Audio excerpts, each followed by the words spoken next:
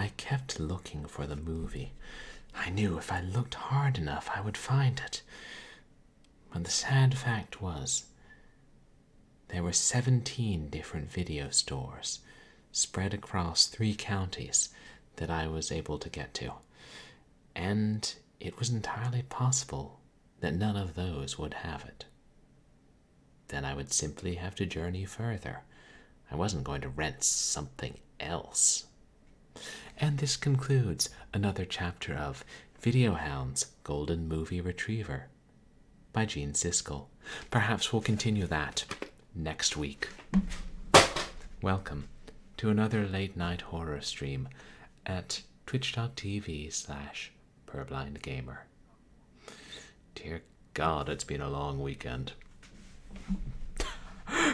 Yes, Boogans. It's one of the obscure horror movies I picked up somewhere. Thought it would be a good one, but it ended up not being so great. But moderately interesting. Yeah, well, the joke's on them. It was a VHS tape, so... Actually, the books can handle it. I probably shouldn't go chucking VHS tapes across the room. Fortunately, it lands on my bed. Yeah. And I remember it was interesting. It was the video, or the case said something happens every 100 years, but within the movie it was actually it was some interval less than 100 years. But if it had been 100 years, then it would have been the year in which I watched the video. That was wild. Yeah, you guys didn't need to know that. But yeah, it's been a long weekend. Gotta prepare for... Get this camera shift again. thanekd, what's up?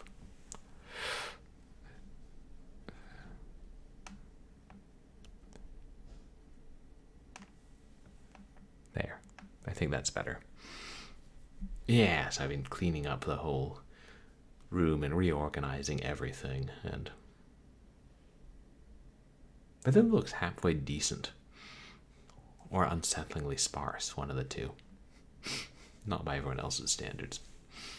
Yeah, the landlords are inspecting our house. Yeah. So I have to make it moderately presentable. Pretend I'm not a hoarder. God, imagine if they saw my video game collection back at my parents' house. They would flip. It's also been an odd weekend because I was thinking of going back to William and Mary when I went to school for homecoming, and then ended up not. Mostly for financial reasons. Also, I'd have to take time off work, and yeah, work's been a madhouse. Even before the renewal happened. So, yeah. Kind of regretting not going, but yeah, at least this way I get to stream. And went through more horror games for Spooktober. It's like there's more of both AITD3 and Nightmare Frames than I realized. I don't know if we'll finish Nightmare Frames tonight.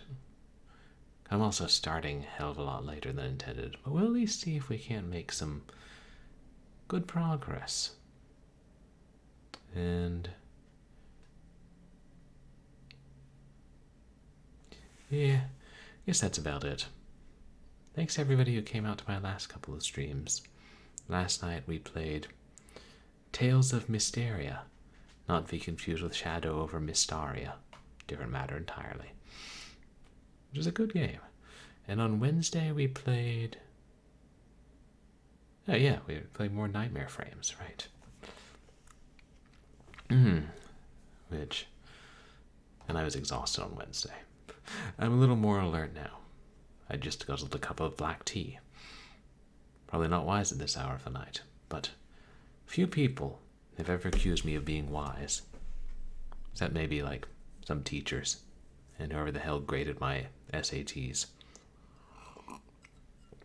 Sure fooled them. Alright. Nightmare Frames.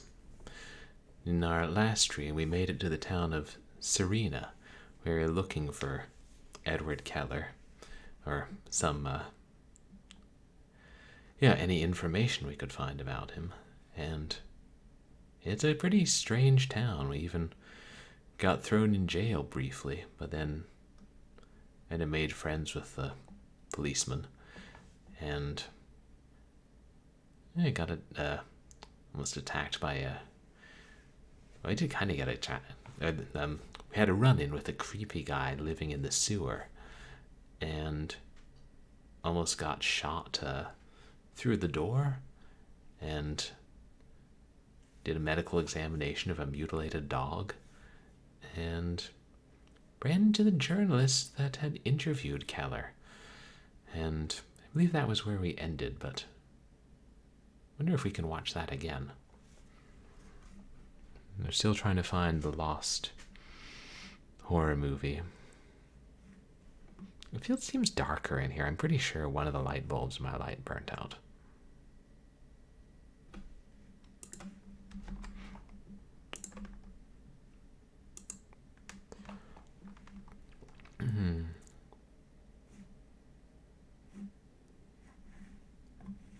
And it's full screen again.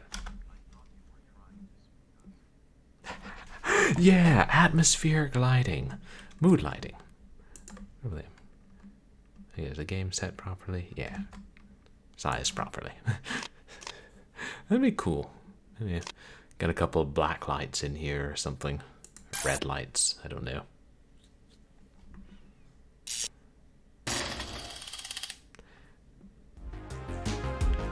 Hey Gyro, little bulb is playing dress up again. Make him stop.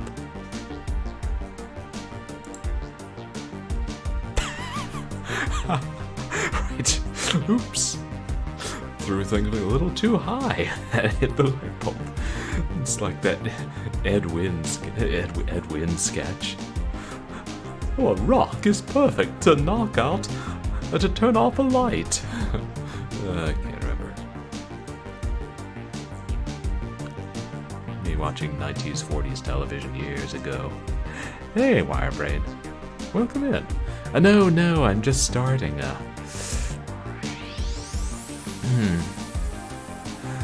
Just starting for the night. We're haven't gotten any further since Wednesday. And hey, Dang Through Rouse to have 3. Welcome in. How are you doing today? Alright, good to see you again. Oh yeah, and WireBrain was the one who recommended this game. I didn't put that. Oh, right. Did I actually announce that Sweet Magnolias got renewed for Season 4 by Netflix? I don't think I did. That's why it's on the screen. So, yeah, you guys can stop watching it now. Or you could keep watching it. I can't stop you. Means I should be employed for another year. Yeah. They could just renew it for a couple seasons at a time. I'm doing pretty well, Dangerous Dave. Kind of a tough weekend, but alright. And got quite a bit done. Yeah, the game. Yeah, it keeps getting bigger and bigger and more happens. I'm trying to remember how far before the last save that I did was this autosave. Yeah, I'm doing all right overall. Just kind of wished I'd gone to visit my old school for homecoming and didn't. Knew I might regret it. But saving money is a good thing.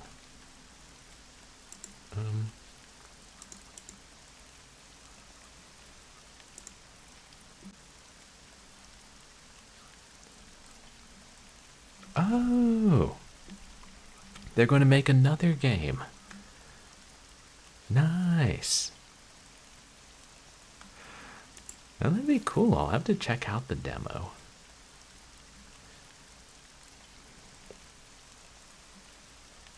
Wait, did I loot it? Hey, boy, welcome in. How are you? You're feeling American tonight? Why is that? Oh no.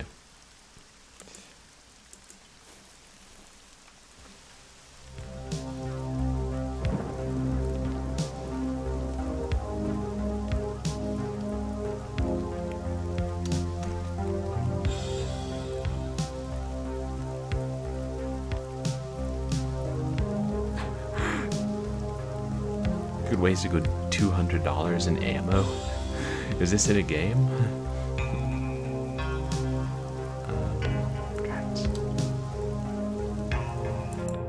I'm trying to remember. Dude, massive duck. The game of life. Oh yeah, that old board game. I used to play that too. Oh yeah, I have a good notion of how expensive ammo is. Geese tend to be very territorial animals.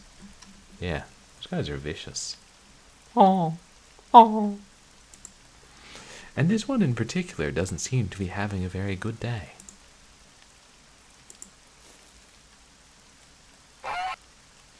Be careful, Alan. These animals usually have very strong beaks. Yeah, well. After that little run-in we had with the hen.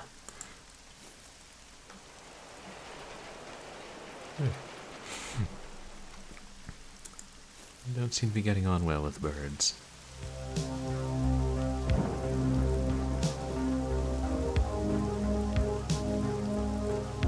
trying to remember, we're trying to get into the cemetery. Oh my god, Twitch crashed for you. I'm sorry. So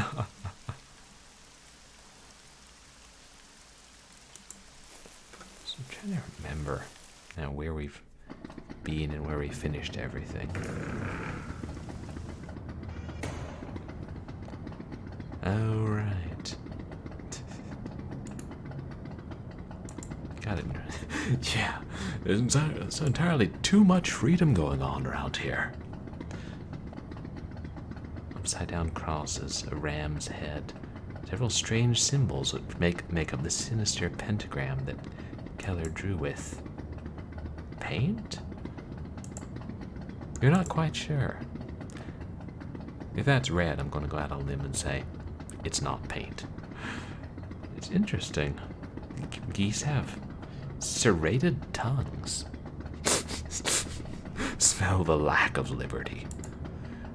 Now, if you said you smelled Liberty, then I would just assume Liberty, that's a brand of whiskey, isn't it? Red Kool-Aid, yeah. It's red. You examine this lock. There's the shape of a cross.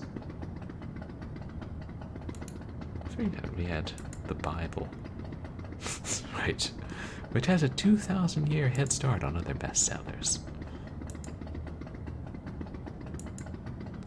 You don't need to try that to know that you won't be able to open the small cabinet with that.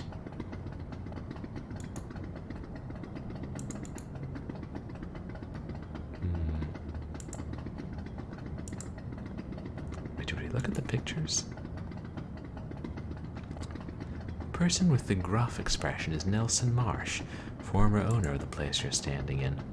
He spent the last few years of his life locked up in his house, avoiding any contact with the outside world. It would be hard for you to make your way through the rubble, but you don't see anything that could be useful in there.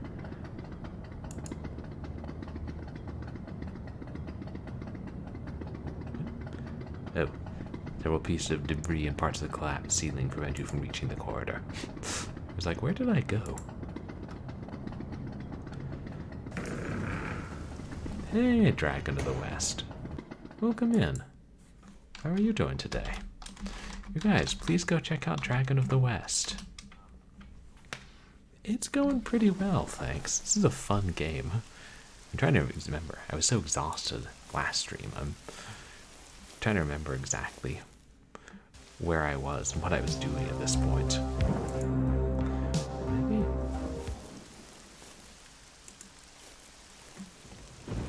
Willie? How could I get into the cemetery? You're a law enforcement officer, aren't you? Get a warrant, and we would still have to talk it over. Do you really believe that there's a ghost in the cemetery? Not in the cemetery, in the mausoleum. And if I can't get rid of her, at least I can make her stay there. If she gets out of there, we're all doomed. She was already cruel when she was alive, so I can't imagine how she'll be in death. I'm leaving. I'll be right here. I don't trust you.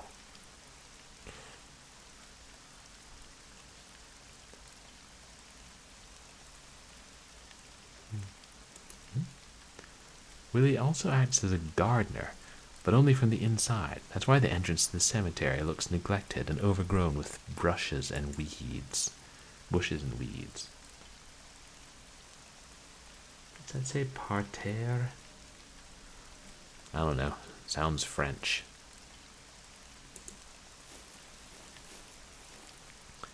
Yeah, how was you? I saw you were streaming, Dragon. How'd the rest of your stream go today? That's the same one. Does it give the names when you hover over them? It does, but it's in that terribly dark font.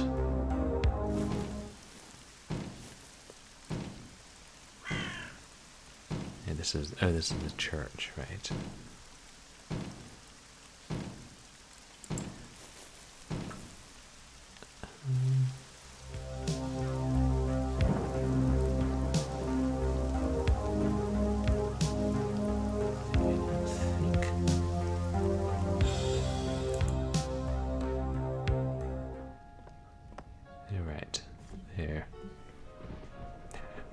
Added an AI TTS.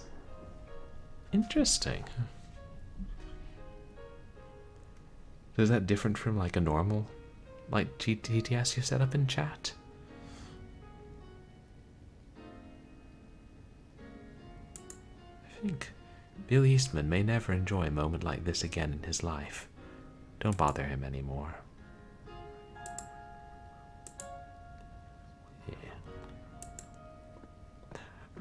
Wow. One that can imitate your voice, that's wild.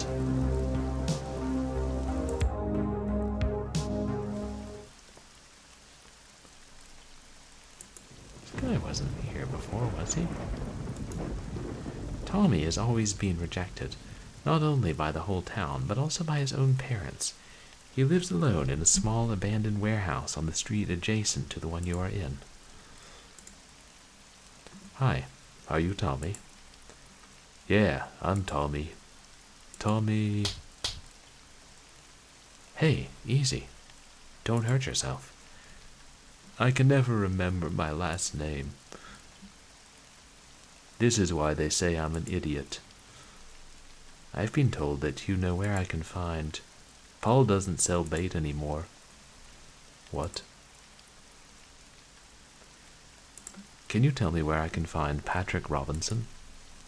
Patrick can't come fishing with me. I know he'd like to, but he can't move. Patrick Robinson, where does he live? I actually prefer to go fishing alone. What do you want the bait for? For fishing. What else would it be for? I'm asking you a very simple question, Tommy. Where can I find Patrick Robinson? My mind is busy with the bait right now. There's no room for anything else. That's why they call me dumb. Hey, stop it. Cut it out. I don't want you to get hurt. I can get that bait if you want. Really? Of course. Here, take this.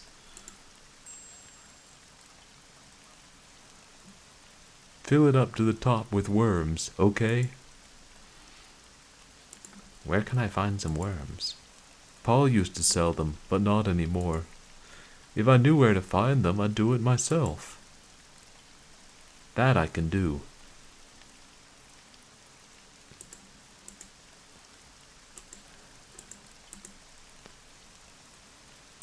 See you around, Tommy.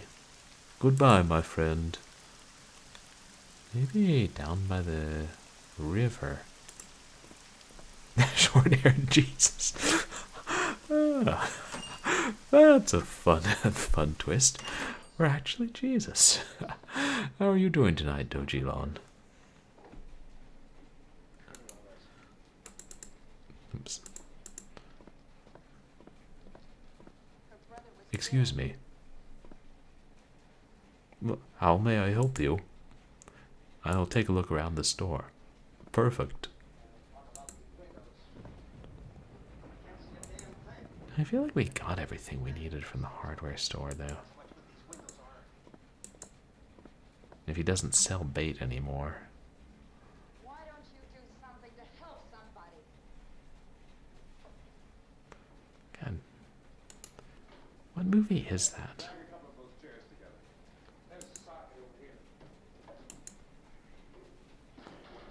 Well, maybe it's Night of the Living Dead or Carnival of Souls. Haven't seen either one in some years.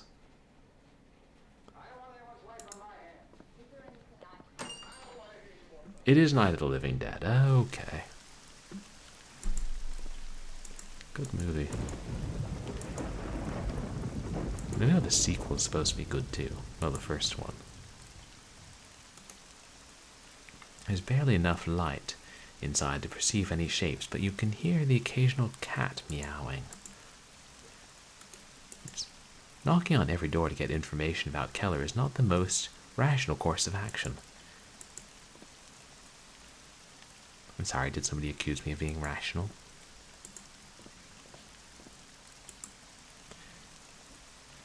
The clothes and accessories inside have been collecting dust for 15 years. No one has set foot inside Jenny's Fashion since it was closed. Jenny's Fashion's equal would be hard to find. Yeah, that's nice, since it's in public domain. You can just throw clips of it in games. And you get such films as Night of the Day of the Son of the... that thing.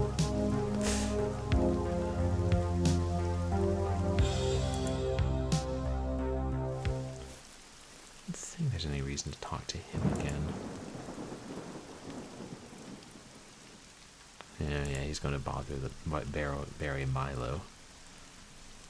It's currently being guarded by the world's largest goose.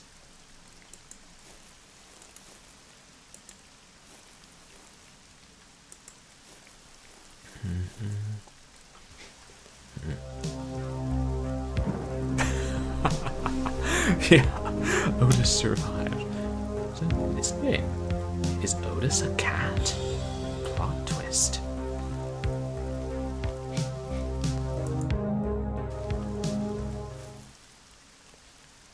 Ooh, goosey gander.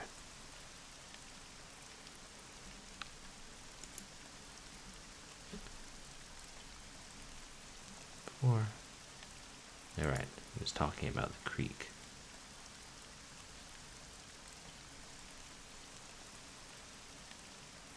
Yeah, I thought there might be. The goose appears to be guarding a small metal box that it probably pulled from the bottom of the river. Oh. Gotcha, I thought we might find some worms here.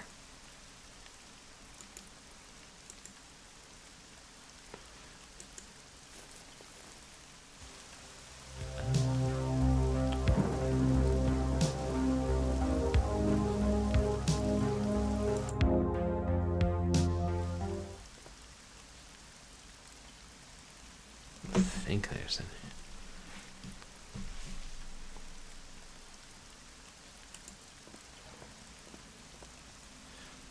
It's a considerable fall down to the remains of the newspaper, and it's not wise to go back either, in case other parts of the floor collapse.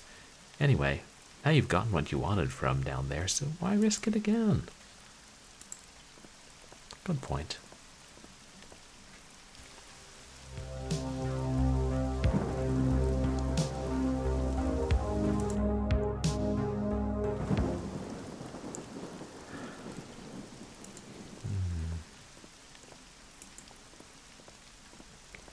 the missing posters for the old girl who went missing?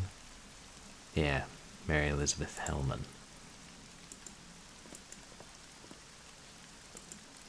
We haven't been in the morgue, have we? No. One of the busiest places in the last 100 years. Yeah, this town's had some bad luck. Oops. Chief Floyd used to renew any posters that got damaged. He is no longer with us to do so.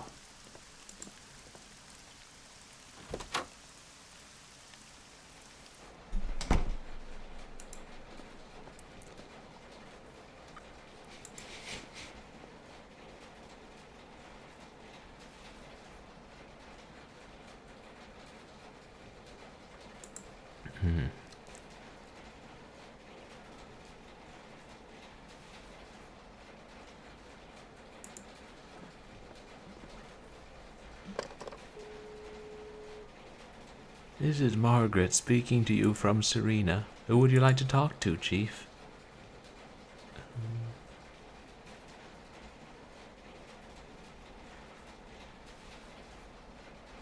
Not that we need to call anybody. Anything to say to Pam. Joe would be mad if you interrupted Karen again.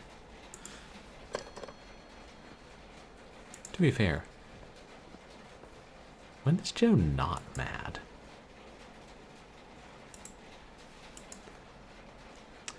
It's the worst coffee you've ever had in your life, but you needed your daily dose of caffeine after waking up.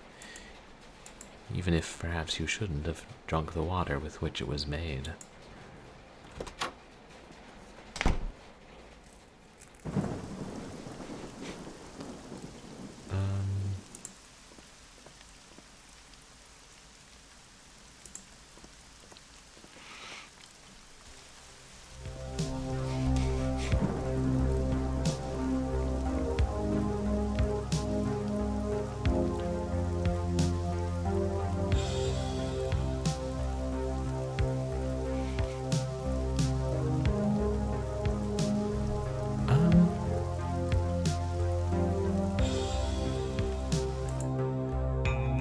Could we get some worms? It's raining, so could we get some worms from the French ground? Is it parterre?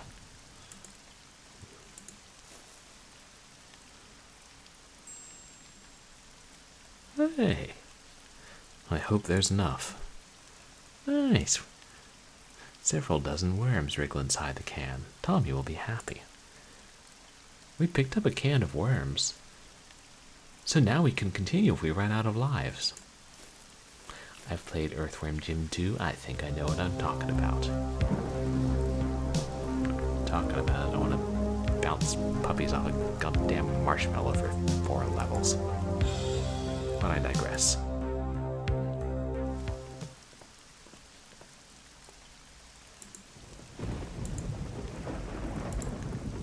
It reminds me. Yeah, we can't go down there.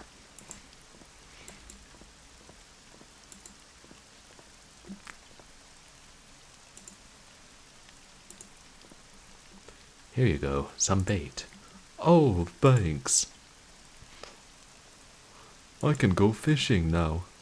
I know a place where I am alone. No one insults me there or calls me a dum-dum. You seem like a nice person, like Patrick. Do you want to come fishing with me? I appreciate it, but I have things to do. Patrick used to be bad, you know. He would hit me and call me a dimwit. He beat all of us.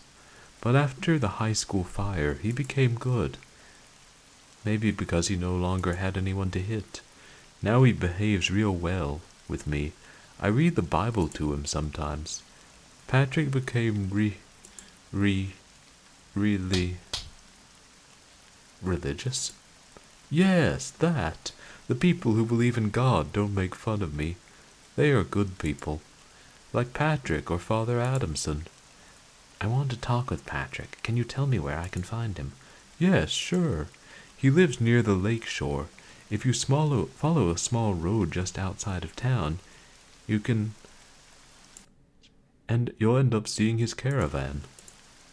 No one goes around there, just me to give him the groceries and spend some time with him. Oh.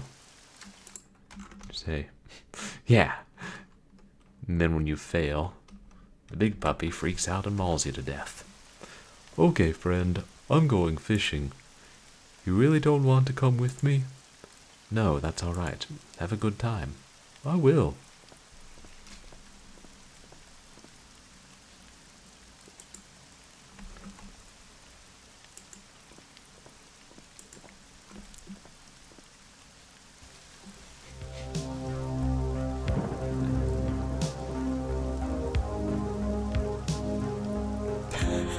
Yes, that's what I was going for, exactly.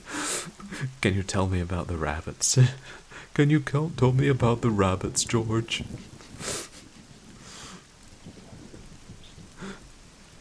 Then they started using a voice in the Warner Brothers cartoons.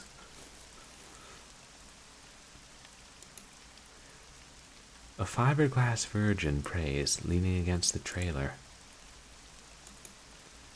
Since Patrick Robinson is unable to do so, Tommy is in charge of putting fresh flowers in the vases on a weekly basis.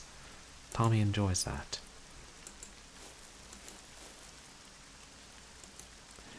The image of a bleeding heart surrounded by prickly thorns would delight the guys at Astounding FX.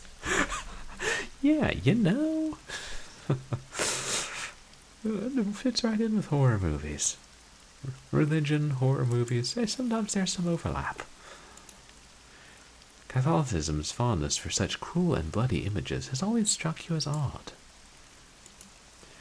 The nearly 6-foot-tall virgin seems to welcome you to Patrick Robinson's caravan.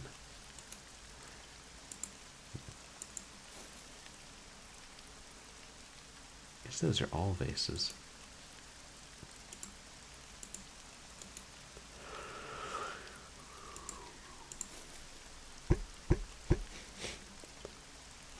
Patrick?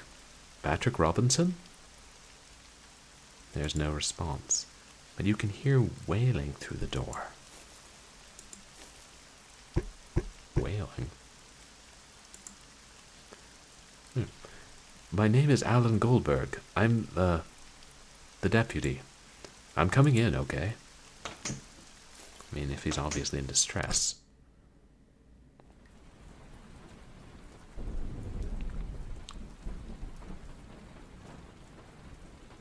Oh, there he is.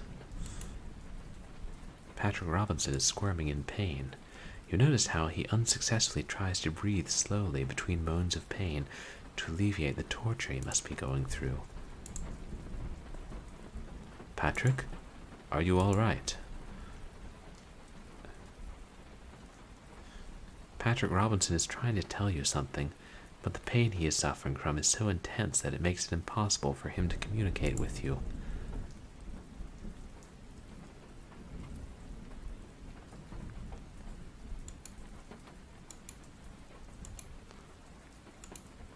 Okay. An open Bible and several dirty glasses lay on the table.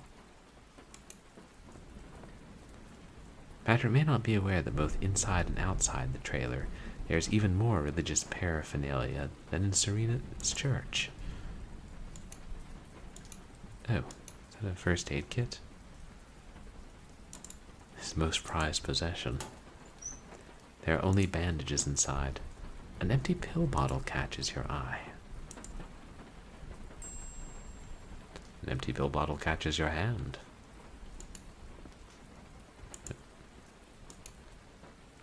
Tommy promised to wash the dirty dishes piled up in the sink, but he always forgets. Patrick doesn't remind him either. That poor kid does enough for him. It would be a nice gesture to wash Patrick's dishes, but the water tank is empty. You decide to take them down to the river. Maybe chuck them at a large white ball of feathers, see if it learns a lesson.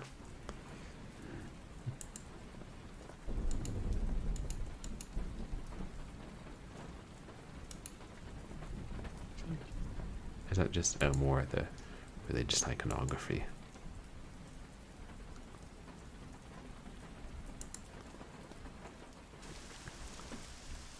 wonder. Maybe we could get it refilled.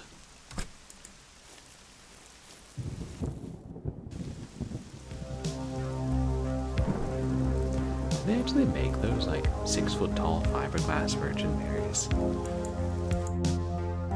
I wasn't aware of it, but entirely possible. Yeah, maybe good for large nativity scenes.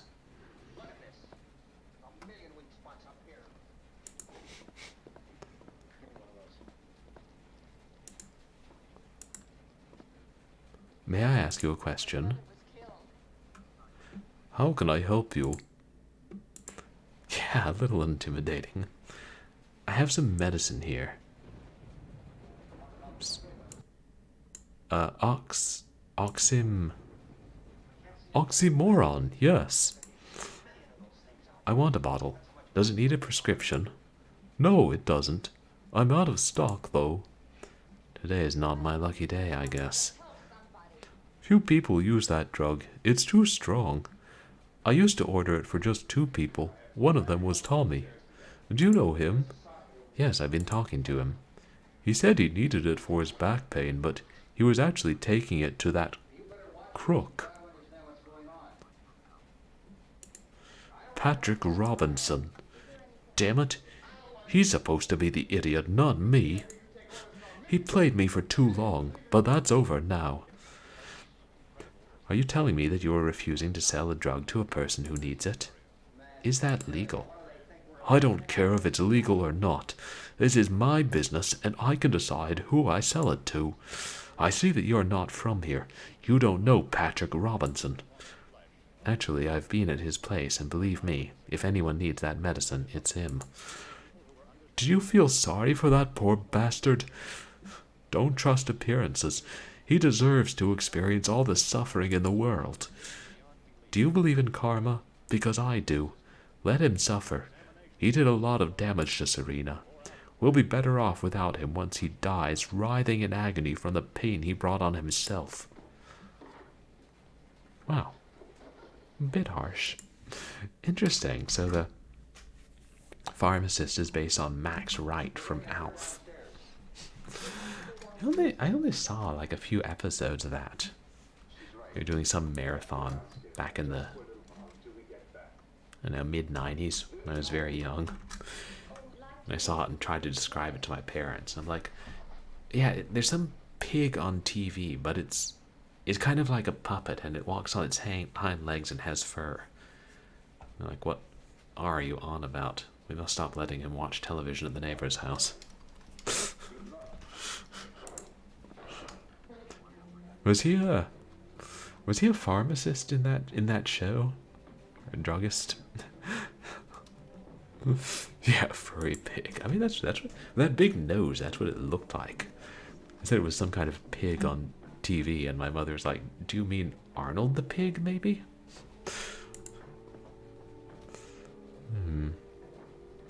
He said he's out of stock.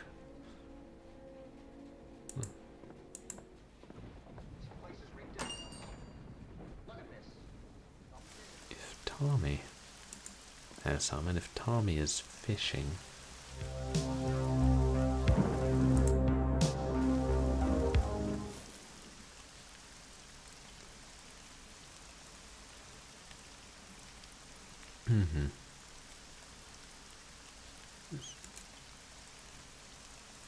Right. £7. Yeah, the bread we took from Milo's. Huh. I think we could. Oh, the actor was a social caseworker with a hobby in astronomy. Yeah, maybe it is more like an aardvark. That's why that nose is so big. Ooh, Goosey Lucy would like some bread. Good idea. But in addition to not wanting to get pecked feeding the goose, you want to keep it away from here. Right? You decide that instead of bribing the goose, the direct approach is best. You walk up to it and give the goose a good kick, sending it 10 yards away across the river. It honks at you and ruffles its feathers indignantly. Okay, fine, no violence. What is this, a horror game? Are you hungry? Help yourself. Oh, wow, that's quite a... Damn. Quite a throw. When high explosives take care of the goose. That might be overkill. Or might just launch him into the sky. It's all yours, Alan.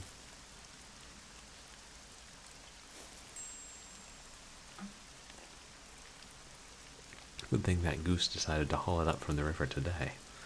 Through the rust that covers the metal, you can barely make out that it's a fishing instrument. Unfortunately, corrosion has sealed the lid shut, and no matter how hard you try, you will not be able to open it with your bare hands. You try to use the pliers to open the box, but all you manage to do is scratch it. Maybe you should use something more robust to open it. You remember seeing something in the cell at the police station that might help you. I very much appreciate the game telling me that. Yeah, there was like... Well, there was a ringer or something by the washing machine, wasn't there? I wonder how Brueggemann's doing.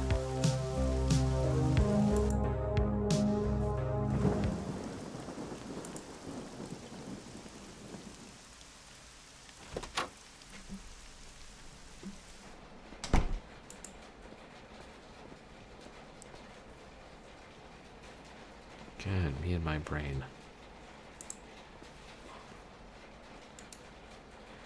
An old washing machine covered in rust and mold has seen better days rests in the corner.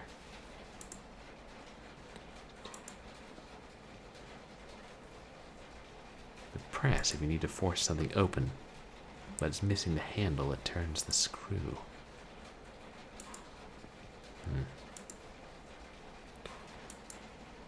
In the absence of a lever to turn the screw, the press is useless. Okay, so... I don't know. Maybe we'll find a metal brush and turn it that way.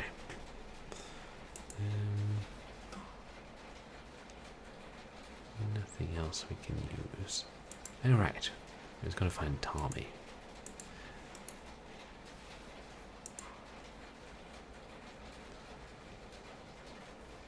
Little door won't budge because of it.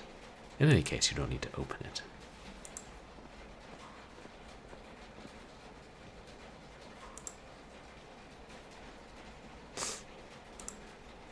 Oh, right. We're never going to set foot in there again.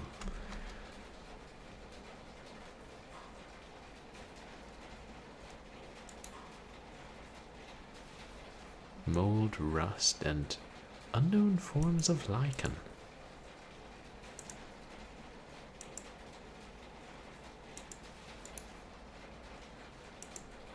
Yeah. Some prisoner probably broke it with the intention of using it as a weapon against the chief, or himself. And this is why we don't have mirrors in jail cells. I think. I really haven't spent that much time in one recently.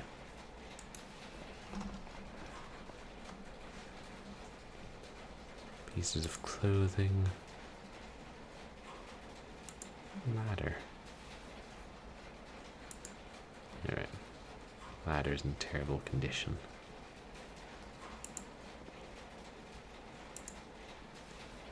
What can we use as a handle?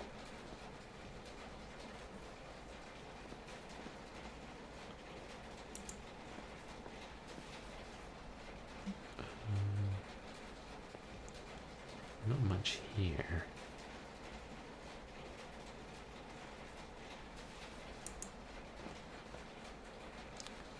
You don't need to drink that, do you?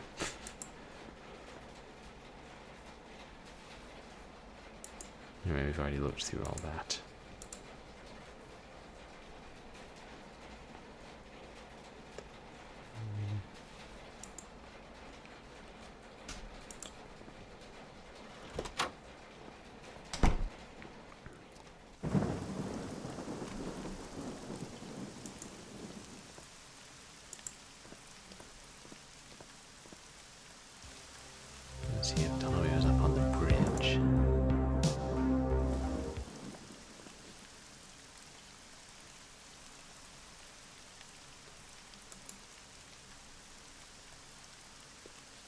suppose Serena, I keep complaining about how the other place dumped their waste into the river.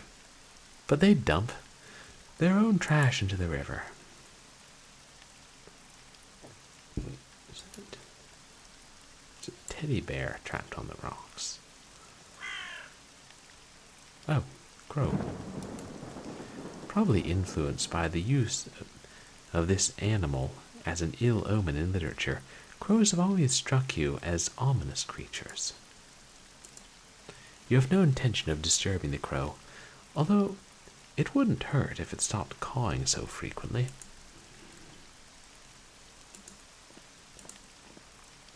Mr. Saxton. Yeah? Can you tell me something about Keller? What little I know is what Bill told me.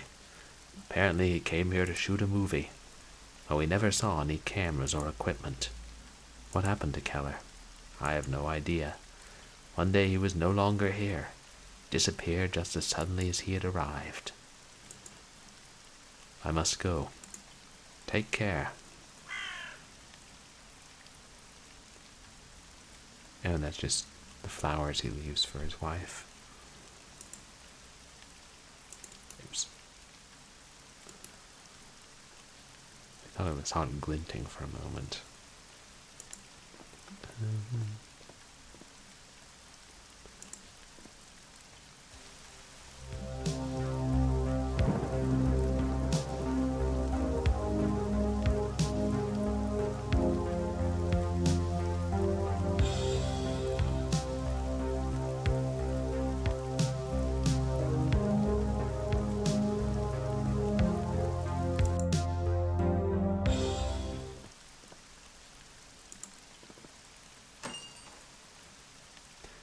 She did say he doesn't have it, right?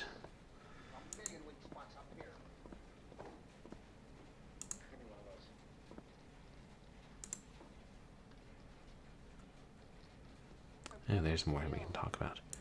Why the animosity toward Patrick Robinson? It's obvious that you didn't get to know him. His mother abandoned him when he was 10 years old, and from then on he devoted himself to doing as much evil as possible. He began stealing from the few businesses that were still open in Serena, and he started committing animal abuse. He burned Walter Jenkins' dog alive just for the pleasure of it. He beat all the boys in town. Nobody was free from his rage. And that was before he discovered alcohol. Then it got worse. I think I've told you enough for you to understand when I say he's better off dead. Is that clear to you, Deputy? So, on the one hand, he abused animals, but on the other hand, he got religion and repents. So, I say we give him the drug to ease his pain, and then we burn that motherfucker alive. And his soul will go to heaven. He'd like that. Everybody wins. We got information out of him first. Who is the other person using oxymeprazole? Patricia Hellman. Hellman. Any relation to the missing girl from years ago? Her mother. She lives nearby at number 75, next to O'Connell's old hardware store. If she hasn't come back for a refill, it means she still must have some pills left.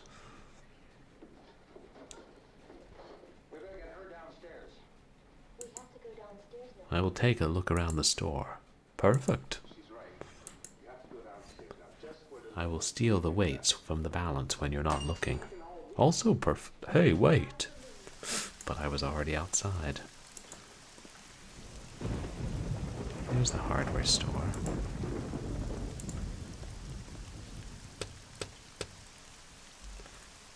Mrs. Hellman? Come in. It's open.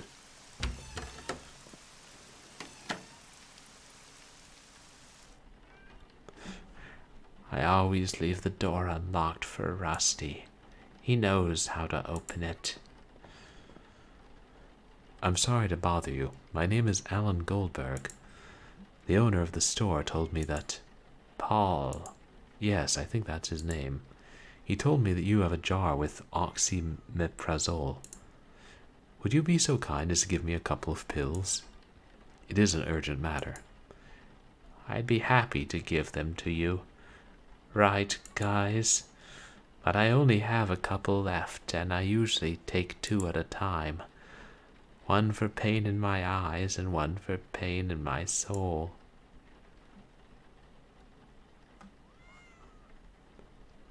Who is she talking to? Hey, Havoc, welcome in. How are you doing tonight? How are you enjoying that, was it Quake expansion pack, right? You guys, please go check out RDM Havoc, who is a variety streamer. Streams a whole bunch of old games. Different ones each day. I often lurk in this chat when I'm at work. So you're staying up late working on... Oh, stuff for the quad LAN. Right. And didn't you say you're having some guests over? Going to have a huge LAN party stream soon? Ooh, Worms. That's that 2D strategy game, right? Heard good things about that. Never played it. Oh, it's this coming weekend. Nice. That's going to be a lot of fun. Mrs. Hellman? Oh, thanks, WireBrain. Check every hot spot. Oh, Save and Raid staff was doing it today. Oh, awesome. Appreciate that, WireBrain. Looks like there's a lot here. Hey, Scap. Welcome in. How are you doing? You guys, please also go check out Scap. You, I don't think I've caught one of your streams in a while, Scap. But I know you weren't streaming as often for a while. That's awesome you're going to be in the quad LAN. How are you doing? Are your eyes sore? A lot. Oxymeprazole helps me cope. I need to be able to feed these animals. Isn't that right, kids? She sounds kind of mentally distracted. Oh, yeah, I'll be back soon enough. That's awesome. Do you have any fun games lined up for the 1-hour stream this week, Havoc?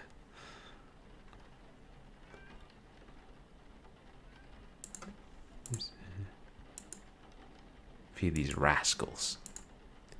Keep the change, rascal. Oh, right, that's right. I saw Like an Apple was filling in. Yes, or on Friday. Oh, and she's taken over the whole week. Oh, that's awesome. Nice, she can play the games that you would never consider playing. Like, I don't know, Nobunaga's Ambition for the Game Boy. That just popped into my head. Is your soul hurting? My daughter, Mary Elizabeth. They took her away, her and her friend. Since then, there's been a void in my soul that can't be filled by anything but my daughter showing up through that door again. That medicine makes the pain go away for a few moments, but it doesn't usually last long. It's medicine for physical pain only, ma'am.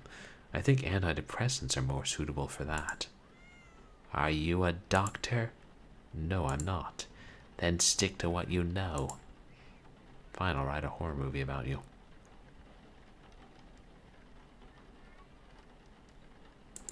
Was your daughter kidnapped? There is no doubt in my mind. Mary Elizabeth wouldn't have left Serena, as some people said. She was very much a homebody, a very special girl. She was safe here, and she knew it. She would never have abandoned me. They took her away, just like they took that poor girl. No, was homebody a term back then? Probably. I think a lot of terms end up being older than you think. Did they take your friend too? Who is your friend? Teddy. Her teddy bear. She took him everywhere. People made fun of her for that. Her little stuffed animal gave her more love than all the people in this damn town. I can't have my little girl. I don't even have his friend to comfort me. So we're going to have to fish the bear out of the water. Is there anything I can do for you? I don't want to live with this pain in my soul. Can you help me? Do you know how to do it?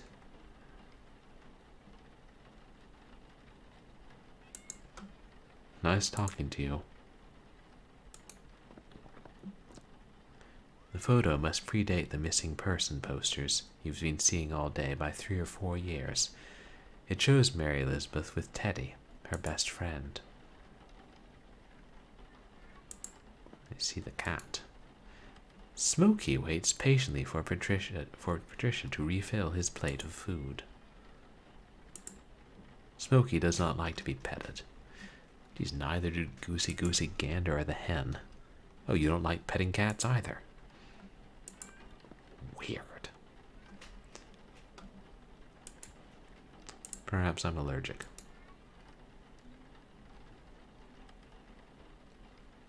Is that? There's another cat. A week ago, Molly gave birth to a litter of 6 kittens. Since then, she does nothing but sleep on the couch. Oh, Molly, dear Molly, you cause me to roam. Patricia taught her daughter to crochet. Together they reproduced The Last Supper by Leonardo da Vinci.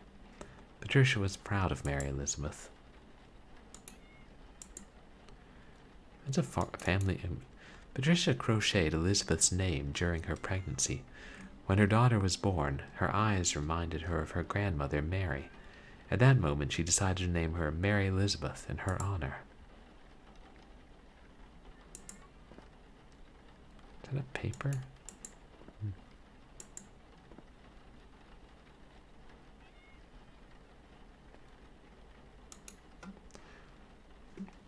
Ruthie is binging on the contents of the garbage bag she has destroyed. For heaven's sakes, Ruthie. You're not one of those people who likes to pet random cats they meet along the way. Much less so if they are eating. Much less so, still again, if they are eating garbage.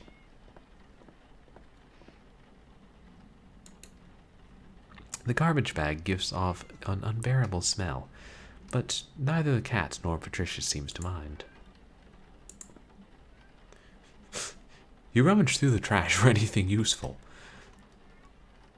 You don't pet the cats. That would be unhygienic. Among food scraps and newspapers, there's a bottle of detergent. If you hadn't told me to search everything, I never would have put my hand in the garbage.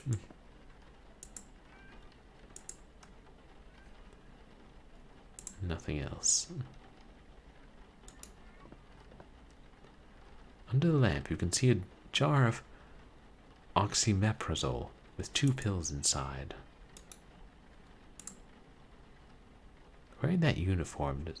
Oh. Alright, don't steal pills.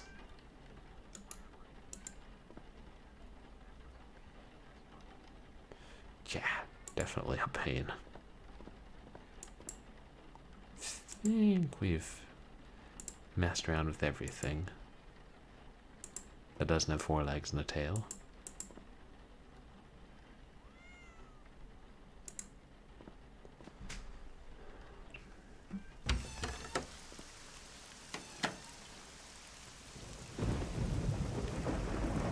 Sure, how?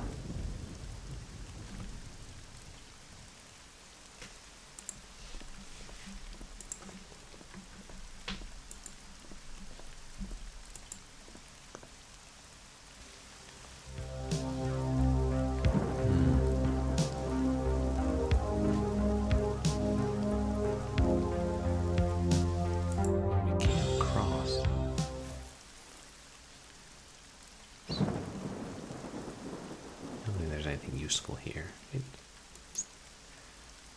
Gordon Daggett is stronger than he looks. He would not be pleased if you took his axe. What's he gonna do? Shoot me with a shotgun because he thinks I'm a witch? Oh, wait.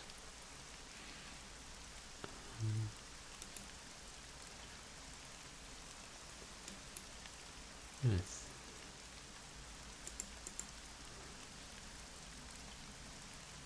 He struggles with back pain and has difficulty wielding an axe to cut firewood, although he would certainly have no problem using it to threaten anyone who dared to snoop in his woodshed. I saw something nasty in the woodshed.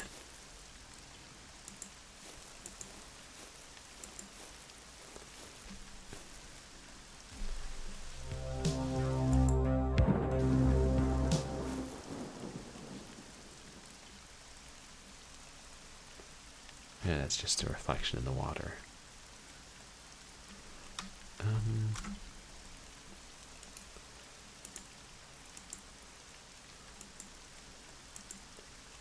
This river should be declared a disaster zone.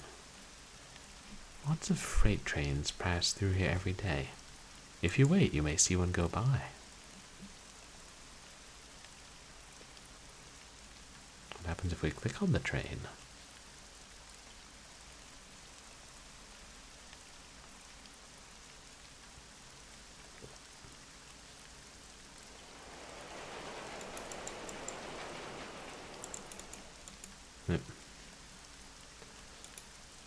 Doesn't matter.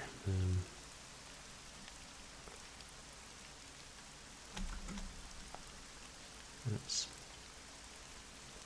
Yeah, I don't think we need to.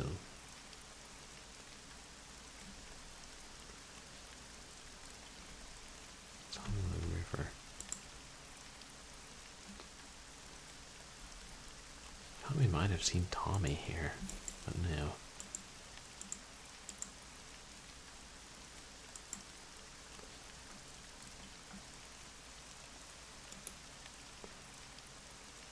There's enough left to wash a single garment.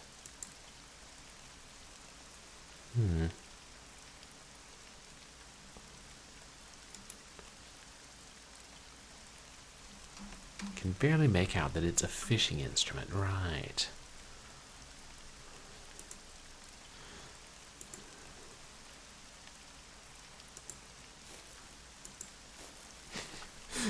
Yeah, very specific.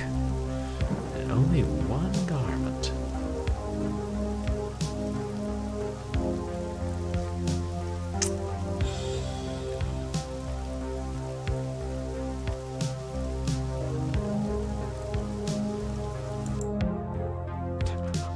Oh god, if this were a Sierra game, would have been much harder.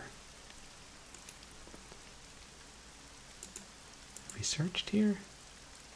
Nah.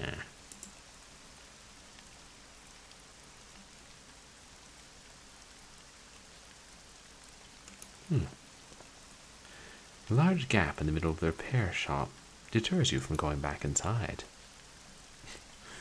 Yeah, like the early games where you could completely screw yourself over very easily and get soft locked. It's like, jeez.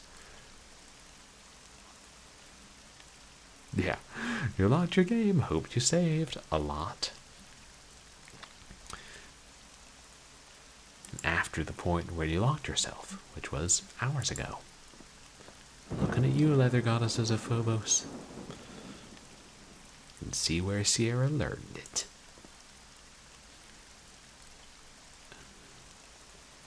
I don't think there's anything else we can use here.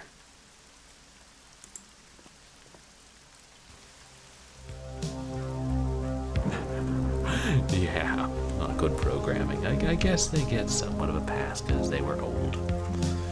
They didn't know any better. We've learned.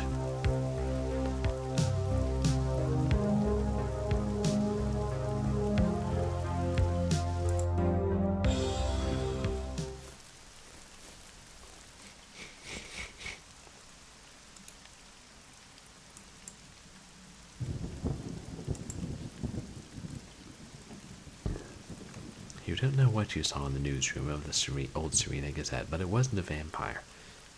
So forget about going around armed with that crucifix.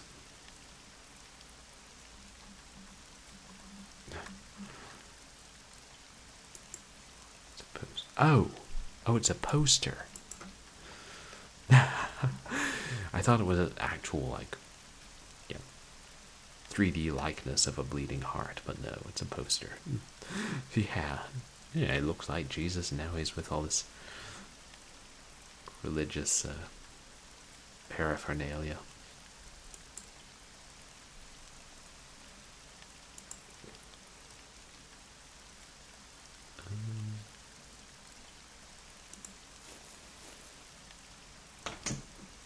Just let ourselves in.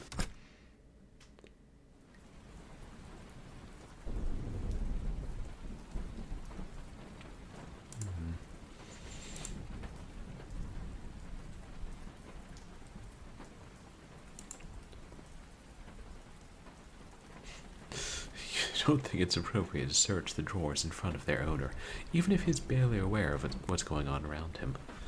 So you contrive to get rid of him, and then you can search his drawers.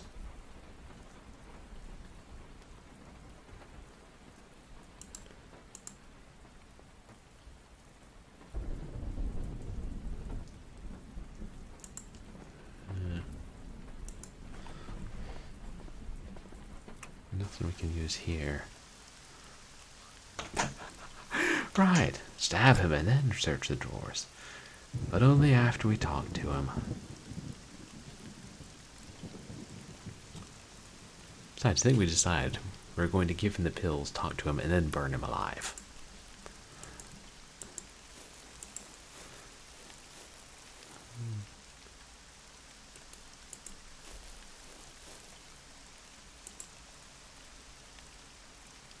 Anything else in the woods here? Doesn't seem to be.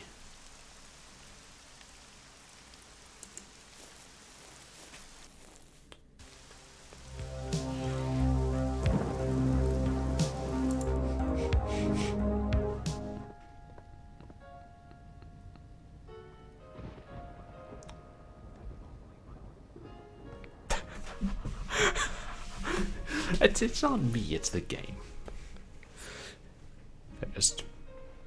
I don't like people who abuse animals. What can I say?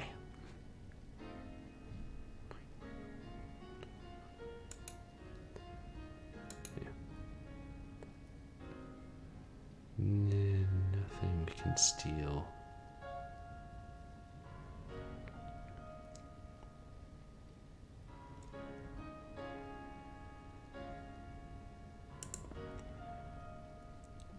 You think that Frederick Forsyth's writing is conservative trash, and you agree with the critics that say that Stephen King is to literature what McDonald's is to gastronomy. Damn. Somebody's a horror snob.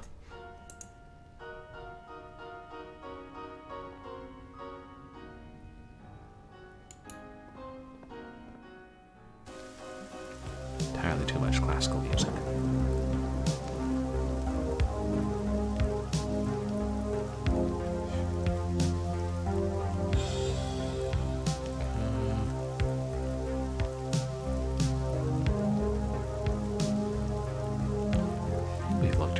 Station pretty thoroughly.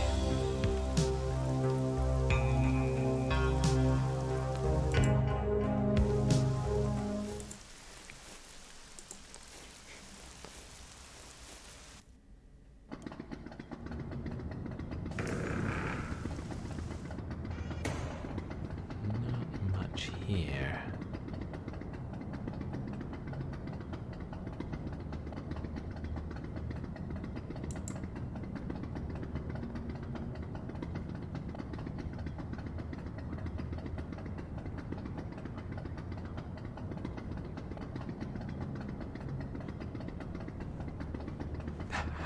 If Stephen King wants a better opinion, you should learn how to do a better ending.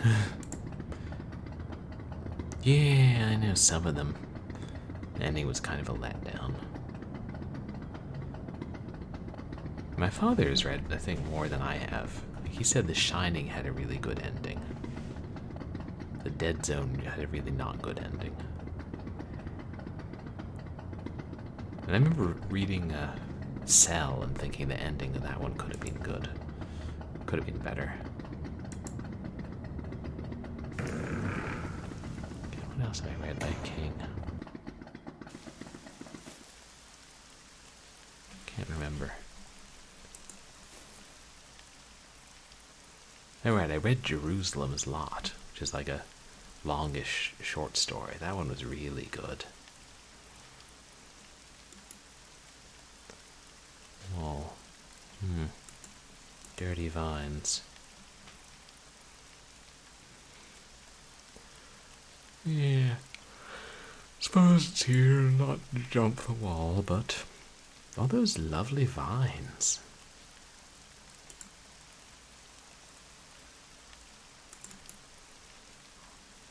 Dry vines in this weather? That's outrageous. Oh, the reversed cross is the St. Peter cross. And the Satanists don't realize that. Wait, was St. Peter the one who said he wasn't worthy to be crucified the same way as Jesus, so he wanted the cross turned upside down? I kind of thought St. Peter was stoned to death.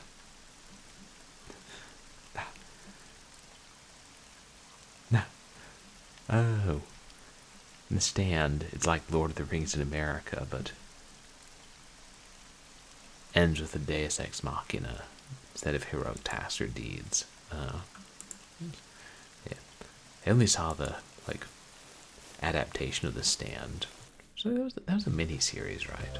It was a really good mini-series.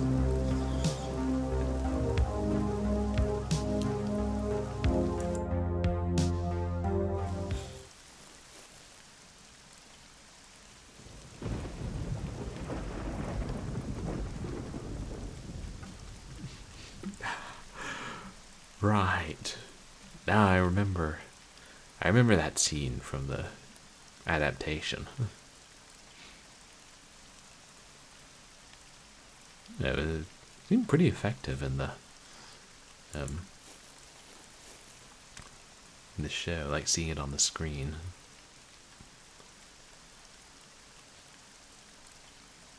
Yeah. Not about the church. I thought I saw an owl in the tree, but I think it was just leaves.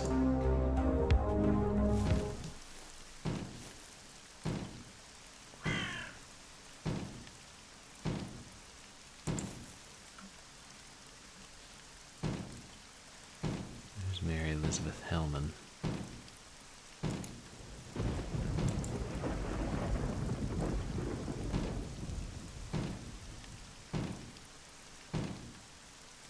November 17th, 1975 on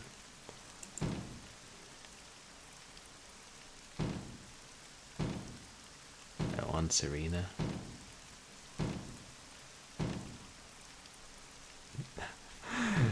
Yeah, it's like, if that's the way that it ends.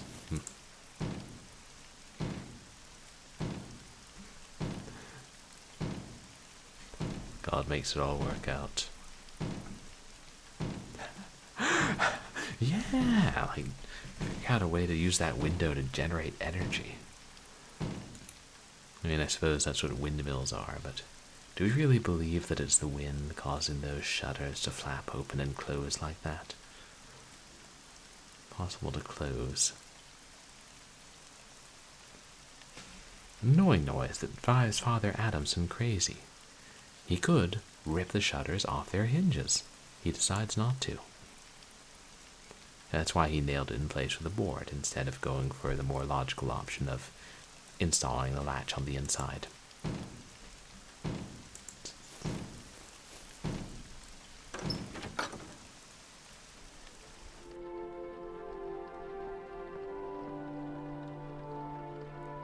That window again. Oh, is it like that window that won't stop shutting? Wait, he's gone. We already stole the pliers from there, I think. It's probably the purest, cleanest water you've seen since you're in Serena.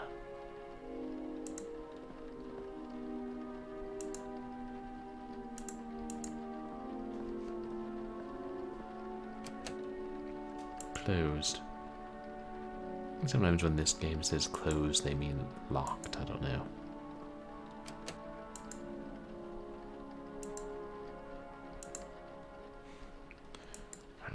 Can't open doors with pliers.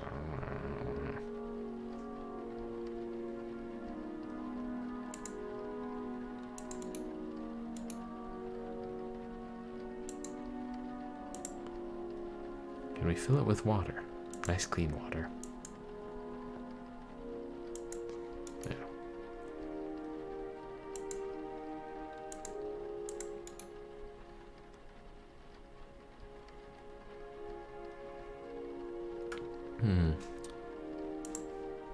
Wash, you say? You will probably go to hell for this. Yes. Yes, I will. Hopefully the good father doesn't notice.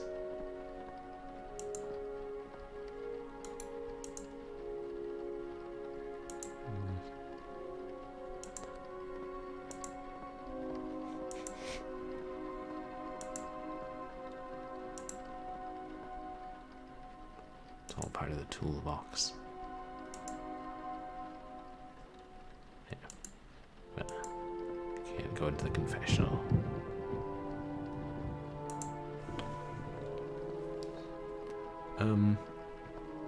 In case you're wondering, Father, I didn't do it.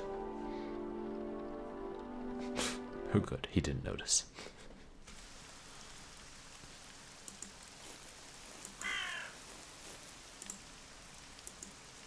And harsh the corvy's caw.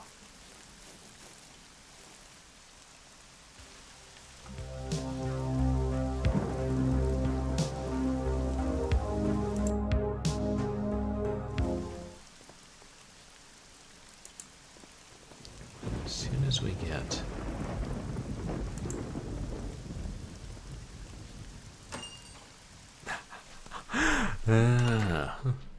right. And I was kind of figuring once we fish the teddy bear out of the river, we'll have to wash it off. Yeah, right, don't you want cleansing of the soul with holy water and detergent.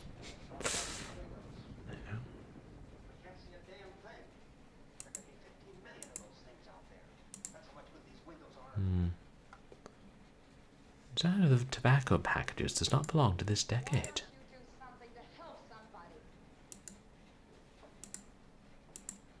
I'll starve to death before I eat pharmacy food.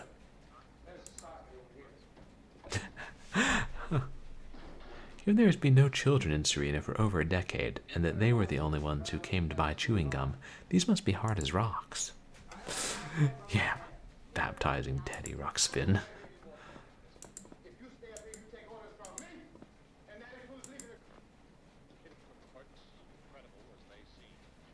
That's all. It's a lot of tobacco.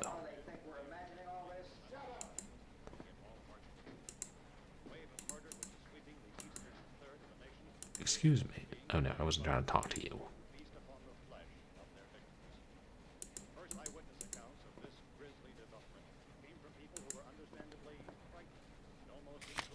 Oh right, the pulps. Scary tales.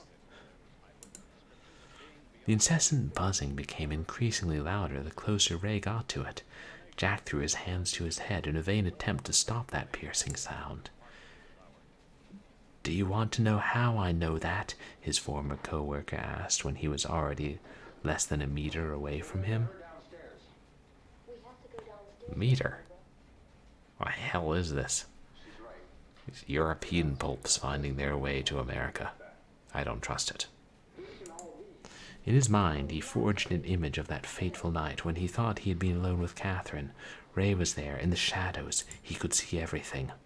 Blood spurted from his eyes and nostrils. He noticed his brain swelling before his head exploded into 1,000 pieces. I can still see Catherine, Jack. I'll stay with you for a while. I don't want you to forget her, he said as he fiddled with the remains of what used to be her head just seconds earlier. Yuck. Oh, right. Mixture of scanners and the Fury.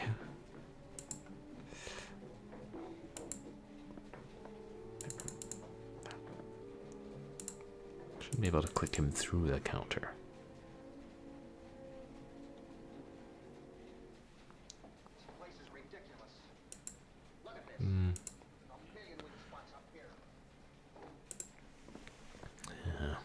Maybe there is something at the police station.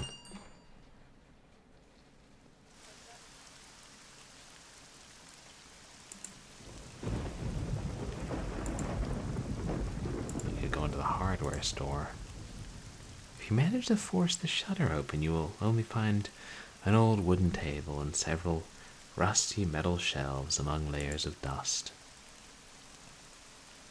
Cool, let's see it.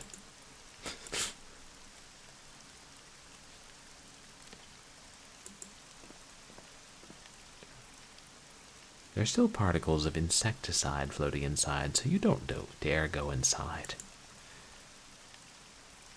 You want to make a call to go to the police station. Yeah, insecticide can do bad things to you.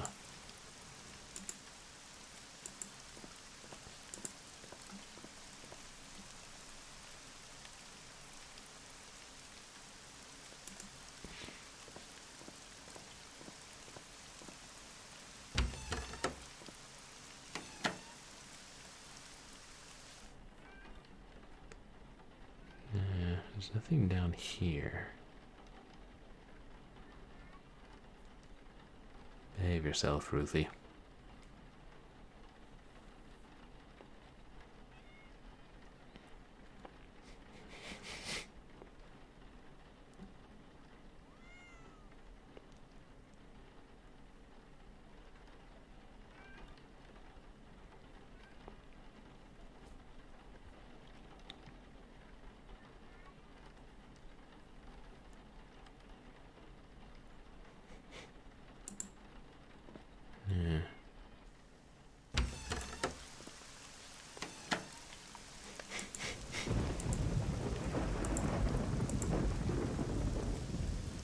Guess.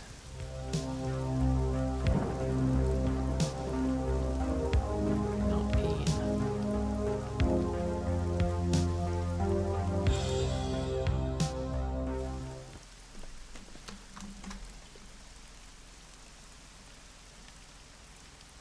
And junk.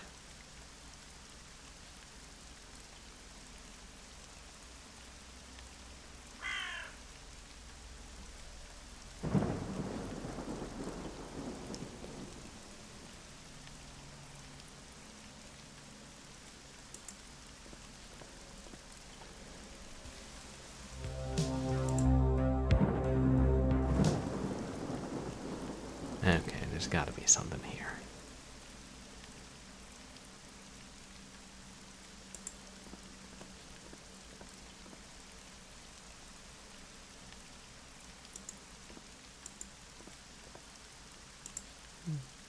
Oh, that's all the poster.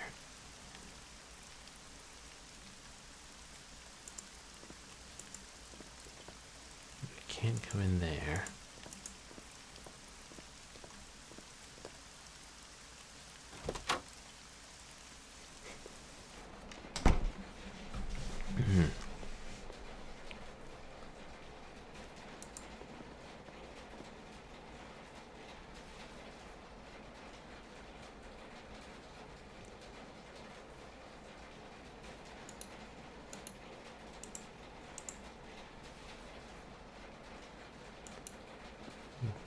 We looked at all these. Alright, different views of the exterior.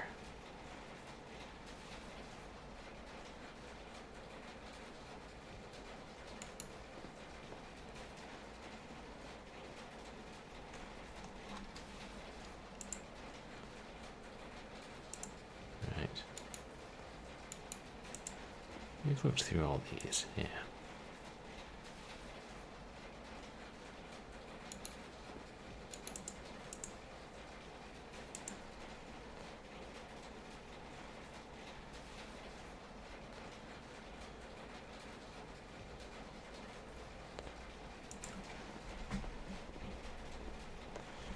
Is there something here that I missed?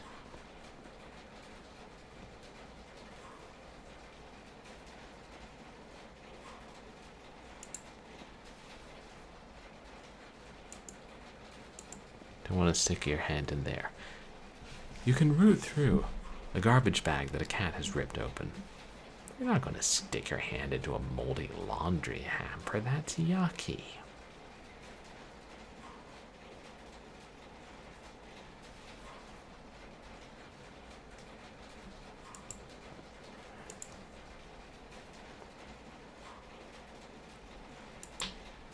And, right, we don't need to open it.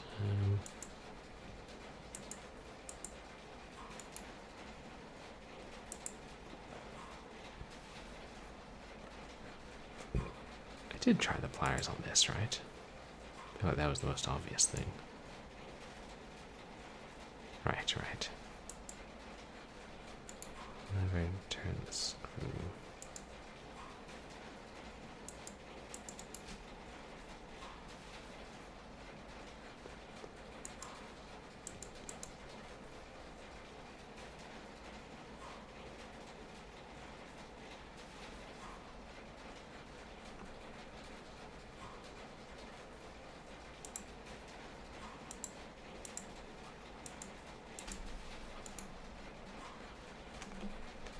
Yeah, I think I probably should get a hint WireBrain.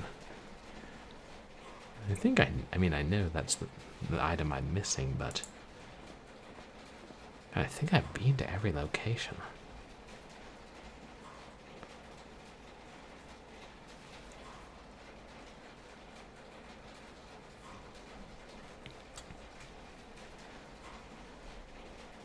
Maybe I didn't look thoroughly enough at... what's his name? The dog owner's place.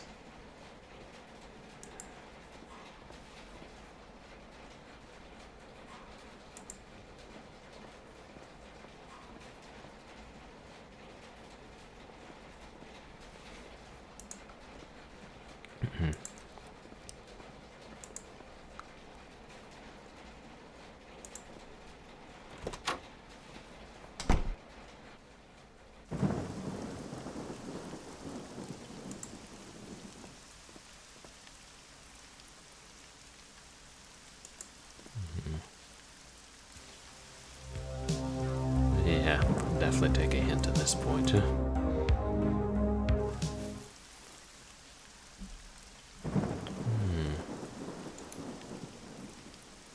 Oh, hey, congrats, Havoc. Hey, thanks so much. I hope you have a good night, Havoc. And I'll look forward to seeing more of your streams. And in the meantime, watch Like an Apple's streams.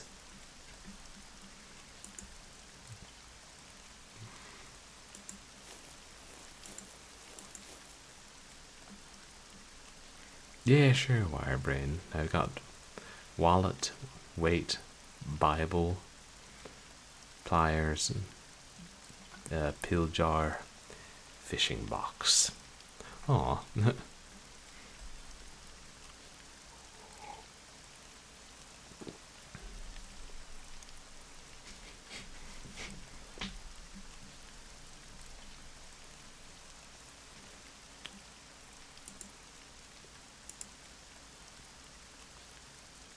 If life was one of your scripts, that might have worked. Excuse you.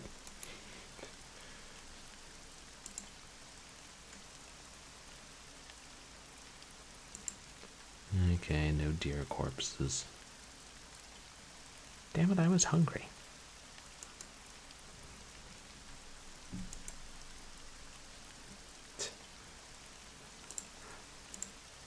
The fate of these animals upsets you so much that you would not wear one even under the threat of severe hypothermia. Well, if it came to that, maybe you would. Read something other than a hint book.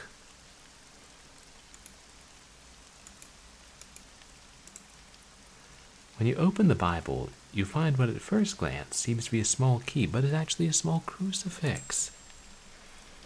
Ah, the old hidden item in the Bible routine. Have I learned nothing from Ex Mortis too?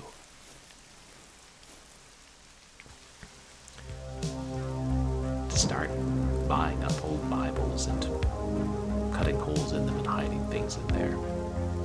Except I might go to hell for it. Maybe if I only did it with Bibles which are destined to be, like, recycled or something.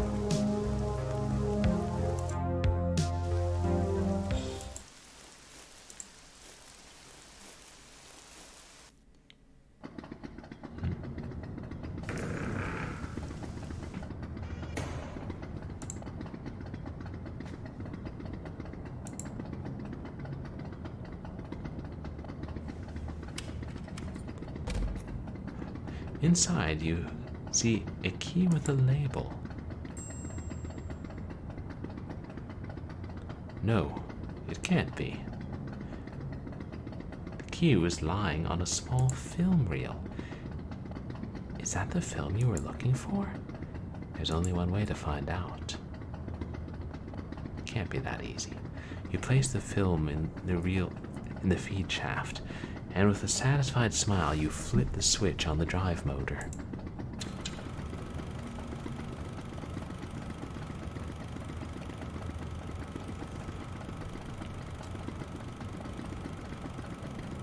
This disease is spreading faster than I thought.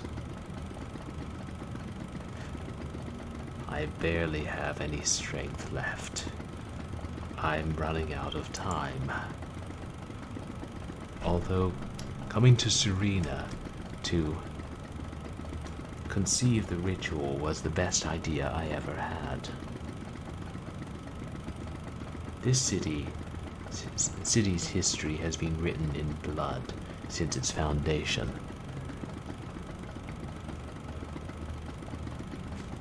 There is no corner in town where there hasn't been a tragedy, such as the coloring of the font in this goddamned game.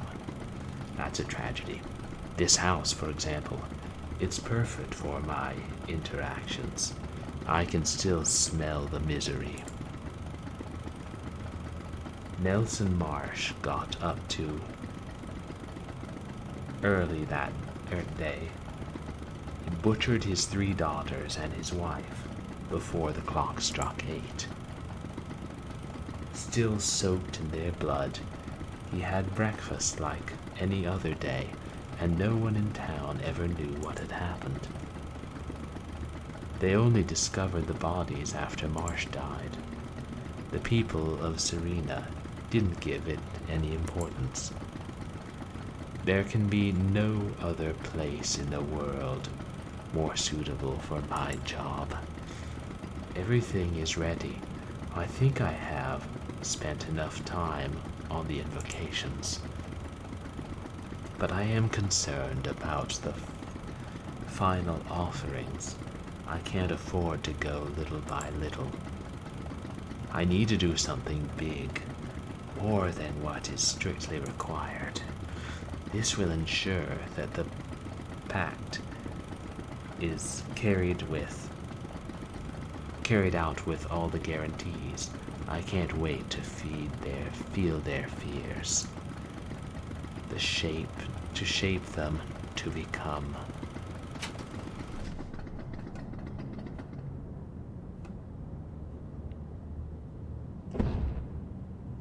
Oh. What?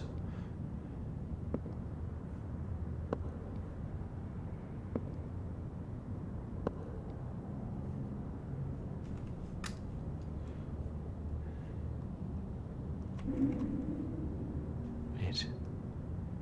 There's something dark. Hey, you in the house. Get out of there, damn it. You look around the room, hoping to see some trace of the phenomenon you've just witnessed. Are you deaf? I'm not going to repeat it anymore. Get the fuck out of there.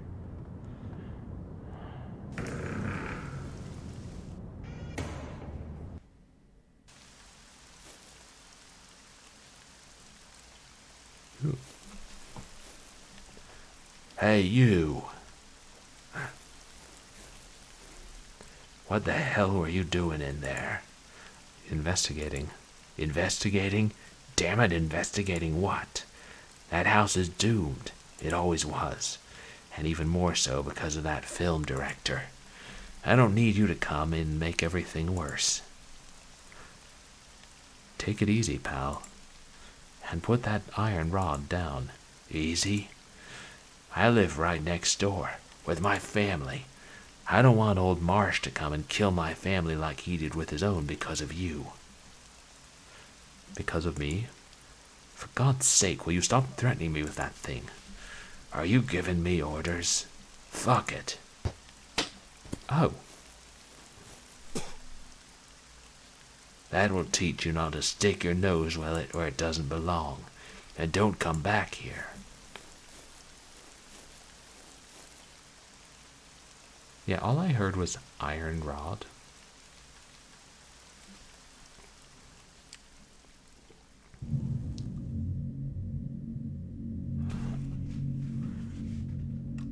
Want to see what I shot, Alan? They are right. It's the scariest movie ever.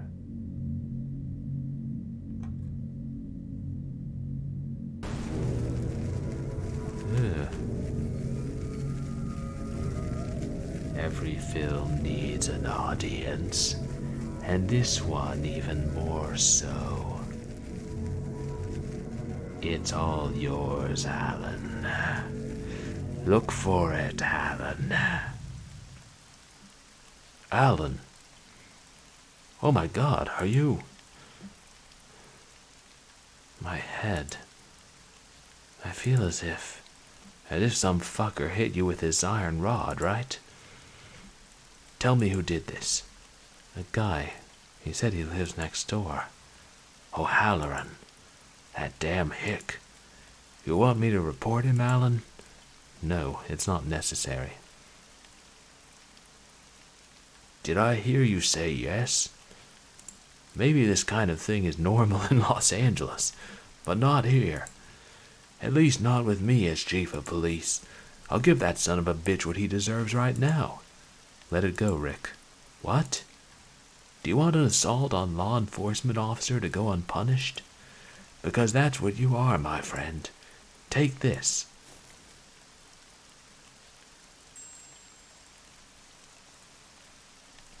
Don't let anyone assault you again. Although I don't want you to go around cracking heads either. I'll pay O'Halloran a visit. I don't know if Chief Floyd tolerated these things, but I don't. Be careful, Alan.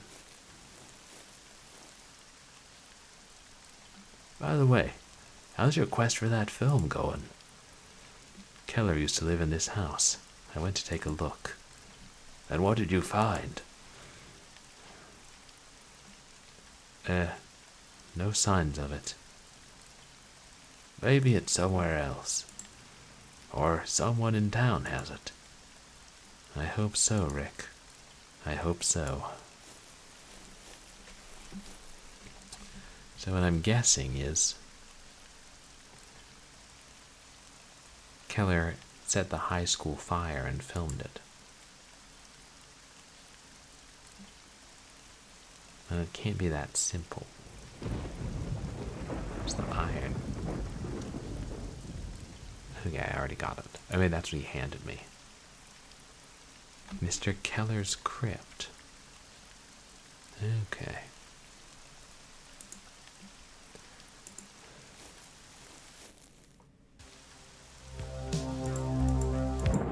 The next steps are easy enough.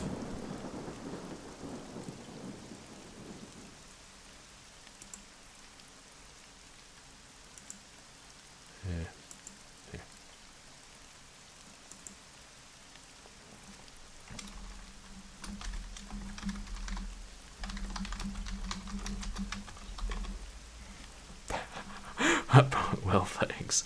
I mean, I can put some little bits and pieces together and then get completely flummoxed for hours on end. Thanks. We're going with the theme of Ruxpin.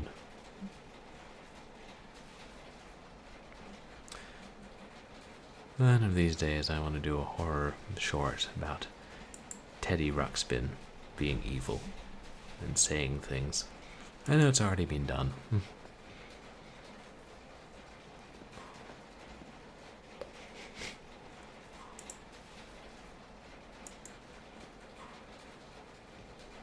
The metal rod fits perfectly into this screw hole.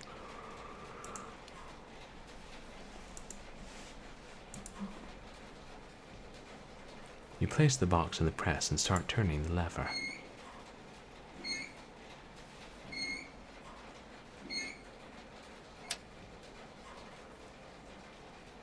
It's open. Inside there's only a fishing line spool together with a hook of about 2 inches.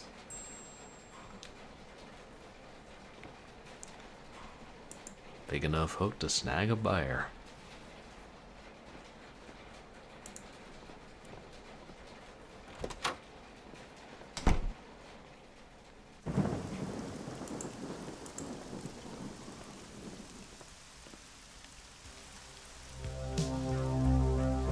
Streamer, streaming game on stream. Streamer, I'm afraid. Oh. Streamer, you must pause my stream. Streamer got a raid. Here's a raider leading raiders. Welcome raider, welcome raiders. Are the raiders alligators? Raider, grackle. Welcome in. How are you doing? How was your stream? You guys, please go check out Ruby J, who is an awesome adventure game streamer. Streams a lot of Nancy Drew games, but also horror games. What are you playing today? Welcome in, everybody. I'm Purblind Gamer. I'm a legally blind retro and variety streamer who plays a mixture of action games and adventure games and a lot of horror games, especially in Halloween. And tonight we're playing Nightmare Frames, which is a very good point-and-click horror game about a screenwriter who writes slasher movies in the 1980s and is trying to find the most disturbing horror movie ever made, believed lost. And we're getting pretty close. Playing Shardlight. Ooh. Don't think I'm familiar with that one. How are you enjoying it?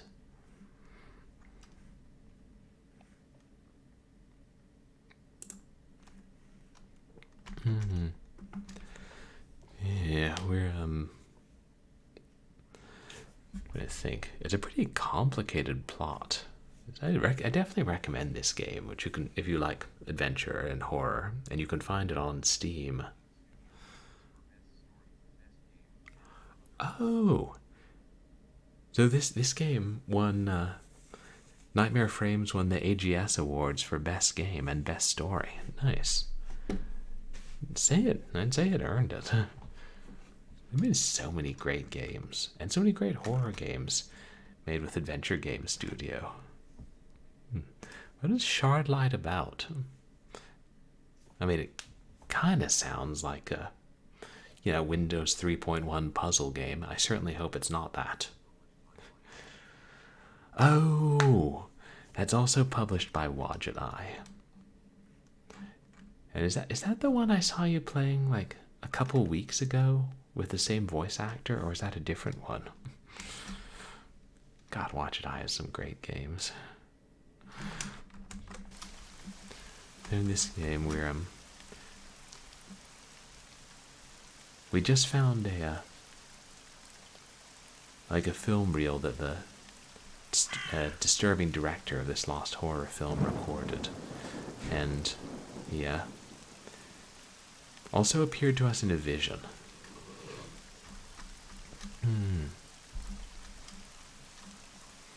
Okay. Post-apocalyptic with a plague and 4 versus the aristocracy. Which sounds like a great setup. So right now we're trying to fish out this teddy bear which belonged to a girl who went missing 10 years ago. This game is really in-depth.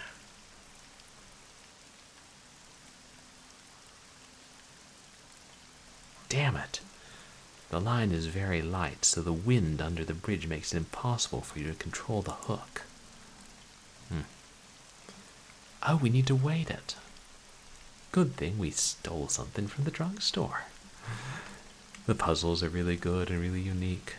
Well, that's good. This game has mostly good puzzles, but a couple of times I've gotten stuck. Oh, this is different from the one I saw you playing on stream. Okay. Like you didn't like that one as much, but a lot of people do. You tie the scale weight to the fishing line. That's good if you're enjoying the shard light more.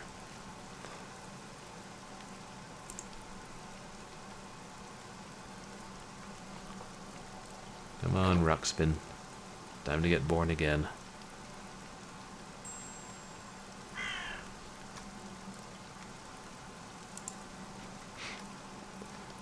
Mr. Saxon is just like, he's not even looking. He doesn't want to know what I'm up to.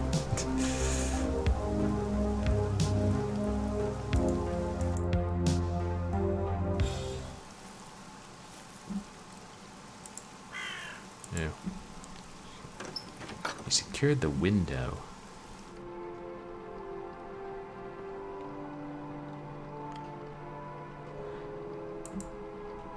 Yeah, the priest's not going to let us just wash a bear in a sudsy basin of holy water. Maybe we need to get him outside again.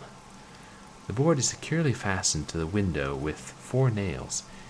It would be impossible for you to pry it off with your bare hands. Probably for the better. Father Adamson can't stand the constant banging of the window on stormy days like this. Oh, we're going to get cozy. Nice.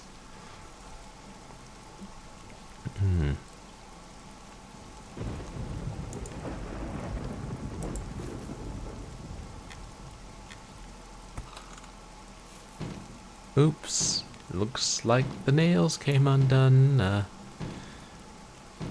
Yep. Terrible craftsmanship on the nails. I'd say go complain at the hardware store, but it's out of business and boarded up, so...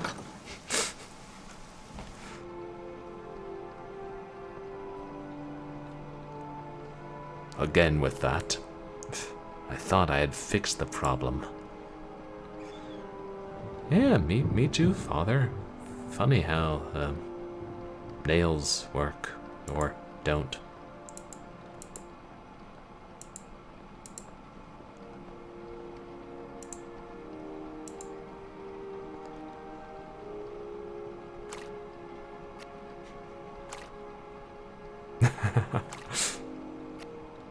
Quick, dry the bear off. Hide it under your jacket. Despite the occasional loose seam, the stuffed animal looks like it just came out of a toy store. Makes you think it can't be the same bear 10 years later, unless... Because the other girl was just kidnapped recently.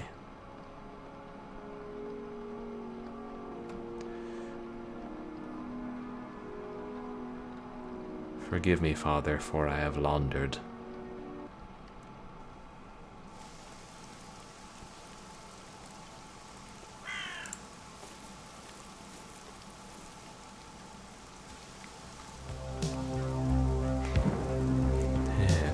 You all came in at a good time. This is right when I'm actually like...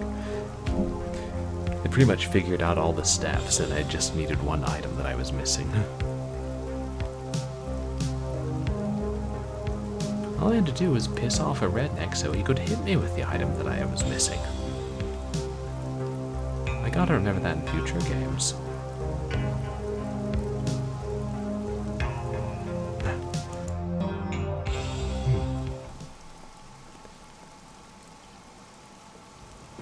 St. Augustine of Hippo. After his conversion by Ambrose of Milan. I said, shut your ugly face, Flanders. Oh, it's a Simpsons routine.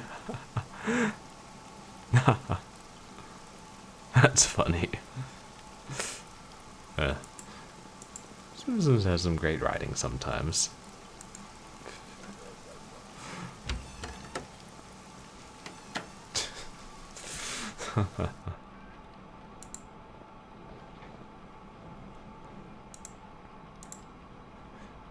I have brought you something.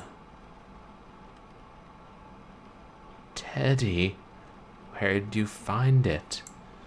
Under the bridge, trapped between some rocks. I'm so happy to see you, Teddy. Do you know where my Mary Elizabeth is? I have a lot to talk about with Teddy. You can take an oxymeprazole pill with you. Thank you. You put an oxymeprazole pill in the empty jar you were carrying. One will be enough for me. The pain in my soul is gone.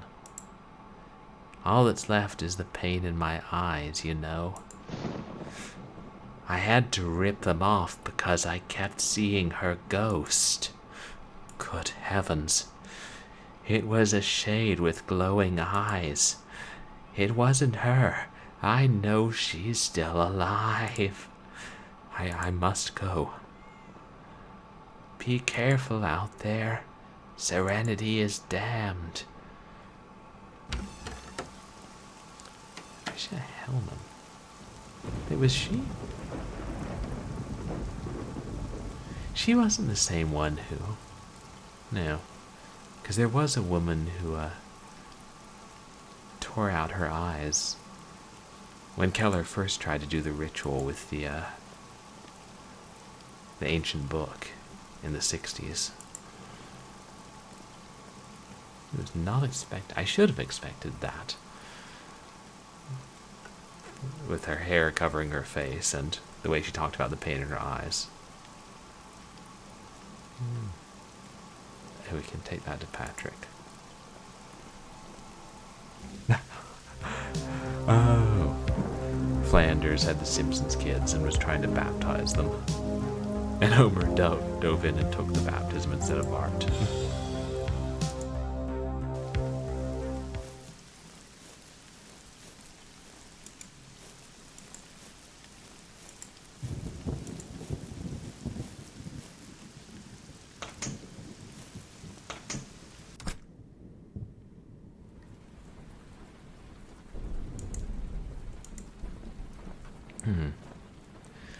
I got some oxymeprazole. That's what you take for pain relief, right? You put the pill in Patrick Robinson's mouth, and he swallows it with great difficulty. I must warn you, Mr. Robinson, born again though you may be, I am going to burn you alive after I get that needed information from you. You don't know how long it will take for the medicine to take effect. What you do know is that you are too tired to stand around waiting for Patrick Robinson to communicate.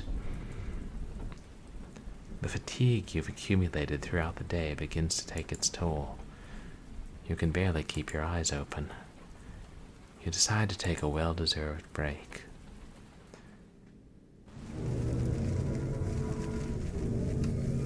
You're not afraid of anything, are you, Alan? That's what you think, but you're fooling yourself.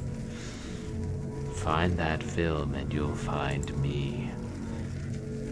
And at that point, we will see which of us is right. Wake up and find me. Wake up! Wake up! Hey, buddy, wake up. Sorry, I dozed off. My name is Alan Goldberg. You shouldn't have done it. Shouldn't have done what? Releasing me from my suffering. I deserve it. Wake up, and why don't you put on a little makeup? To be honest, I only did it so I could talk to you about something. Although I couldn't leave you in the state you were in either. I know that God didn't send you here since your act is not part of the punishment. But you're a good man, Alan Goldberg. No, I'm not. I try to be, but I don't try very hard. Well, I've been trying for years, too. What brought you here, aside from helping a poor man, Alan Goldberg? Edward Keller, and you can just call me Alan. Edward Keller, the devil himself. I don't know what your intentions are, but forget that name. Even after death, his influence lingers on. You could end up like me. Or even worse.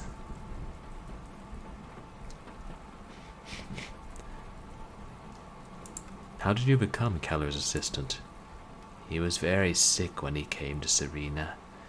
He needed someone to help him make his film. Someone that he could control as he pleased. He was very intelligent and manipulative. He could spot people's weaknesses, and I was the ideal candidate. God knows I don't want to exonerate myself from anything, but he did what he wanted with me. Did you ever finish the film you were shooting? Unfortunately, yes. He even went so far as to add a soundtrack. Did you get to see it? No. No one could see it. I made sure of it. What punishment do you mean? I have been a bad person, Alan. From the moment I was born, I dedicated myself to evil. I did terrible things, and now God is making me pay for them. But I accept his punishment with humility. He is wise. Do you know where I can find that film, Patrick? Yes, Keller has it. Hold on. Keller is alive? What do you want that film for? A millionaire from LA is willing to pay a huge price for it. 2 millionaires, in fact. No money in the world could fix what that film is capable of destroying. We can share the reward, Patrick. Could you cure me? Look at me, Alan. Do you think this is fixable? I don't know. You could try. Besides what you can see, I have a disease that's killing me. What disease? I don't know. Don't want to know either. It's certainly not something you can cure with oxymeprazole. All I know is that I'm doomed. I can't have much time left in this world, and I'm glad about it. That will mean that my punishment will be fulfilled, and God will finally grant me forgiveness. I'm sorry that your trip was in vain, but I can't tell you where that damn movie is. I'm very sorry. Why don't you want anyone to see that film? Is it really that bad? You flash a quick smile that's quickly wiped off your face when you see an expression of disapproval on Patrick Robinson's face. Is there any other copy of that film? No, just one. That's how it was supposed to work. That's how what was supposed to work. Patrick is not willing to say anything else. Keller's fans have the right to see that film, don't you think? No, Alan. It's not an ordinary film. All that celluloid has been touched by the devil's hand. We didn't make a movie, Alan. We created an incantation. Excuse me? Keller was obsessed with the concept of fear. He knew how to provoke it in his audience, but was incapable of experiencing it himself. He acquired an ancient book called A Treatise on Primordial Fear. That book performed two functions. It provoked an unspeakable fear in those who read it, and at the same time it was a manual on how to emulate that effect. Keller tried to reproduce it in a film with the intention of feeding off people's fear. For this, he needed to perform a series of invocations in a place marked by tragedy. And that place is Serena. No place in the U.S. has suffered greater punishments than this town. Every generation has suffered violence and misfortune in their own flesh. We've had several natural disasters that have decimated the population. Serial killers, kidnappings. Serena has never experienced a time of peace.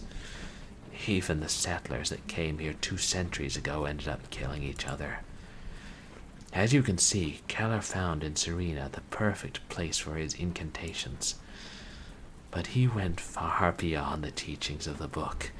He believed that by causing a great tragedy, the ritual would be more powerful. You guys think he's behind the high school fire? On Friday nights, most of the population used to gather at the basketball game held in the Clark Morgan High School gym. I told you that Keller was very sick. He had no strength left for anything except holding the camera, so oh God, Easy there, Patrick. I have to tell. I closed all the exits and caused an explosion in the boiler room following Keller's instructions. No one was spared. Teenagers, children, entire families with their bodies in flames, desperately looking for an exit as Keller filmed everything from outside with a macabre grin on his face.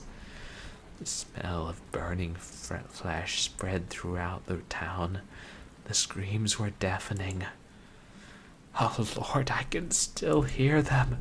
I hated this town and its people, but I never thought that the explosion would be so huge and that innocent people would die. Keller said it would only scare them. Once I finished shooting, he told me that he didn't need my services anymore and left me standing there in front of the flames, racked with guilt. I wanted to end my life, Alan, but I couldn't do it while a monster like Keller walked freely upon this world. The next day I went to his house. He had already finished editing the film. I jumped on him and squeezed his neck. He didn't seem to care. He was convinced that his soul would be transferred to the film, that he would live in it for all eternity.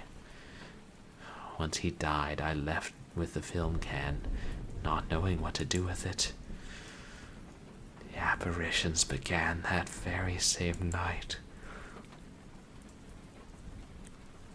People who had died in terror materialized in front of people's eyes. Everyone's fears were brought to life. I have seen it. It's hard for me to admit it, but I have seen it. A book that Keller brought was harmless, if unread, but what he filmed had a life of its own. Since then, Serena has been cursed, more than it was before, and I contributed to that. With Keller dead and the film properly secured, it was my turn. I had to die. I doused myself with gasoline, trying to experience the pain of all those people I had killed. I lit a match and began to burn. But some guys came and extinguished the flames. They wouldn't let me die in peace. I confessed everything to Father Adamson. About the film, about the fire, about my suicide attempts. He said I was not prepared to answer before God yet. That's why I can't die, not until God tells me to. What did you do with the film, Patrick? Where is it? Oh my goodness. I hadn't noticed the signal. What signal? You. You are the signal. Don't you see? You have come for the movie, but not for the reason you think. God has sent you here to do what I could not. Destroy it. That's it, isn't it? After everything Patrick has told you, and knowing what your response is going to be, you can't help but feel dirty. Normally, your selfishness is no problem for you, but lying to a poor dying man who has opened his heart to you in search of redemption is too much, even for you. Yeah, I guess after hearing your story, that must be my mission. Tell me where to find it, and I'll burn that damn film. I told you, Keller had it. I snuck into the morgue before he was moved, opened up his stomach, and inserted the film into his guts. When I got out of there, I decided to take my own life, believing everything was over. But that was not the case.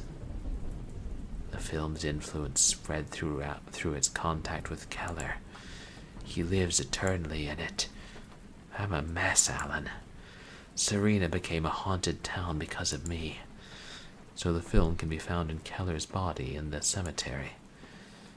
In one of the corridors of the mausoleum, there are 2 statues guarding the entrance to a crypt. That's where the body is. I guess it's time to end this curse, don't you think? Yes, of course. Can you do me a favor before you go? Of course. In the left door of that cabinet is a small jewelry box. Can you bring it to me? Yes. Here? Yes, that door.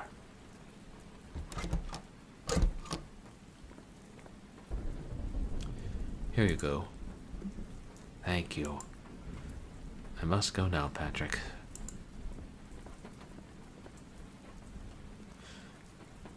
I'll drop by when it's all over, okay? That won't be necessary. I know you will destroy that film. God has put his trust in you, and I trust him. In fact, I won't be around anymore. I've been saving this for a long time, waiting for the right moment. The time has come for God to forgive me. What are you going to do? I'm going to end it all.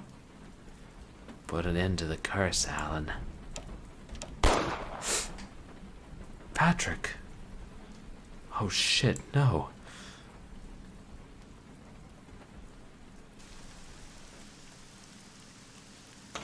I was expecting him to poison himself, not that. Damn it. I mean, he was dying, but Alan. I'm responsible for his death if I lied to him and he killed himself. Tommy told me where I could find you. I heard a gunshot. Did you hear it too? Yes. Patrick Robinson has shot himself.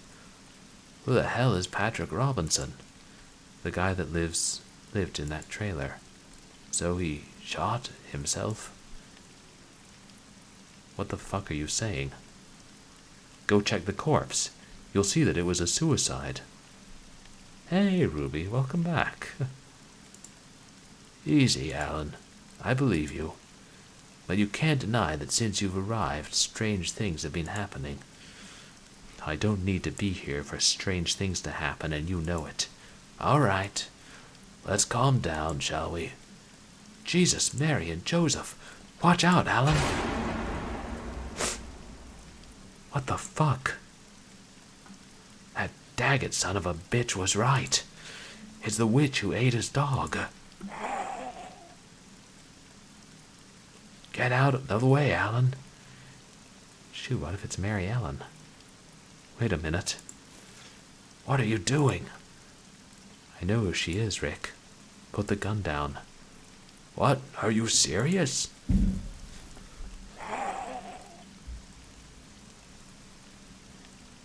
Mary Elizabeth. What?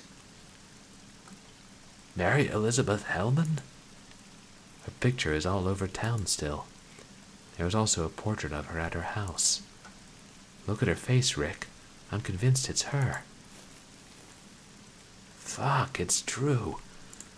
Don't be afraid, Mary Elizabeth. We found you. Your mother is waiting for you. Mother? Yes, she's Patricia, isn't she? Mother. She never gave up her hope of finding you. Mom. I want Mom. Yes, sweetheart. We're going to take you to her. At that very moment, your cold heart breaks into 1,000 pieces, and you end up crying in the rain together with Mary Elizabeth Hellman. God, she's been missing, what? Years.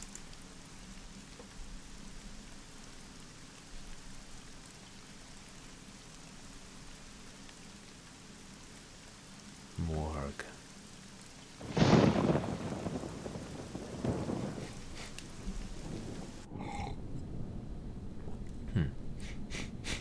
I know that you don't like coming to Serena, Frank, but I appreciate you being here. No worries. You know I would do anything for you. So what do we have here? You mean what don't we have here? I am amazed that this poor woman is still alive. I've given her the maximum dose of sedatives her body can take, and still, look at her. Her nerves are shattered. Even sedated, she is unable to relax. I will give you a summary of what I have found. Both her hands have been amputated. A very crude job, probably carried out with a pretty blunt saw. The stumps have been cauterized, hence the burns up the middle of her arms. For the love of God! The bones in her lower extremities are shattered. They have been crushed. You said she was crawling, right? Yes. I don't get it. Every foot she crawled would have caused her unbearable pain. Let's move on to the torso. There's hardly a spot that has not suffered a blow or injury. There are bruises all over and whip marks. The left breast has been amputated. As the forensic scientist speaks, the impotence you feel makes you clench your fists so tightly that you unconsciously dig your fingernails into your palms until they bleed.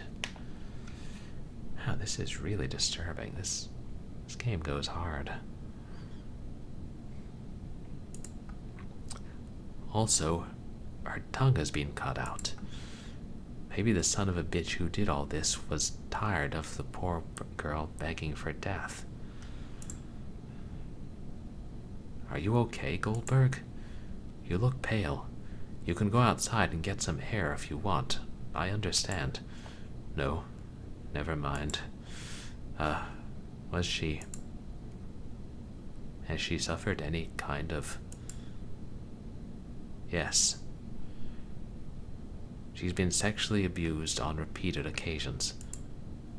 Look, guys, I don't want to go into any more detail. If you want, you can wait for me to write up the full report. This is just the tip of the iceberg. Mary Elizabeth has suffered all kinds of abuse during the... How many years has she been missing, Rick? 10 fucking years. 10 years. Oh shit. Someone wanted to inflict all that damage on her, and at the same time has been very careful to keep her alive. For what reason? I have no idea. Psychology is not my field. The FBI will have to answer that question when they profile the offender. What about the mother, Rick? Have you talked to her? No, not yet. I'm thinking about what to say, you know. We found your daughter, but... in what condition? No, I'm not ready yet. Give me a couple of hours. You're the boss. You decide to step back, just to avoid hearing the details of poor Mary Elizabeth's captivity, as this whole affair is affecting you more than you thought it would.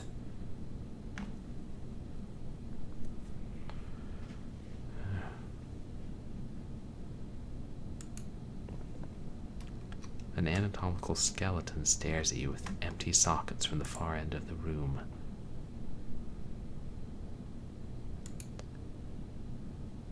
Rick is asking the Wade Chief Medical Examiner for more details about all the suffering Mary Elizabeth Hellman has endured over the past 10 years.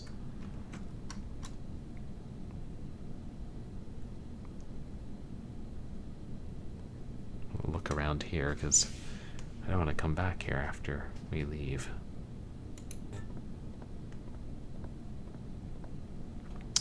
Inside the body bag lies the corpse of Patrick Robinson, awaiting Frank Schneider's official ruling on the cause of death. On the blackboard there are several notes with the date November 7th, 1979. Under the diagram of the skull you can read, "The victim suffered a cranial contusion that caused his death. Another day in Serena."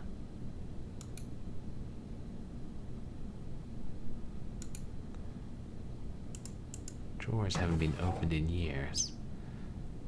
Blunt forensic tools covered in rust.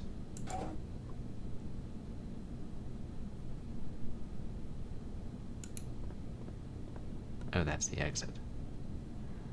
You've never been in a morgue before, and considering the experience, you hope this is the last time.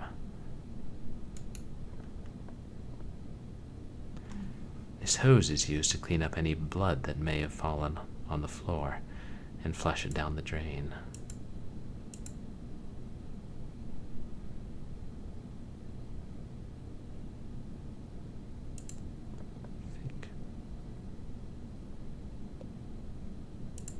Don't mess with the skeleton. You head for the door to get some fresh air, as Frank Schneider suggested. You stop dead in your tracks when you realize that there's a familiar smell in this room.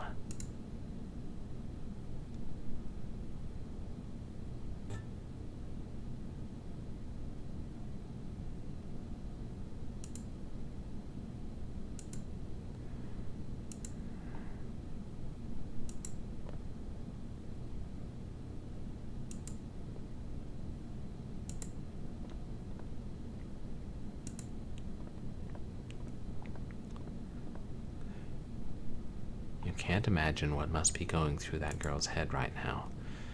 What you don't know is that Mary Elizabeth Hellman's mind was shattered into 1,000 pieces, and it will never come together again.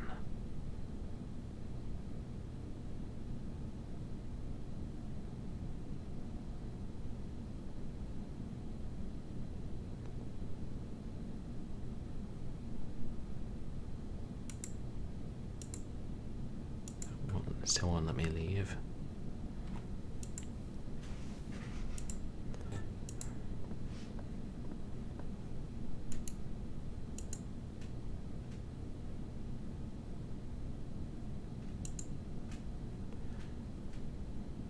Patrick Robinson is finally enjoying his long-awaited eternal rest.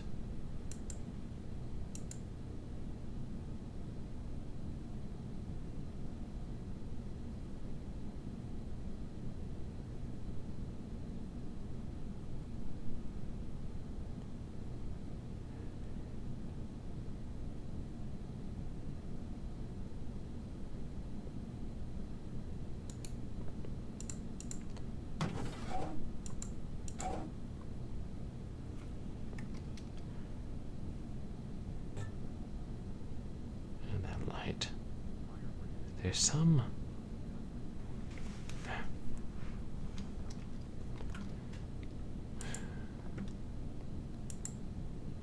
There we go, what we wanted. We know where the film is.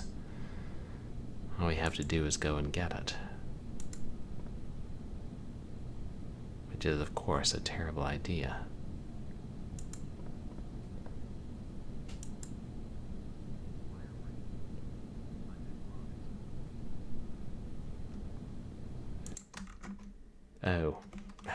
Oh, Patrick Robinson, right. Yeah, he got what he wanted. I mean, we don't know where his soul is now. He was definitely thought he was doing the right thing. Even if he didn't just go back and burn the film.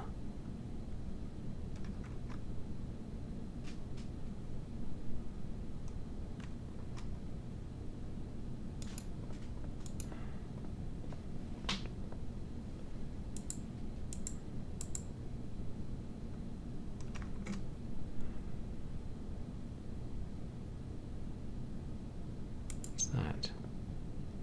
You approach the dress and think you recognize an intense, familiar smell.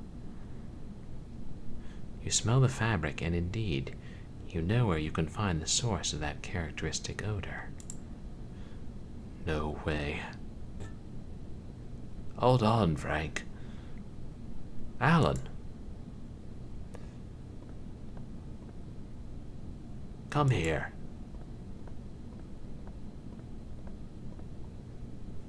What?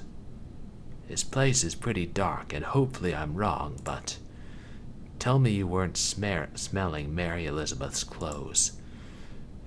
It's not what it looks like. I was hoping to hear that. Now give me a reason, any reason except that you're a pervert. Since we got here, I've noticed a familiar smell. Very intense. It came from Mary Elizabeth's clothes. You hadn't noticed? There's so many odors here that my nose refused to smell anything half an hour ago. That stench. I've smelled it before, you know. Candles and moisture. It came from the basement door of the church. Whoa, Alan. Whoa, hold on. Are you saying that this poor girl has been locked up in the church this whole time? And that her abductor could be Father Adamson? It's a hypothesis. A hypothesis? It's a full-fledged accusation. Hey, Frank. Are you hearing what Alan is saying? It makes perfect sense, Rick. But there's no way he could have kept Mary Elizabeth all these years. Why is that impossible? I don't know. He's a religious man. If there's anyone above suspicion, it's him. Maybe he's taken advantage of that condition, don't you think? That he took advantage of... Oh, God. I'm going to make a fool of myself, but that's okay. I'll pay him a visit. But you're coming with me.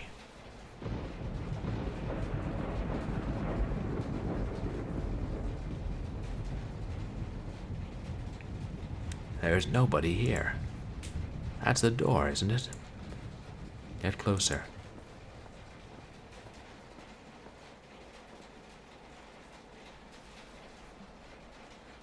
You were right. It's the same smell as Mary Elizabeth's clothes.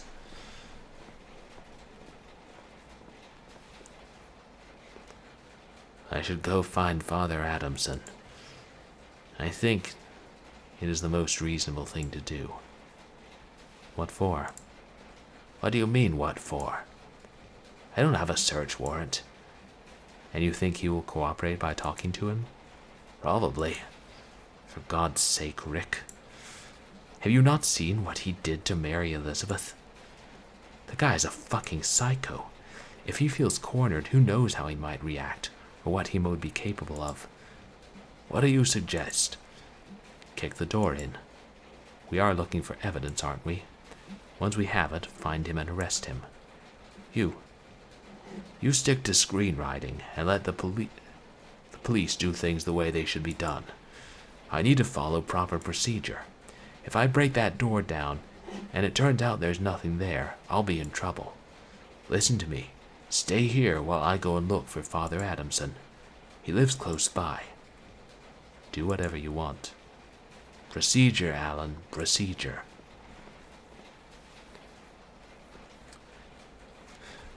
You don't want to know what I think of the procedure. I mean, Rick's not stupid. He's got to be leaving me here because he knows exactly what I'm going to do.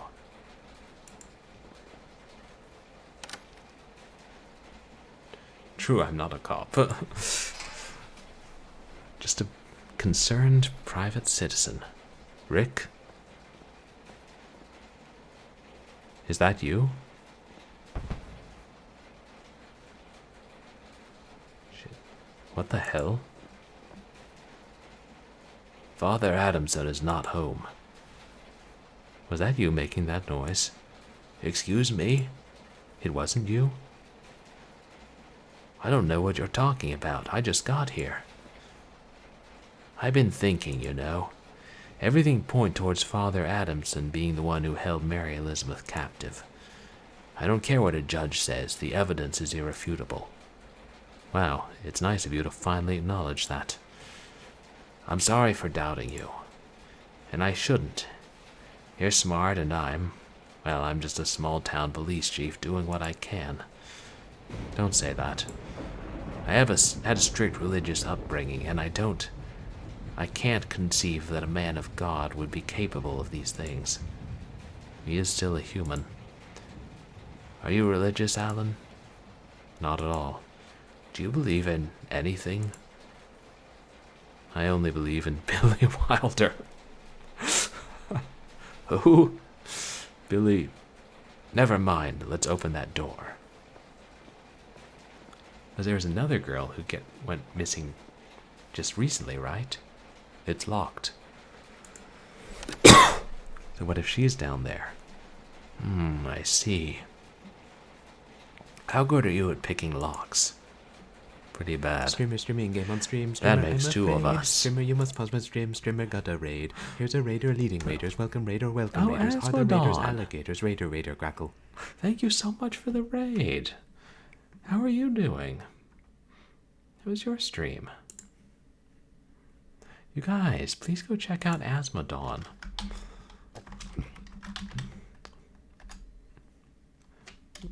Streaming. Oh, 7 Days to Die. Are you having fun with that? Welcome in, everybody. I'm Purblind Gamer. I'm a legally blind retro and variety streamer who plays a mixture of action and adventure and shooter games. All kinds of stuff, really. And today we're playing... Oh, you're headed out? Thanks for hanging out, Dangerous Dave. Hope you have a good night's sleep. And tonight we're playing Nightmare Frames, which is really dark and pretty disturbing point-and-click horror adventure, but a really good game. Oh, no worry, Dangerous Dave. And we're getting pretty far into it. I think we're close to the end. But yeah, this game contains some disturbing content.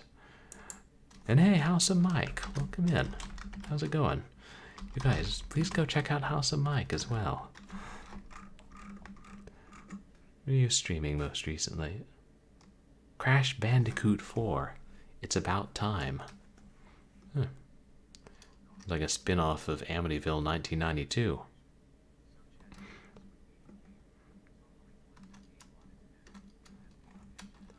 Playing with Twitch integration. Oh, so chat can mess with you and interact. Oh, that's fun.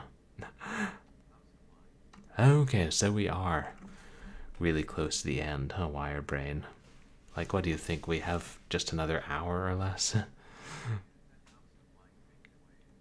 Yeah. It's good you're having fun with, what's it called? 7 Days to Die. I haven't played that one. I really appreciate the raid.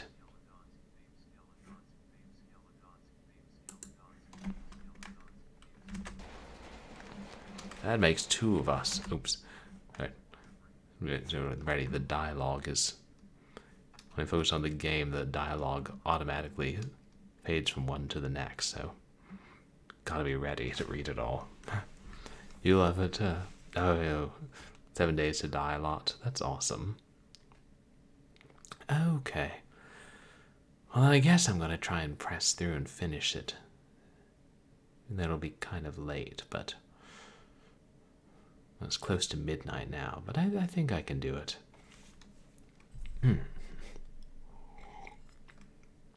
I never seem to get enough sleep anyway. Why bother trying?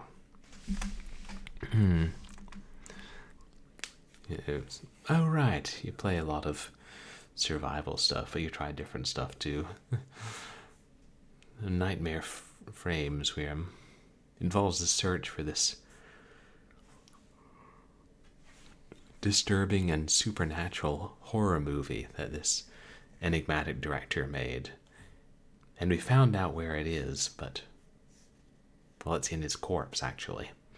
But right now we're just found this girl who was abducted and tortured for 10 years and trying to get evidence of that the priest is responsible and he may have another victim.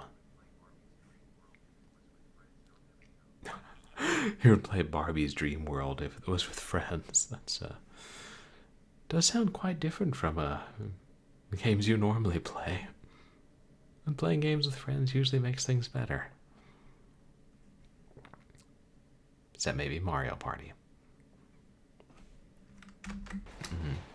Father Adamson might be Ed Kemper himself, but this is still a church, God's temple. I'm itching to smash that door and get in. But you know what? If I'm going to hell for it, might as well ride first class. Oh, good. Let's go, shall we? Come on. FPS, racing, Souls-like. Play all kind of stuff with friends, huh? Am I? My goodness. Sarah Jordan. It is her. That psycho kidnapped her too. It's okay, Sarah. You're safe. It's all over now. Remove the duct tape from her mouth while I go find a way to free her from those shackles. Of course. Sarah, are you okay? Rick? She cut out her tongue. That son of a bitch. What's all this satanic shit, Alan? It's the same stuff that I saw in the house where Keller moved in. He found a way to curse his film so that anyone who saw it would suffer inconceivable fear. For the invocations to take effect, acts of extreme brutality have to be committed. Like burning down the Clark Morgan High School. What? Keller killed those people? Assisted by Patrick Robinson. And going by all this, it appears that Father Adamson knew what sort of stuff Keller was involved with. This is insane. No, it isn't, Chief. He's got a shotgun. Drop the gun, Father. Sorry, I can't. Don't make me shoot you. The summoning is almost complete. It would have been completed by now had I not made the mistake of letting Mary Elizabeth escape. That is why Sarah is replacing her. I'm aware of the evil I am doing, but there is very little left to do. Shit. Very little left for what? Why have you done all this? I know I have no salvation, but I have no alternative. It's for the greater good, believe me. I don't understand a word you are saying. I just want you to drop the gun on the ground. I can't let you get out of here alive. Not now that you know the incantation is about to materialize. I'm going to shoot, Father. Last warning. Drop the gun. I'm sorry. You shouldn't have come here. But fear not. Unlike me, God will welcome you into his arms. Oh! Are you alright? Did he hit you? No. I think I hit him. No, they both shot. Release Sarah. I'll go after him.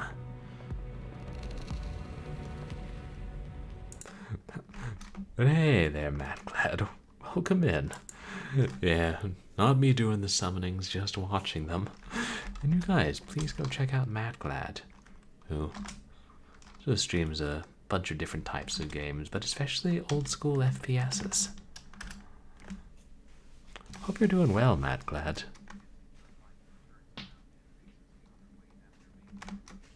Baldo, the Guardian Owls. Yeah, he said the greater good, but I don't know that I believe that, WireBrain. Yeah. Right. Well, after he landed the shot, but I think he got shot too, so kind of made sense.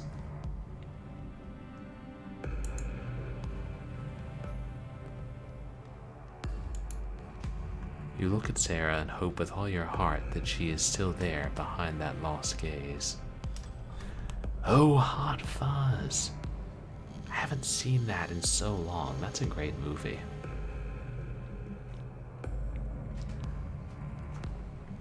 Oh, you were going to stream it, but it was too late and you had too much to do. That's nice. You're doing a co-stream with someone tomorrow. There's nothing here. You see a bunch of keys in the background.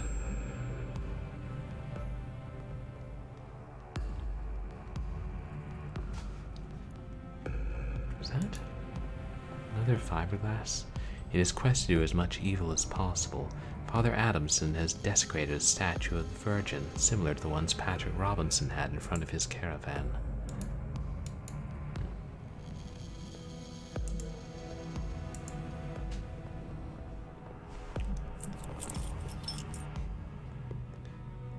This is not the right key. I'll try another one.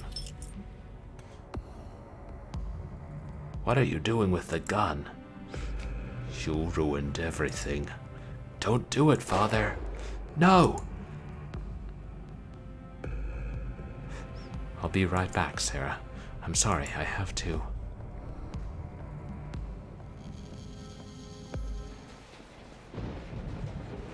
What happened? Are you okay, Rick? We struggled and he managed to take my gun. He was going to shoot himself in the mouth. I tried to stop him and... You're okay, right? Yeah. Good. Screw him. What was all that down there, Father? Did it have anything to do with Edward Keller? Everything. Everything has to do with Keller. What did you want to do? Oh, so he got shot like in the cheek, but he's still alive. Weeks after the Clark Morgan High School fire, Patrick confessed his guilt to me, and the reason he did it. We know why he did it. To inspire fear through an incantation. After the funerals, no one wanted to return to the church. They turned their backs on God. I no longer feared him. Through the sacrament of confession, I got Patrick to tell me all about the process of creating the incantation. I wanted to do the same thing Keller did with the film, but with the Bible. Make it so that everybody would be afraid of the Creator when they read a passage. I know I was committing blasphemy, but God would understand. I have committed all these atrocities because the people of Serena need it. They need God. This town doesn't need any more pain, Father. And you made it worse. You needed to do as much evil as possible, didn't you? You tortured Mary Elizabeth to no end. You dehumanized her completely. I don't know how she managed to escape from here, but you looked for her all over town, and when you couldn't find her, you decided to continue with another girl. There was no choice. No, you are not a believer. You will never understand. I don't want to understand. Has everything you've done been worth it? Of course. It would have been worth it if you hadn't stuck your noses into it. But it's too late now. It's too... Is he? Yes, he's dead. I swear he shot himself. You don't need to explain anything to me, Rick. Fuck Father Adamson. He deserves nothing but... That son of a bitch. He tortured Mary Elizabeth for 10 years, just to fill up the church again. All this madness, Alan. It's because of Keller and his damn movie. That monster we've seen, the psychopath. That film caused all this. I don't know how it does it, but apparently it continues to have an influence on this town. Where the fuck is that movie? We should burn it and erase it from existence. I know where it is. Keller lies in one of the mausoleum's crypts. Patrick Robinson stuffed the film can into his abdomen.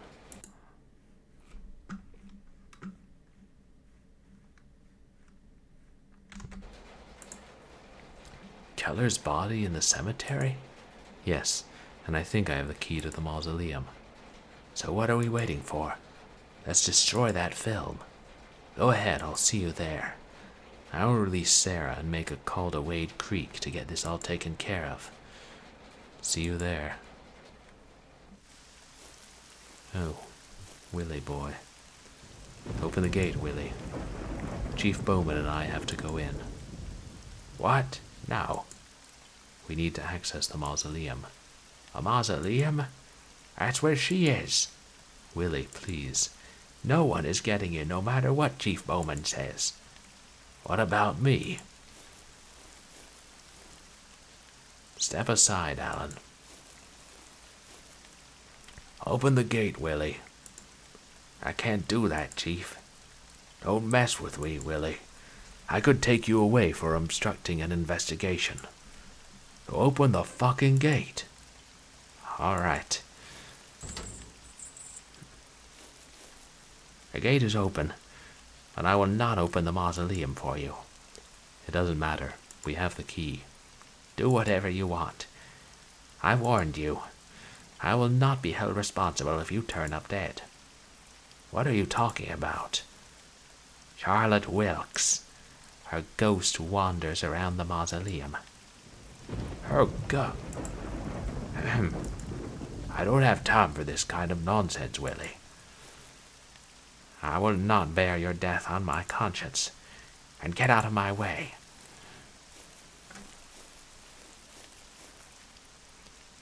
Did you hear that, Alan? There's another of those apparitions in the mausoleum. Do you want me to go alone? We're in this together, aren't we? Yes, I'm sorry. Let's burn that damn film. Would Alan burn it at this point? I don't know. What's going on? What? Why did you stop? What have you seen? Nothing. Tell me, Alan. As that movie, besides turning priests into psychopaths, makes people's fears come true, doesn't it? So it would seem. The girl we saw in the Gazette, for example. The director was so afraid that his relationship with her would become known that her ghost materialized. I keep thinking about Charlotte Wilkes. What if she shows up because I'm thinking about her? Easy. Don't think about her.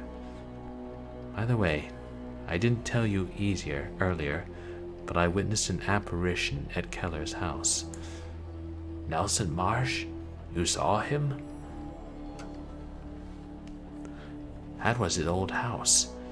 The whole town is afraid to walk past it. That's why he materialized. Fear is all that fuels this voodoo. I don't know what else that movie can do, so let's get off our asses, shall we? Yeah, but are you thinking of Charlotte Wilkes? No. Yes. I try not to, okay?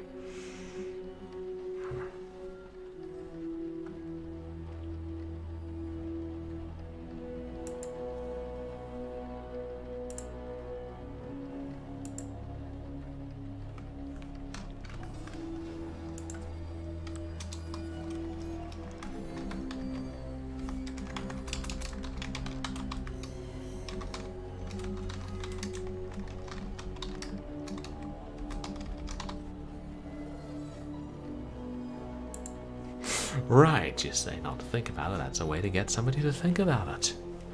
Works that way for a lot of things. Polar bears. There are several pamphlets on the table enumerating the virtues of being buried in the mausoleum at Serena Cemetery. Hello, boys and ghouls. Right, the Crypt Keeper. You don't need any of these pamphlets. There's one place in the world you don't want to rest forever. It's Serena.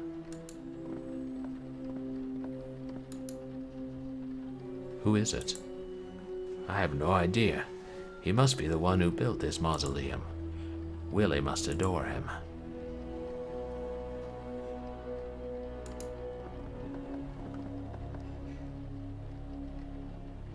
Keller's body is in the crypt, not a niche. Yes, I know that. I thought you were looking for his name on one of them. Oh, flowers.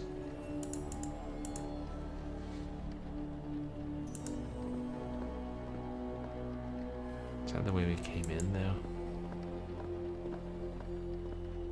Yeah, it must be.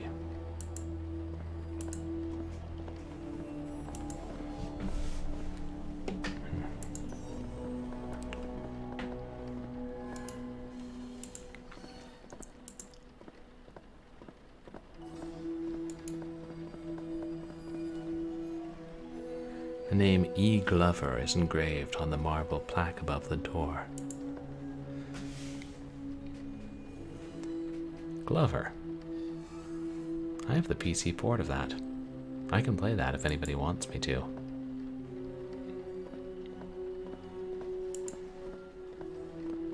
Oops. Closed.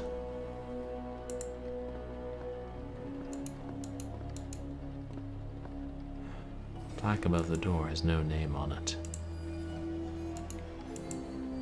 I still have the keys. From the church. Rick? Yeah? I think this is it. How do you know? Patrick Robinson mentioned that the entrance to the Keller crypt was guarded by 2 statues. Be my guest. Ready to desecrate a corpse? I will do whatever it takes to put an end to this. Let's go in.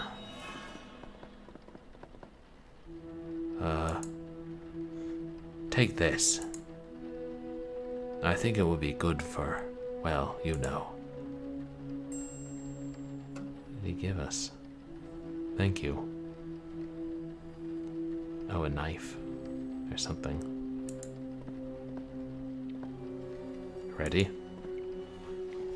When you are. Oh, gotcha. To cut open. Keller again.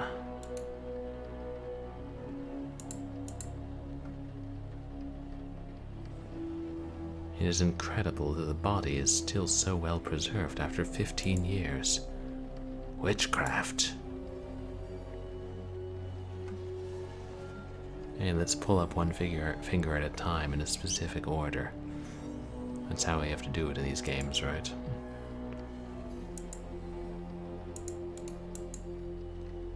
I will lower his arm so I can work better. What's in your hand? The cufflinks have come off the shirt. They are 2 simple magnets.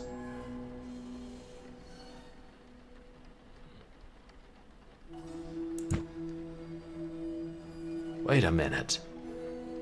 What's going on? I was thinking, what if he gets up? It's a corpse, Rick. Keller has been dead for more than a decade. Given all that's going on, it wouldn't be that far-fetched.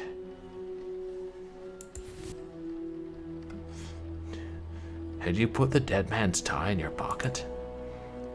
Lately, I have the urge to keep everything I find.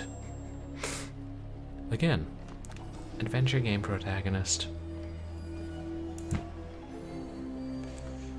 Wow, Patrick Robinson did a good job.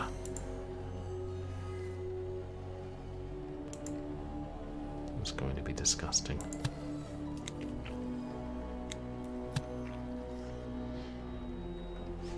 Yes, there's the damn film. Ugh. Shit, I don't have a lighter on me. I think I have one in the car. Let's get out of here and burn the film. What's going on? Agreed. That's some art in this game. Do we have to?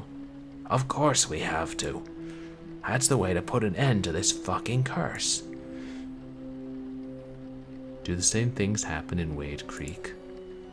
What? I was wondering if everything that happens in Serena is related to the hex. You know, uncontrollable fear, apparitions. No. There's no record of that. That's what I thought. I think the influence of the film only affects this town. Patrick Robinson said it all started when he hid it in Keller's body. Perhaps the corpse simply acts as an amplifier. Do you know what I mean? A spell needs Keller to expand its reach, and even then it's limited to Serena only. That's why these same things are not happening in Wade Creek. Is that it? Exactly. If the spell can't even reach your town, imagine if I take it to Los Angeles. We can't take that risk, Alan. My theory makes sense. That is not a theory, it is a hypothesis. You have no proof that the same thing as here won't happen if you take it to LA. The movie is the reason I'm here, Rick. Everything I've been through. All will have been in vain if I return to Los Angeles empty-handed. I need it, Rick. Fuck. We cannot afford the luxury of... What? There's someone there, and they've locked us in. Why did you leave the key in the lock? Because I wasn't expecting someone to lock us in here. Don't worry. You won't be trapped in this crypt for long. Or maybe you will. It's up to you. The second millionaire's right-hand man. You, open this door, you son of a bitch. The film, Mr. Goldberg. Give it to me, and you will be free. Freely? Who is he? Do you know him? He is David Ross's goon. He's been stalking me from Los Angeles. David Ross? The tycoon? Now we know how he gets everything he wants. Why didn't you tell me about him? I didn't think much of it. I didn't think he'd make it this far. Well, if you had given it any importance, he would be the one locked up instead of us. Hey, you! Open that door in the name of the law. You have heard my offer. I'm going to put you behind bars. Do you hear me? Good luck with that, Chief Bowman. And now, shall we continue with the negotiation? You're not going to get the film. Willie will get us out of here. We're in no hurry. Ah, yes, the Undertaker.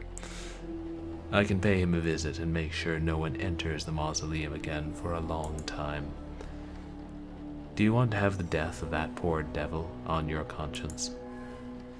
Are you going to kill Willie, you psycho? He has nothing to do with this. Not until Mr. Goldberg placed him on the game board. And believe me, I will. It's my job. As you can see, you have no choice. He's not making it easy for us, is he? Give him the film, Alan. What? Do you really think he will let us leave if we give it to him?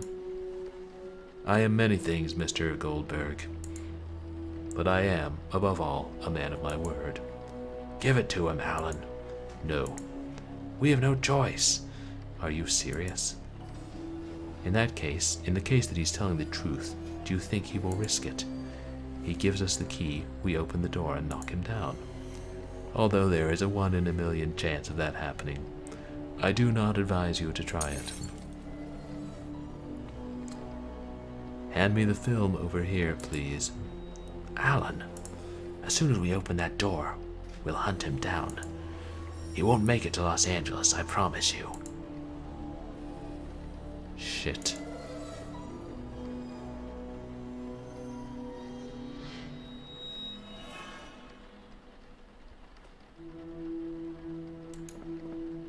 There's a glass window.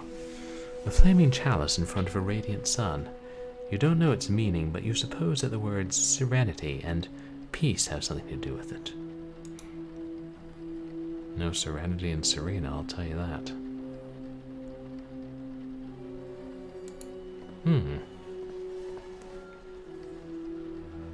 Willie has no qualms about cleaning out crypts with a pressure hose and letting the drain finish the job.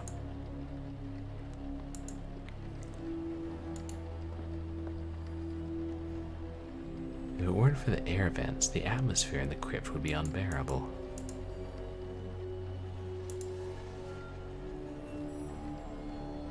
Use the knife on the screws. With some patience, you could remove the screws using the knife as a screwdriver. The problem would come later when you realize that neither of you could fit through the gap.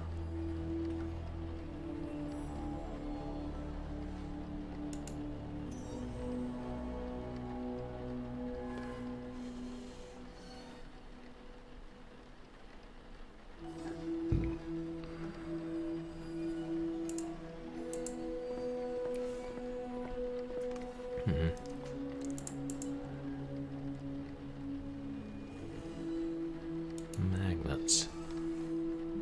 Cufflinks are magnetic.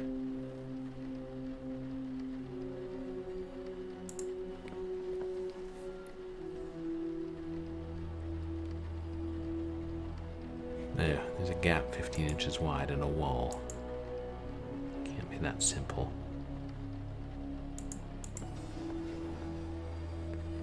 If we give him the film, then we can't do anything. If we don't give it to him, he'll kill Willie. Shit. Oh, thank you so much, Asmodon. We appreciate the raid, and I hope I make it to one of your streams soon. We hope you have a good night.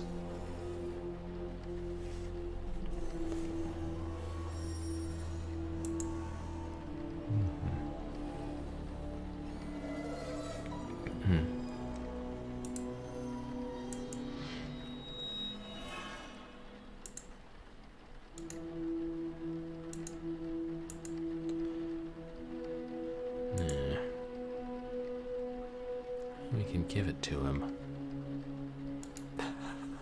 Oh, I'm glad it's fun. That's important.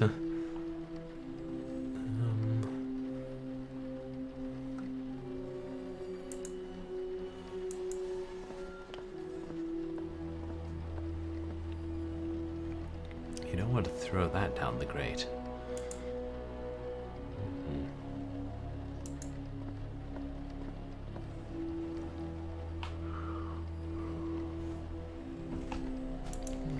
Right.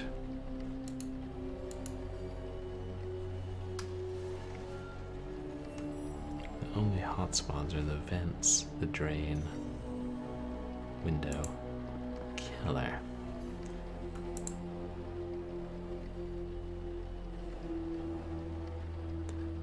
Good night. Thanks. A parting Tyrannosaurus Rex. Candles. The candles in the candelabra look brand new, never been lit.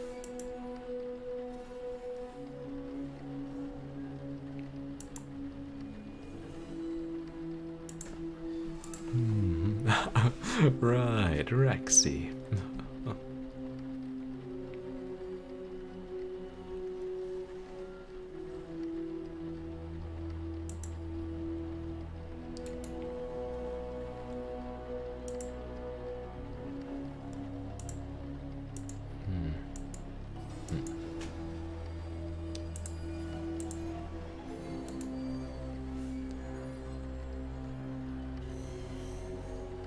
Aw, good night. Yeah, I'll be falling asleep soon myself, but I want to finish this game. I want to see how it ends.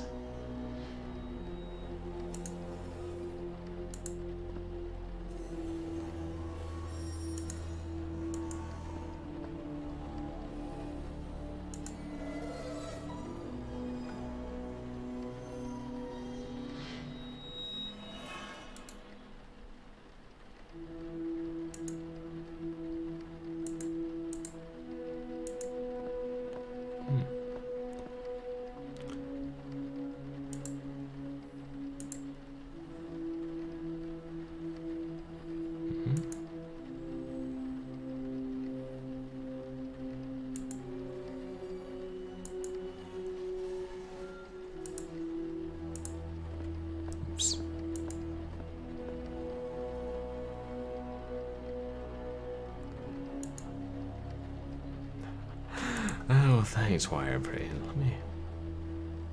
Let's try different things, but... These things could throw down the drain.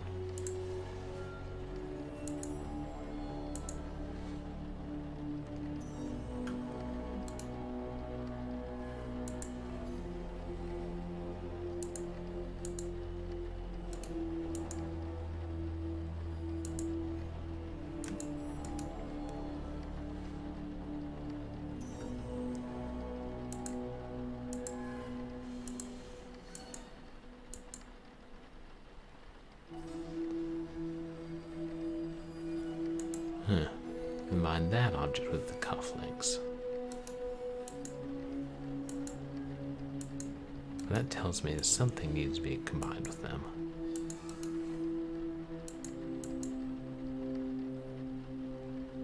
You put the cufflinks under the metal clasp of the tie.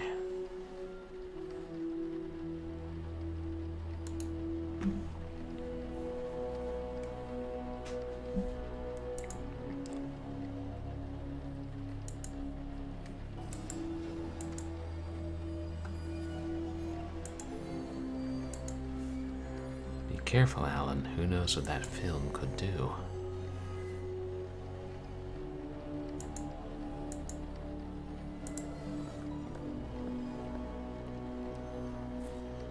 Right.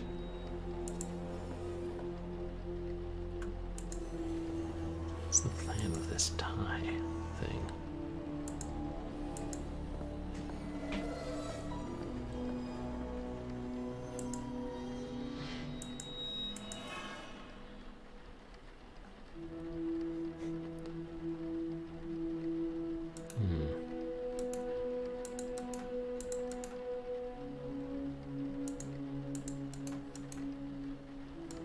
Finally, you have it in your hands, but for how long?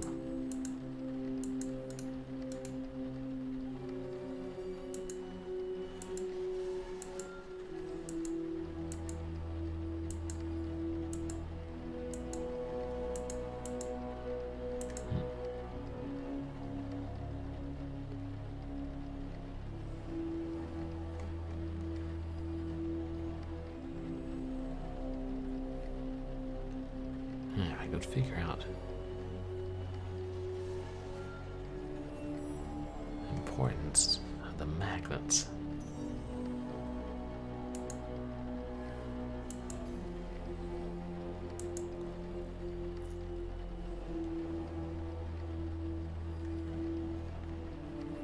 Little sparkles here.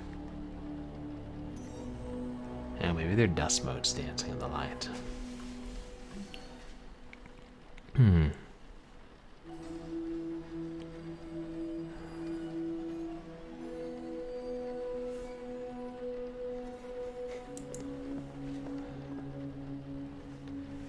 Nothing else with Keller.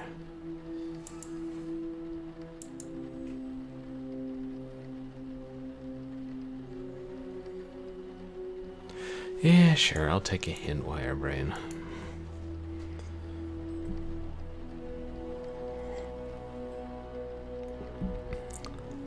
God. Gotta be something.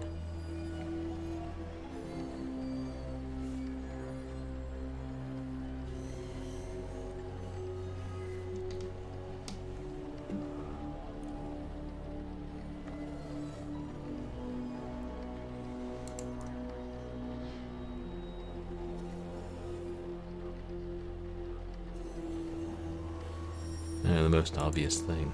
Well, he did say we'd hunt him down afterwards, so...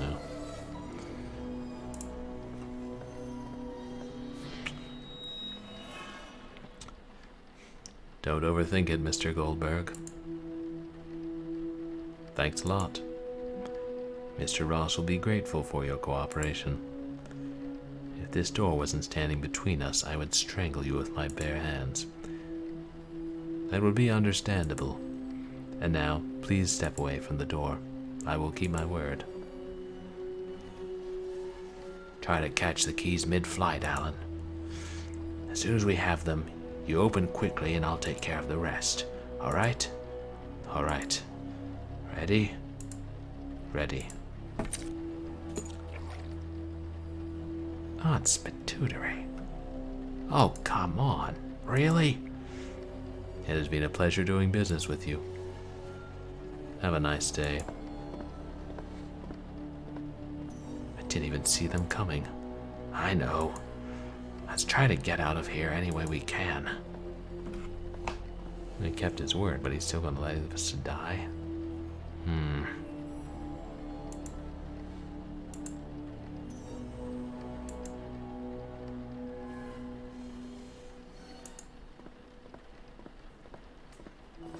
Sounded like there's water down there. Have you come up with anything? I think so. Ah, I see what you're trying to do. Carefully. A little further to the right.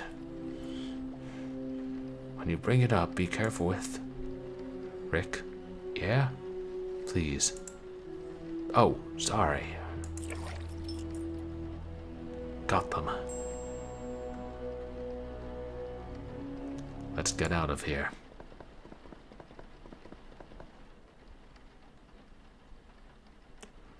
We lost a lot of time. That guy should be on his way to Los Angeles by now. I don't think so. What?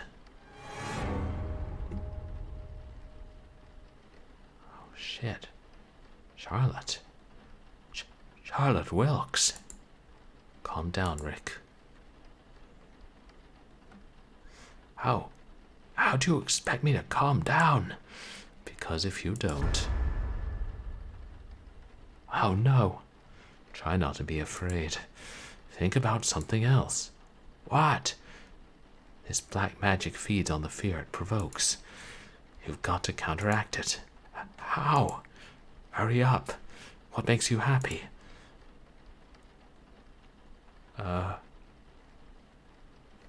Hugging my daughter. Shit, here she comes. Close your eyes. Let's go. My daughter doesn't want to see me, Alan. Now is not the time to think about that. Think only of her. Oh, God. Do it, Rick. With all your strength.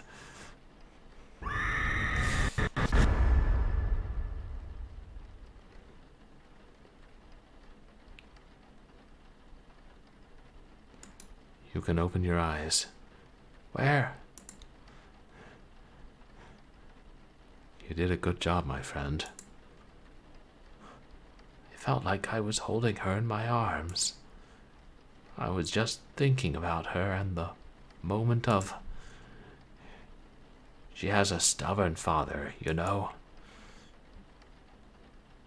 I kicked her out of the house, Alan. You should talk to her. Yes, of course. Let's get out of here, please.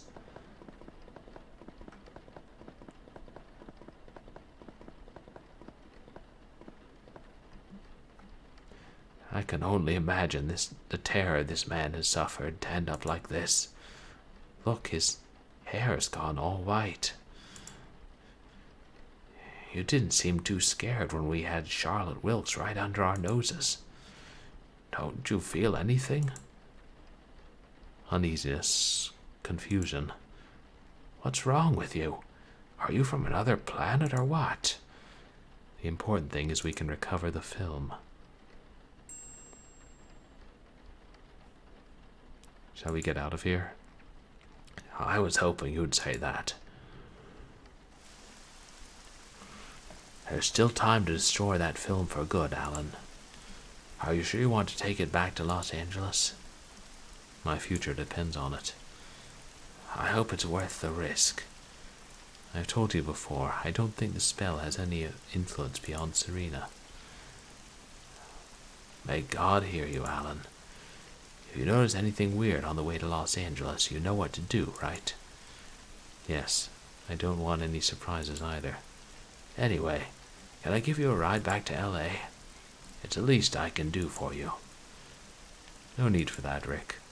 You can drop me off at Wade Creek if you don't mind. From there I'll take a bus to LA. Sure, whatever you want. It was a pleasure to meet you, Rick Bowman. I'm gonna miss you. Thanks for all the times you saved my life. I'd do it again, Rick. You know, that whole Helen Westmore thing sounds like a pyramid scheme.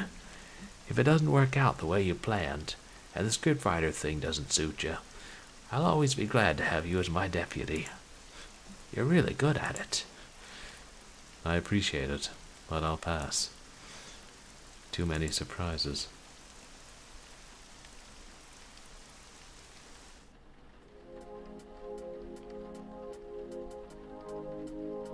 Alan, my dear.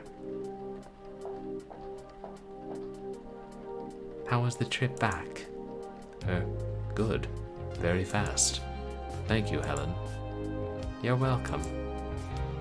I wasn't going to let you take a bus back from Wade Creek when you called me to let me know that you had gotten the film. I thought you were sending a car, not a plane. All the comforts in the world are not enough for my favorite seeker. Did Melissa treat you well? Yes. She insisted that I try the champagne. But I think I've quit drinking. A good reason to refuse Louis Roederer, but not enough. It's not me. It's my sister, Vivian.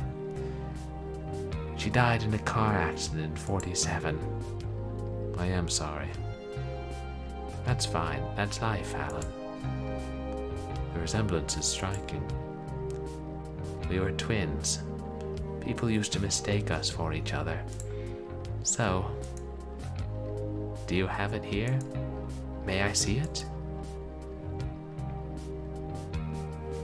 Yes, I do. Oh my God. Is it real? You can't imagine how much. Have you watched it? No. And I don't think it's a good... That's quite easy to solve. What are you doing, Alan? It's hard to let go, isn't it? I don't blame you. The temptation is huge. Will you be my guest tonight, Alan? Guest. When I heard the news, I immediately set up a private screening at the Palatial Theatre. I've ordered it for it to be closed to the general public, only for tonight. They weren't too happy about it. Tonight was the premiere of The Color Purple. But I've lost count of the favors Robert Hamilton owes me. You're going to screen the film? Yes, of course. But only for a select few guests. Collectors. We tend to do these things when we find a film that was believed to be lost.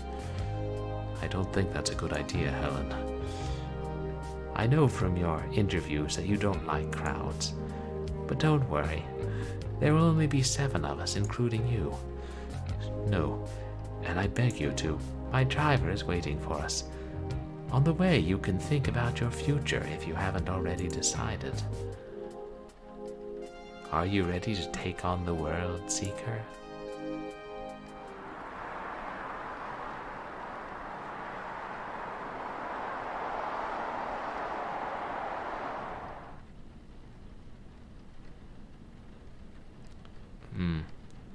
Congratulations, Helen. I don't know how you do it, but you always end up getting the best seekers. A grand finale, right? I'm somewhat of a seeker myself. It has come to my attention that Hammer produced a version of Dracula in '44, and due to copyright issues, they kept it boxed up. Oh, Todd, that's a myth. So was Keller's lost film. Could I borrow Mr. Goldberg for a few days? You'll surely be able to certify whether it's the hoax or not. I don't own Mr. Goldberg, and I believe that as of tomorrow he will be very busy being one of the major shareholders of 20th Century Fox? Well, that's a pity. You always retire them without giving us the opportunity to benefit from their services. See you later, Todd. My pleasure, Helen. Mr. Goldberg? Would you like that, Alan? What? Owning a majority stake in 20th Century Fox?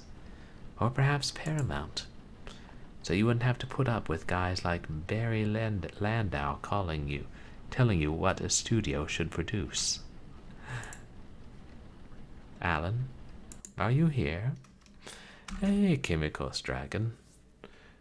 How are you doing? Welcome in. Another nightmare is the frame element in HTML. I don't know HTML. But I'm guessing it incorporates a frame. And you guys, please go check out Kimikos Dragon. Oh, frames. Oh, like I remember so many sites used to be like, this site has frames. If you need a non-frames version of the site, click here. Like, you know, mid-2000s kind of stuff. Forgot about that. Ah, playing more Sand Warriors. Nice. Yes, sorry. No, I still don't know. My most sincere congratulations. Said, oh, a new record in Sand Warriors.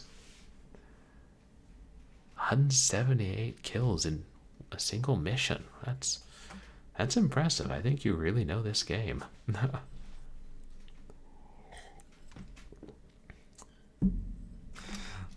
think, is that, what's his name?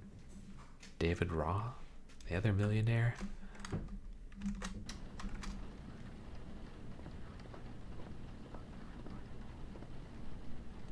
David, I didn't think you were coming. Oh, the highest difficulty isn't actually that hard once you get good at the game. I would not miss this event for anything in the world. Although you know I would have liked to be the host. You could have been if Mr. Goldberg had crossed your path instead of mine. By the way, let me introduce you. David, this is... Yes, we know each other. Are you here alone, Mr. Ross? Where is your friend? What was his name? Tom? I'll see you later, Helen.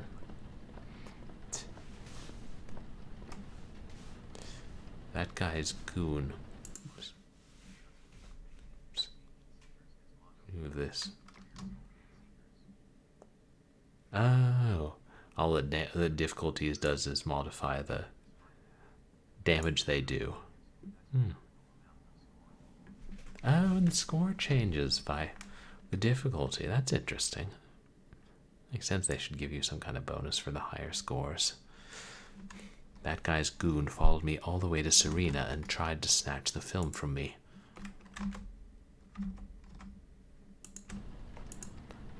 I am so sorry, Alan. I should have warned you about him. David tends to play dirty. But you were able to overcome all the adversaries. Well, it's time. I know that for some reason you don't want to watch the movie. Oh, it's an extremely good point and click, and we're right at the end. It's like the payoff of everything we've been working towards in the next 5 minutes.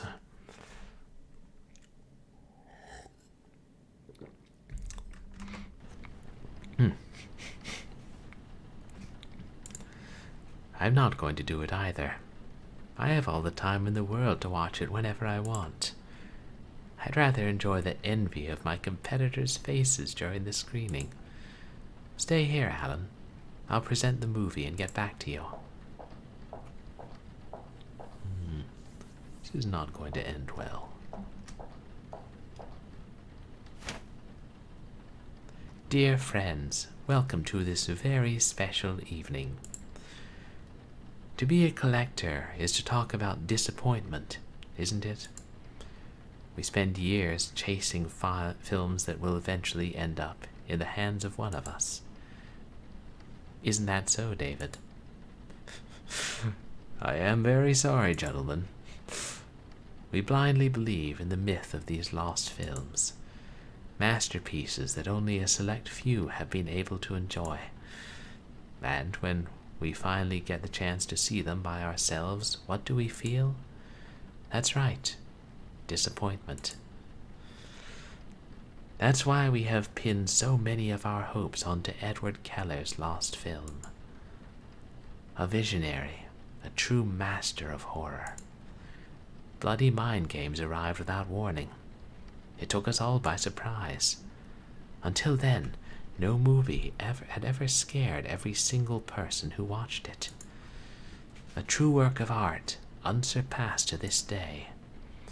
That is why the news of a second film that no one had been able to see from the same director caught our attention. This was more than a mere collector's item. We wanted to get our hands on it so we could feel the same terrifying sensations that Keller gave us with his debut film. If Bloody Mind Games was the pinnacle of horror, what would this film be? You already know the good news, and that's why you're here tonight. The not so good news is that the film consists of only a 16mm reel, which means it is either a short film or something of a more experimental nature. I don't think that's relevant, though. We trust Keller. We are sure we will not be disappointed. I hope you enjoyed the screening.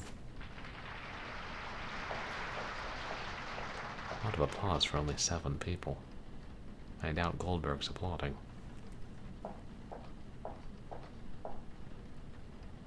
And now, let them enjoy the movie. Be sure to watch their faces. That will be the real show.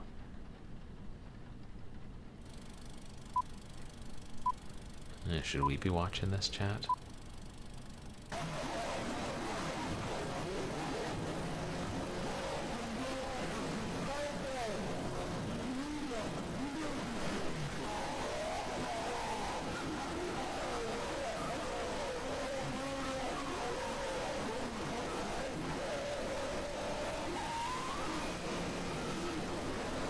What is this shit, Helen?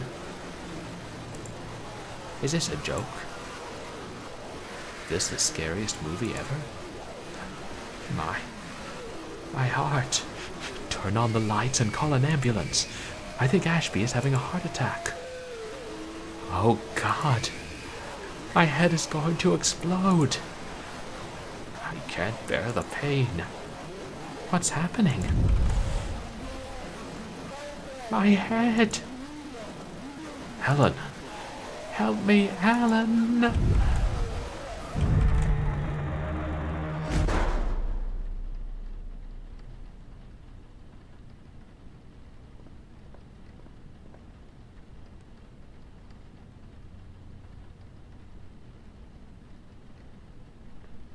Where? Alan? I've been walking in the dark for hours. I don't think we're in the palatial. We have to. Alan! Helen! Helen! What? Is this real? Keller! You finally got it, you son of a bitch.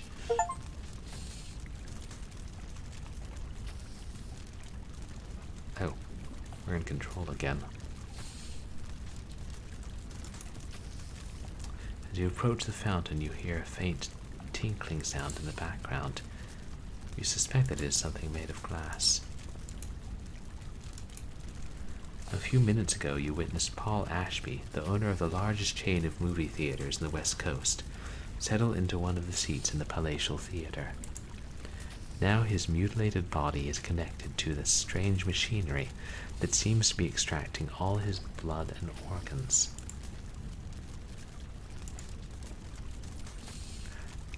Who's there? What have they done to you? My God, what have they done to you?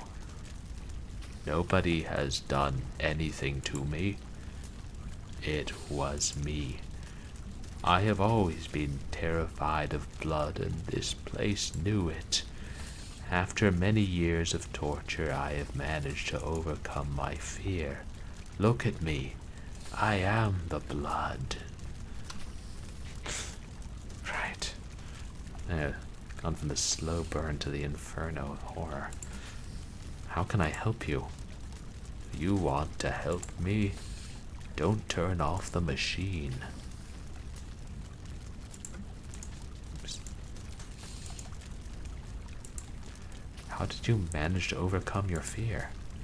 Becoming what I feared the most. But this place always has an ace up its sleeve. I live in terror that the machine will stop working. Can't you see? He always wins. What do you mean by he? You don't know him yet. Lucky you. But not for long. Even if you don't know it yet, you're doomed. Just like everyone else. There's no way out. Do you hear me? There isn't. I'll go for help. Haven't you noticed yet? No one can help us.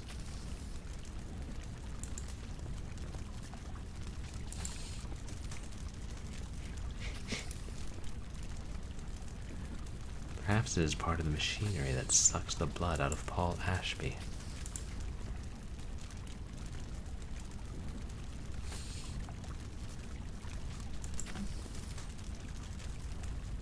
Without a second thought, you reach into the rotting remains of human flesh. You find nothing. Skulls and ribs protrude from a grotesque mass of bloody flesh. Behind the bars, a massive fire makes the heat in this room unbearable.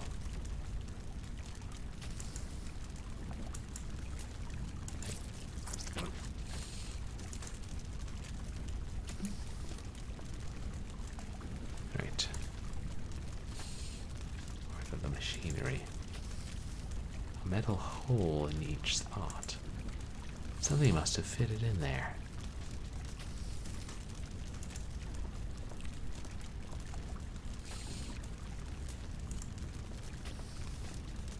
But we can't leave.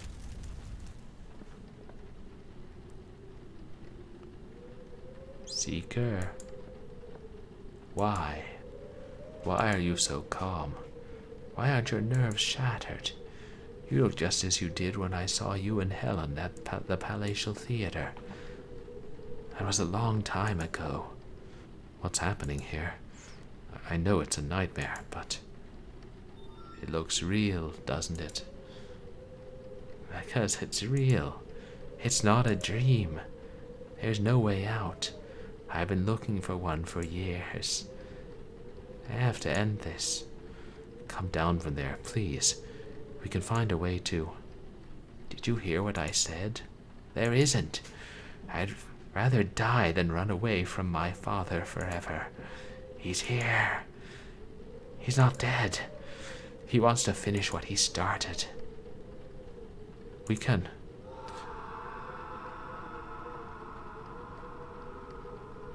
Damn it. What is going on here?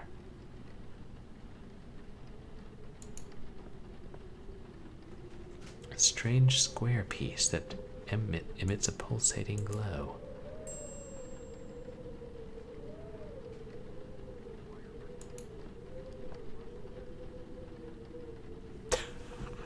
And the Russian judge gives him an 8.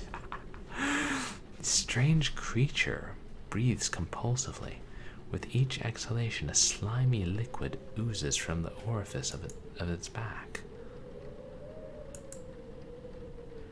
In an act of foolhardiness, you decide to carry this giant slug with you. Perhaps someday it'll grow up to be a boss in Ghouls and Ghosts.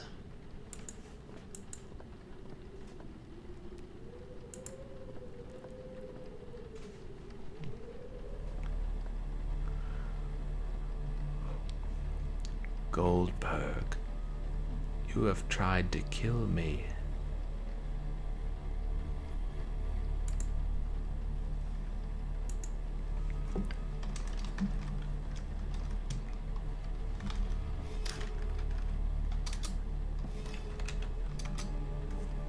Oh, you have to kill me.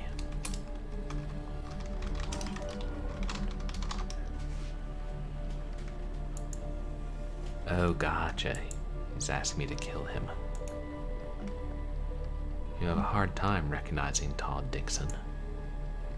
He's the same man who approached you at the Palatial just a few minutes ago with the intention of asking you to find a lost film for him. Finish me off, Goldberg. I beg you. Why should I kill you? Are you blind? Because I can't do it myself, you asshole. What happened to you? This place knows your fears and uses them to torture you. I tried to trick it more than once, and this is my punishment for it. I'll be stuck here for all eternity with this damn thing drilling into my body and twisting my organs. The pain is unbearable. Take my life, Goldberg. Have mercy. I can't kill you in cold blood, Dixon. I'm not a murderer. Where do you think you are, you ignorant bastard? This place knows no morality whatsoever. If you were in my place, you'd be begging to be killed too. Don't give me that moralistic crap. You don't have the guts. Fucking kill me already.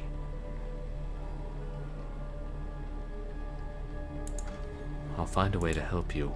There's only one way, and you will end up doing it.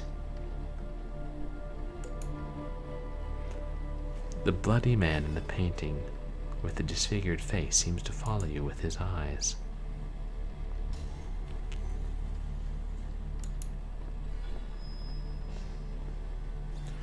Unintelligible sounds emerge from the hole and get lost beyond the wall.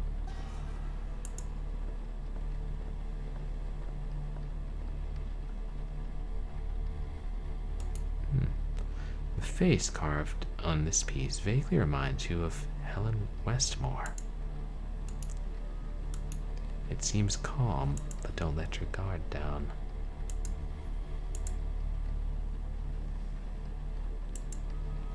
These creatures are unpredictable.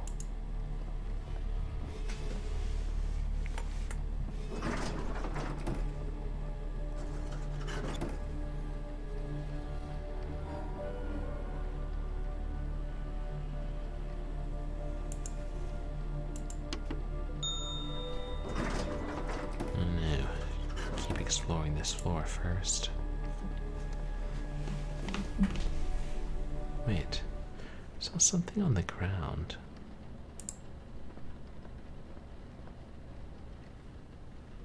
This was part of Dixon's flesh.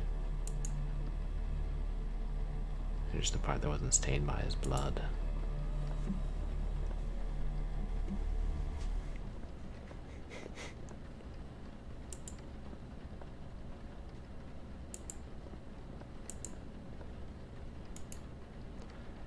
David Ross's name is written on the plaque at the top. Helen Westmore. Something written on the plaque. The embossing is so worn out that it's impossible to read it.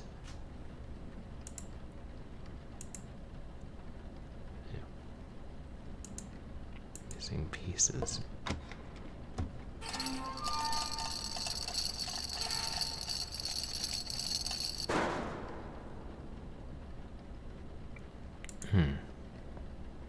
The door?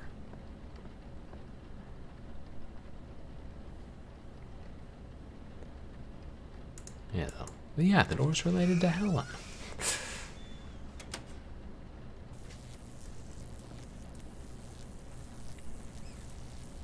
What the hell is this? That voice. Alan? Helen? In here, I hear... Oh, it's an Iron Maiden. No! Don't take one more step! It hurts! Keep out of sight! What? If the Watcher's eyes detect you, the spikes in the sarcophagus will be pushed even deeper into my body. I'm sorry, Helen. I will find a way to get you out of here. I promise. They remain closed unless you approach them. Helen Westmore appears to be trapped in a medieval torture device known as the Iron Maiden. The inside of the sarcophagus is covered with spikes that are driven into the victim's body, avoiding vital organs so that the suffering is slow. This place goes one step further. If the eyes detect that someone intends to help her, the spikes will penetrate deeper into Helen's body.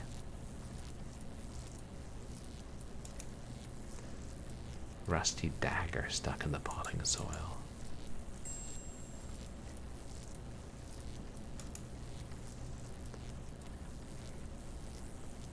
Painting of her twin sister, Victoria? Violet?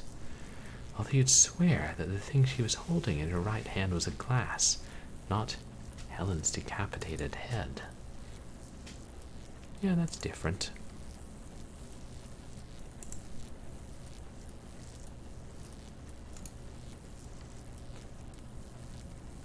Probably been used to cut bones. Even so, the tip of the dagger seems to be the only part that's in relatively good condition.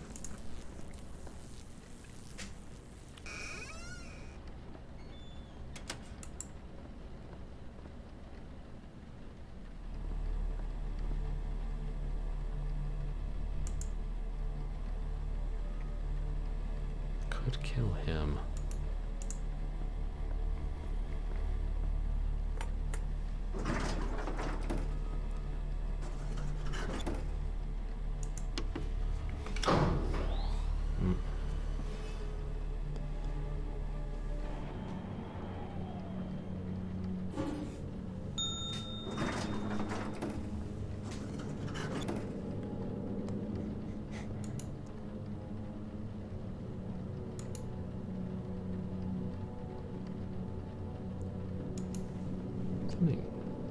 Looks like a fridge chained up. Yeah. The padlock. Chloroform. I take the only one with chloroform in it. Among the remains of putrefied food, there is a square piece that emits a pulsating glow.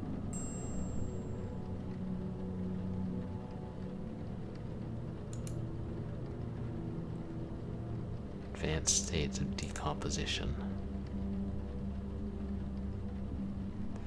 And I guess we don't need to take rotting food scraps with us after all.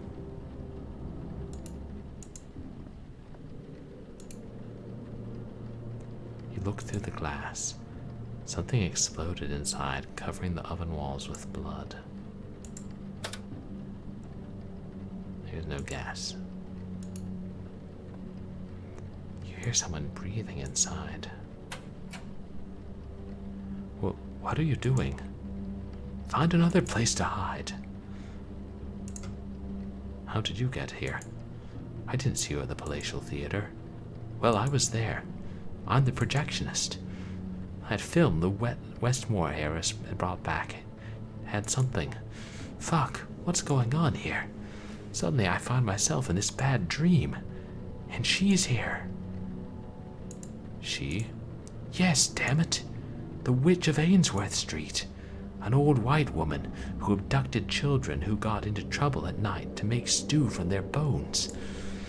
That's what our mothers used to tell us. I know she never existed, but she's here. Damn it, she's here. Do you have any idea how to escape from this place? Dude, I'm locked in a fucking closet. How the fuck should I know? I don't want to explore this place anymore either. Those slugs broke my glasses. I can't see shit. And chloroform has no effect on me anymore. I'll stay here until this is over. Because it will end someday, won't it? How long have you been here? 2 days? 3 months? One loses track of time in this damned place. What happened to those slugs? A couple of other creatures attacked me. I tried to fight them away with a piece of broken glass I found, but as soon as I stabbed them, they let out a deafening scream that made all the glass in the place explode, even the ones in my glasses. Be careful if you hurt them. That evil cry is their way of defending themselves. Chloroform? I found several jars of chloroform in some sort of laboratory. That guy showed up. Ashby from the hotel chain. He asked me to help him amputate his own limbs. I grabbed as many jars of chloroform as I could and escaped. First I thought that it would knock me unconscious and that would wake me up from this nightmare, you know. But it didn't. I kept using them to spend as much time asleep as possible and not have to deal with all this. This place won't let you fool it. They do not have any effect on me anymore. I'll try to find a way out of here. Do it, but watch out for her.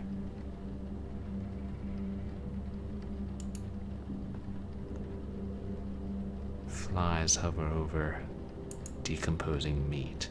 Something stands out. Hoping that whatever is in the pile of rotting flesh is the key to escaping this place, you quickly grab it while holding your breath.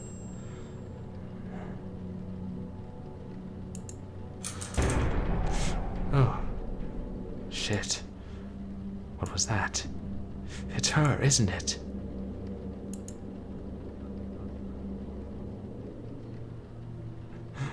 Yeah. I creeped out, right, Kinikos?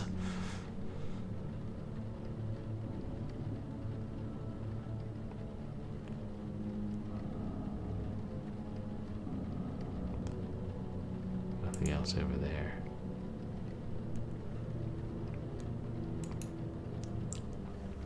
A face carved into the plate reminds you of David Ross.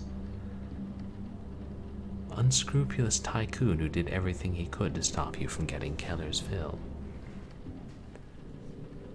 Oh, well, the item is called Peace. Got it.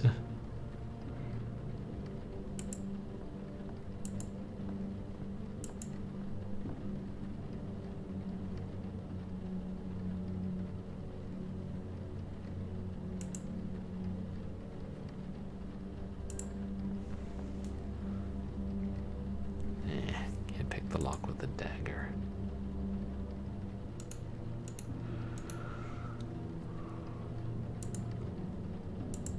Oh, part of a mechanism. Oh, like the machine draining, what's his name, Dixon's blood.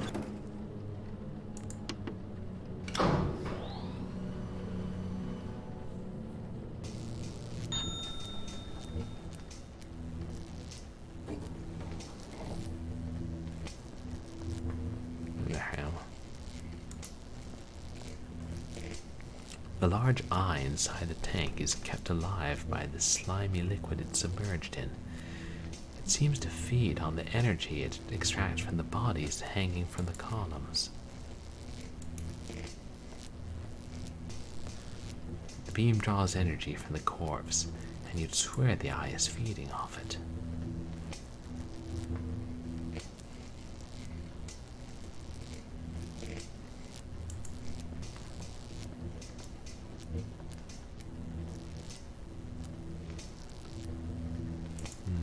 Turning off the machine.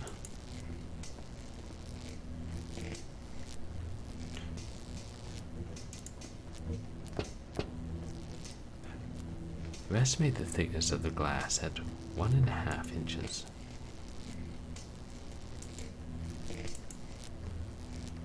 A dagger can be useful if you wanted to stab something squishy, but it's too flimsy to break through the thick glass of the tank.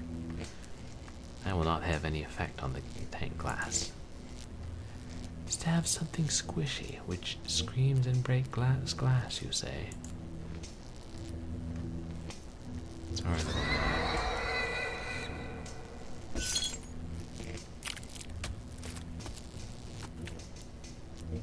let her go.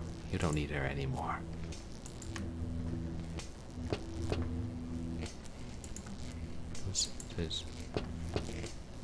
You'll need something stronger than a few blows to break the glass completely. Like the dagger, mayhaps? The dagger's still too fragile.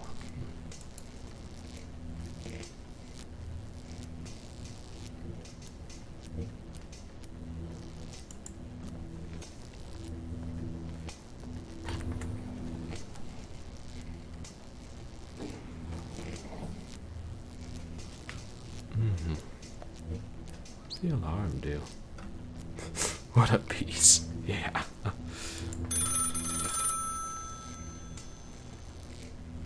Sounds like a telephone.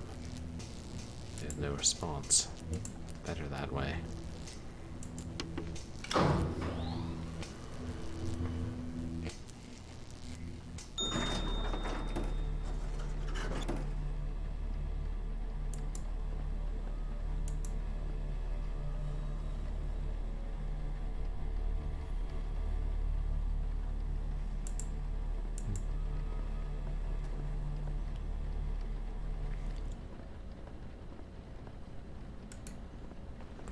Piece in the...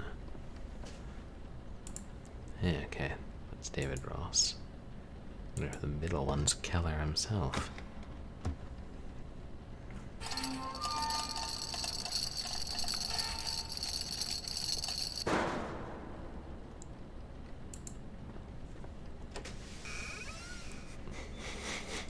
See what hell he's trapped in.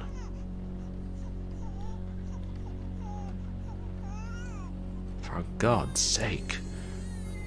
Don't you know how to do anything except cry? Is there a clown there? Goldberg! Oh yeah. Do you remember me? Ross? You must help me. My son won't stop crying. Your son? Don't ask, but he's here, in that crib. I killed him when he was only a week old, you know. I was young. I had a promising future ahead of me, and I didn't want to deal with that kind of burden. Did you kill your own son? I never wanted to be a father. That bitch cheated on me. He wouldn't stop crying. I suffocated him with a towel. Son of a bitch. I always lived with the fear that someone would find out. My empire would have collapsed if the word had gone out. But this place is giving me another chance. I just have to take good care of him, and I'll be able to escape from here. And go back to living with that fear. Don't give me that look. Are you going to help me or not? Ah.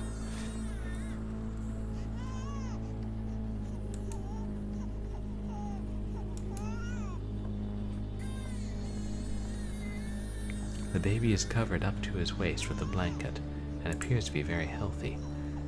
However, there's something strange about him that you can't quite put your finger on. Feed the baby. The picture of a clown in a child's room is nightmare fuel. Setting the painting on fire.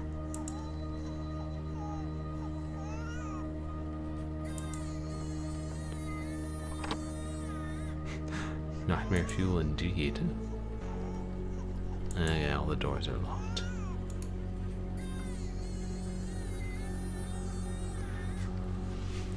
See the tag nightmare fuel used a lot on E6. What is E6? A small towel, similar to the one used by Ross in 1941 to suffocate his son. What are you doing? Are you trying to steal my child's towel? Don't you dare go near it. Now I thought maybe if I could suffocate you with this towel. It's fair to assume these grotesque pictures don't exactly help ease the baby's discomfort.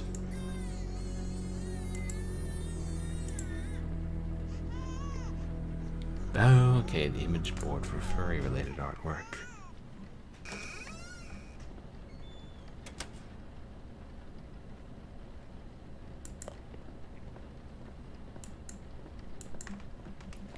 Now perhaps we can dispense with these guys.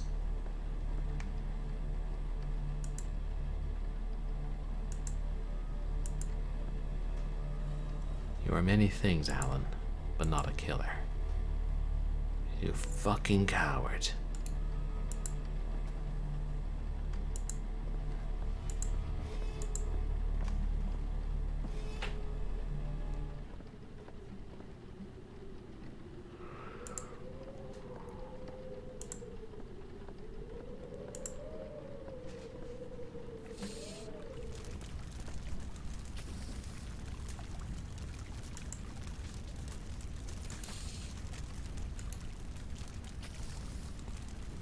The psychopath in one of your movies, President's Day Killer, used chloroform to knock out and mutilate his victims.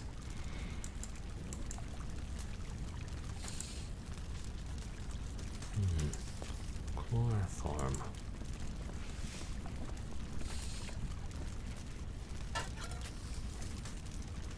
What was that?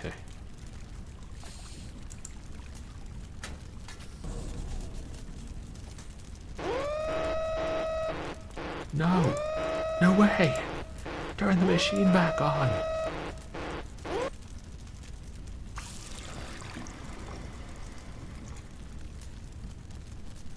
Do you have any idea what you just did, you fool? I... Paul Ashby can barely finish his sentence. He has trouble breathing.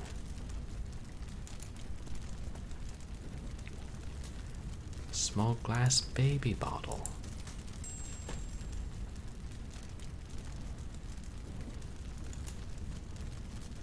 He's dead.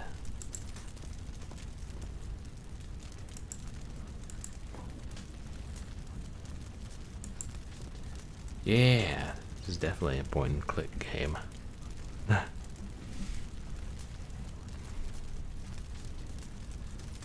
Yeah, I mean, that's how point and click adventures work. You do something, find something that lets you do the next thing. Yeah, many layers of puzzles. So after all that talk about it, you're not a killer, Alan. Yeah, tell Paul Ashby that.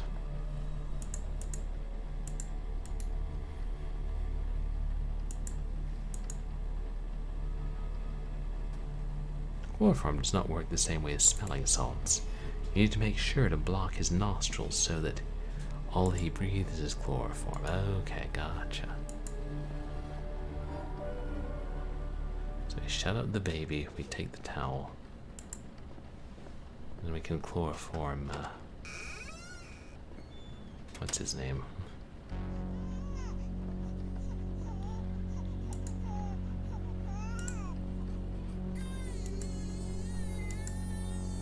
Ross? A baby bottle. That's it. But it's empty. Do you want me to feed him with air?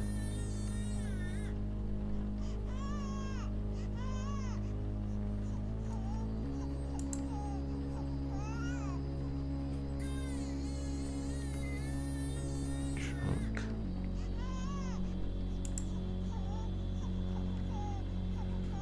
Take the item out of your pocket, but you don't think it will work and put it away again. But the towel's there, right?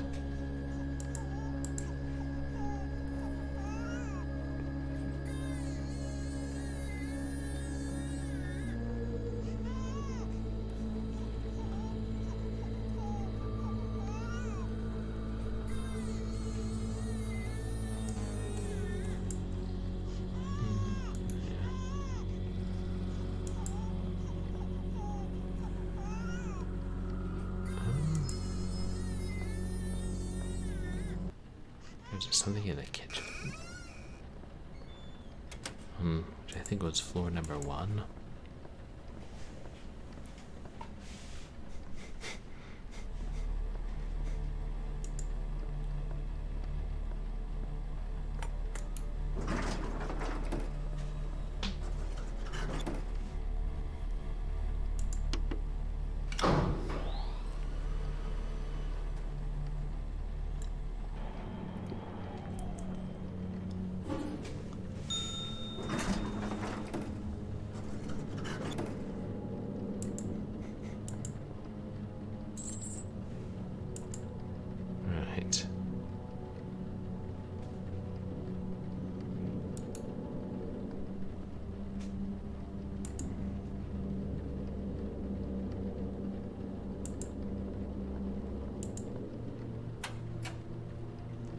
you again.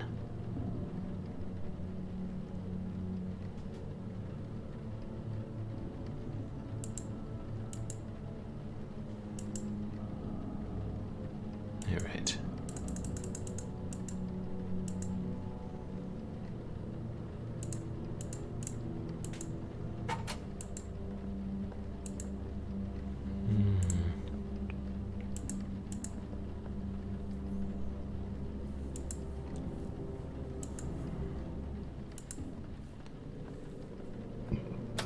Wait, there's something on the stove. Really? You never played any horror games for Spooktober, Chemicals? Well, the month's not quite over yet.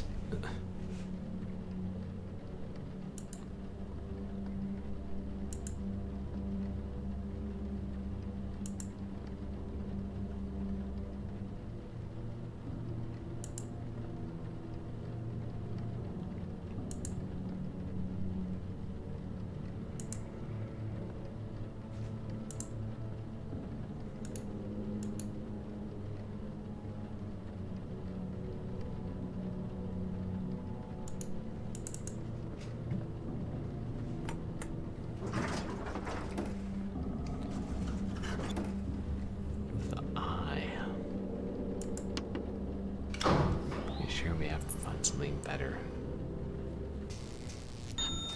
Is there anything else to find up here?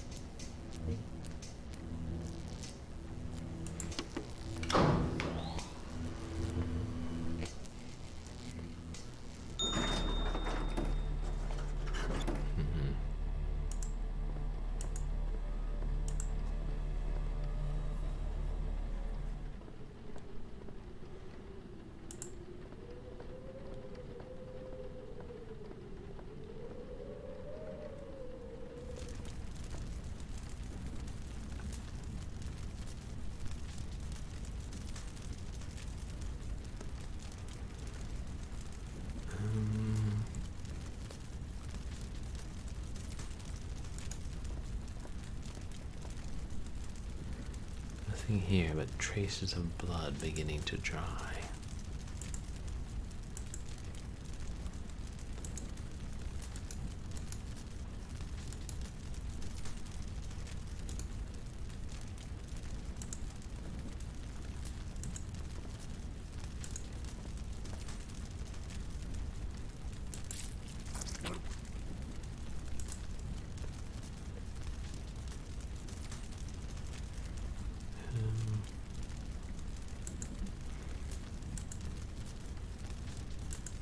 Another approach.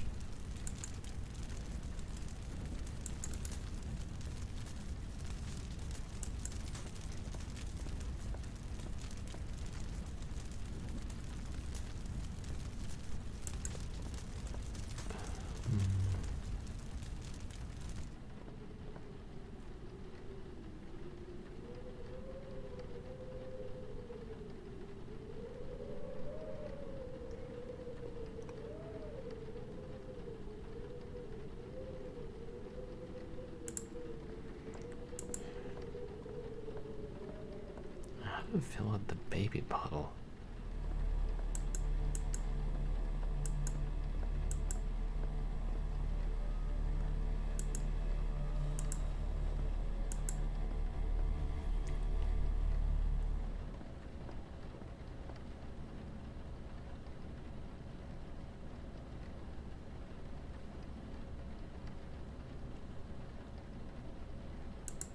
And there's only the 3 of them there.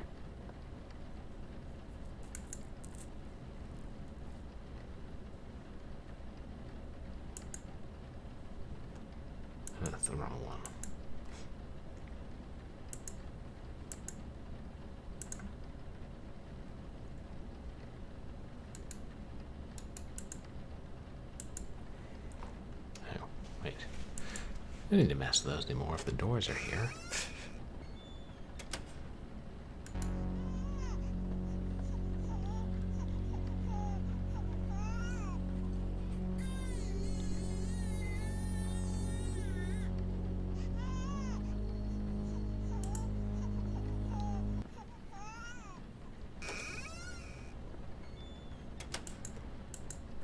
Okay, let's try Helen's nightmare again.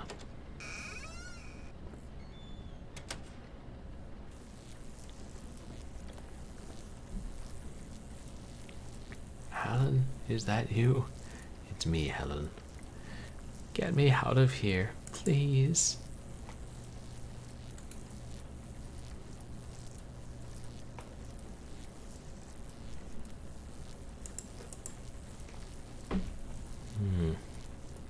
Plant won't be of any use in a place like this.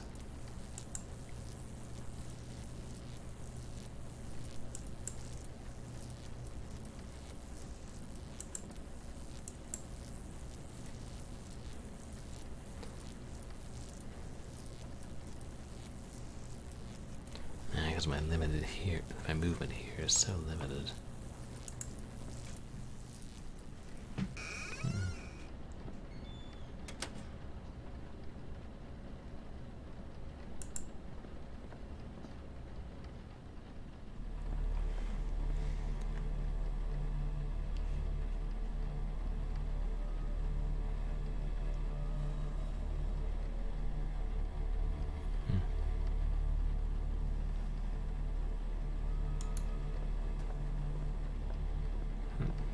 Broken part of the wall. Unintelligible sounds. As you get closer, you sense something moving in the darkness inside and try to adjust your eyesight to it. And you can't make anything out. And maybe that's better that way.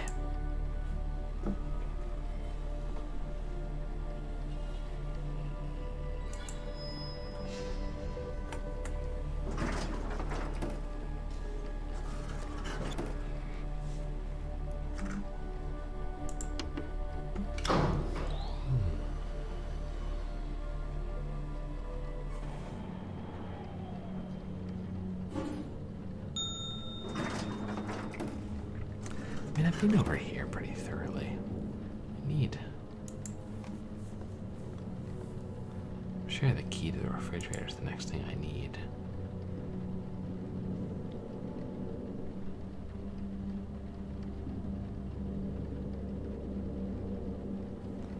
Once it's hidden in the kitchen somewhere, like hanging on the wall or something.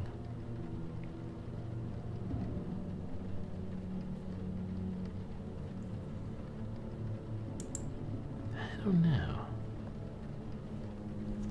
Wait. No, nothing.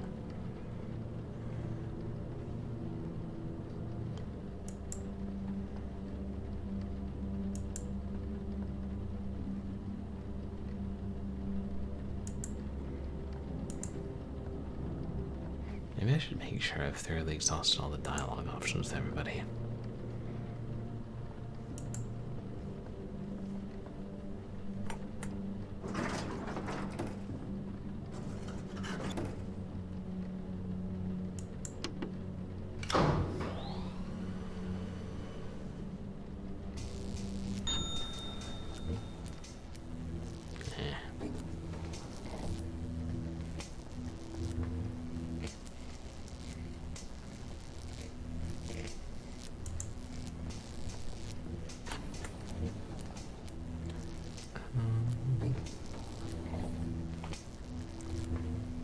I could try.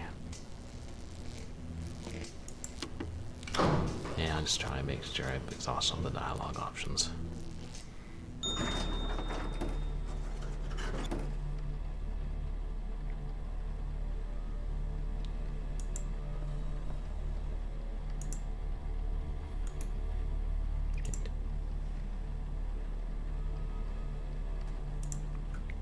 I'm not going to kill you. I'm sorry. I have some food. Do you want it? I spent months locked in a room rationing food before escaping. I had to lock it away so that no one would steal it from me. I'm clutching the key here in my hand. It's yours. You just have to kill me. You can't get it any other way. Stick a knife in my skull. Burn me alive. I'll leave it up to you. Do it now. I cannot enjoy this pain for all eternity.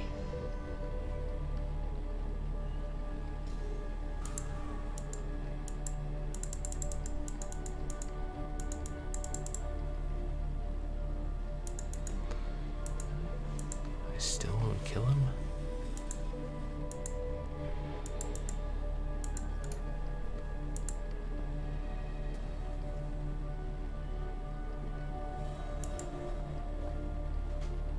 No, that's just him. I might be able to get the key out of his hand or something.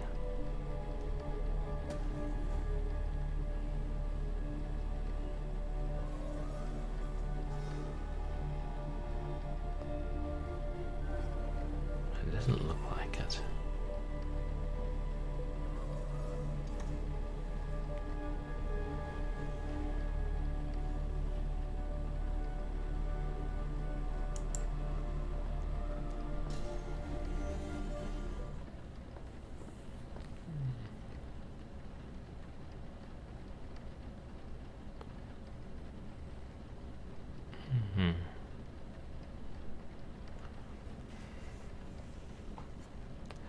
Now,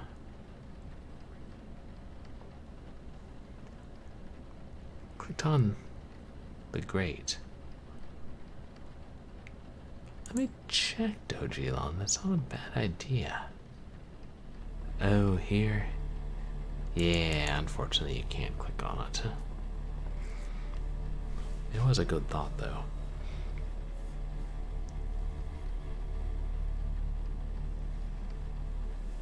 He keeps asking.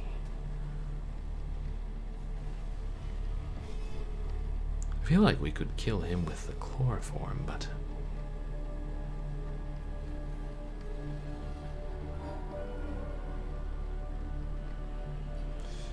if we can't get the chloroform without filling up the bottle, we can't fill up the bottle without getting access to the refrigerator, I think.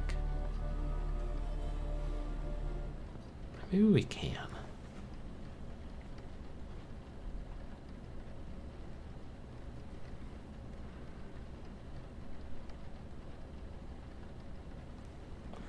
Oh no. Are you still there, WireBrain? I might have to ask for another hint.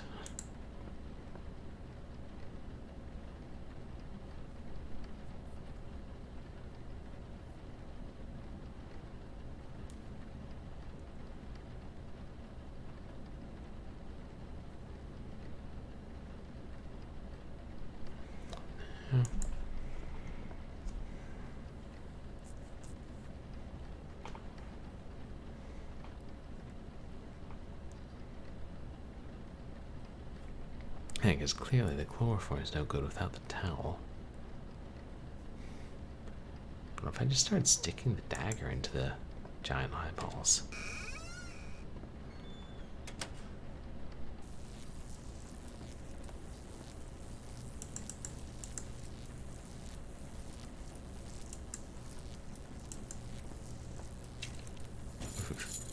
Don't come any closer, Alan.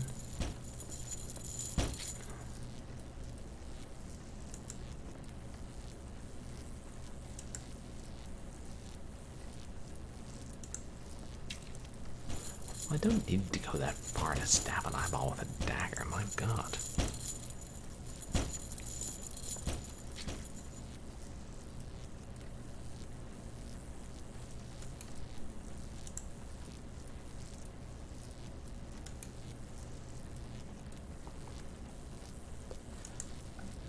How healthy that plant looks.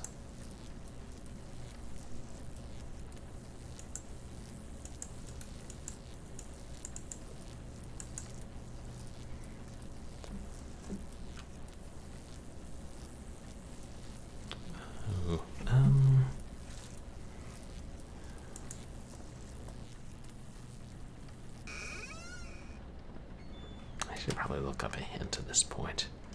Because it's so late and we're so close to the end. I desperately want to finish the game. But I'm also so exhausted. Yeah, it's a puzzle, all right.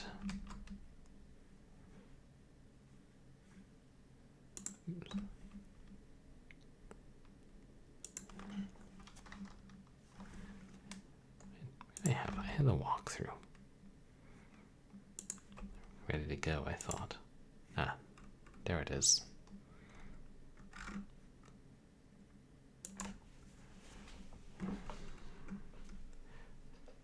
So probably missing something. I tried to, but whenever I try to open it, I think that's where we get the towel from. And Ross says, you know, leave it alone.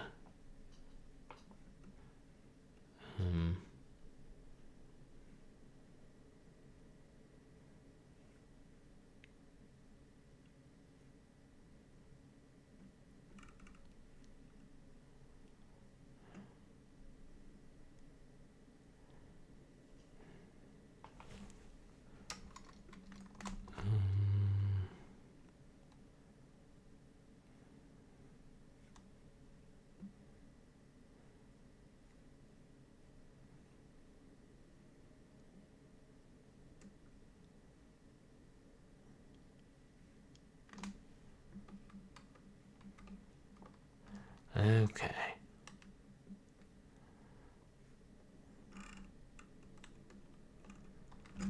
Okay, we gotta distract David Ross.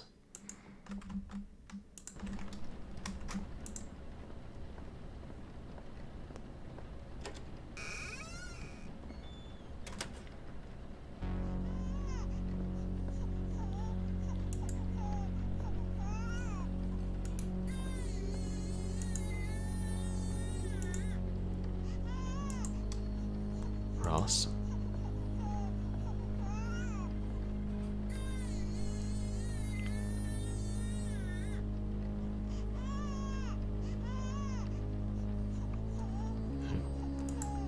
What is the crowbar for? Where the hell did you come from, Goldberg? This place is full of dangers. I must defend my son. May I borrow that crowbar? Damned leech. I'm sick of people coming to me. Are you one of them? Do you want to suck my blood too?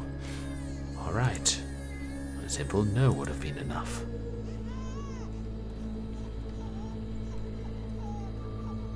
I think there's something wrong with your baby's face.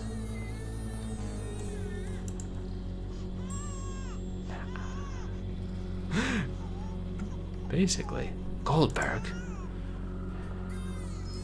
My son is feeling fine. There's nothing wrong with him.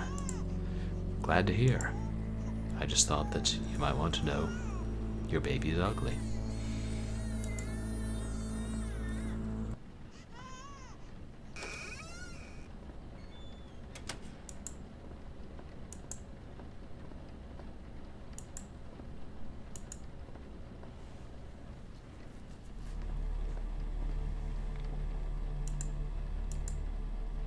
You pour the entire contents of the jar onto the towel.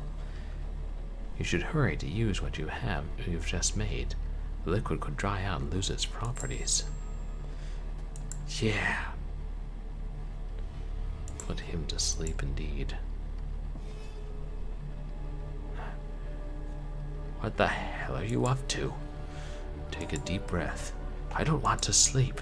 This will not solve anything. Relax and breathe. You motherfucker. I'll rip your heart out. I'm gonna... No, I don't want to. Sleep.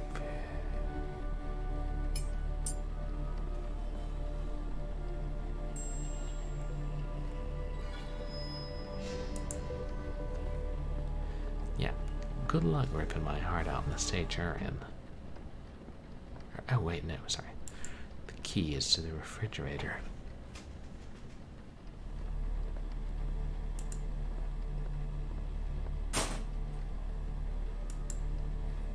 Game knows what I meant.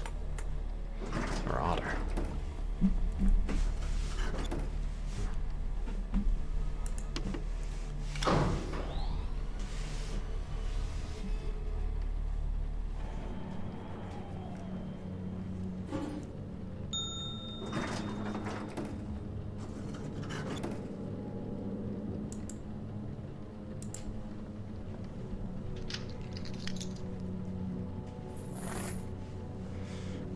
Open. My goodness, how disgusting. You hold your breath and the urge to vomit as you look inside the fridge.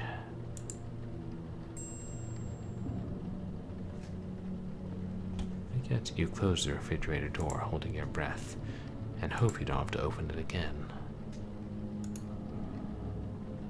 It contains a lumpy, foul-smelling paste.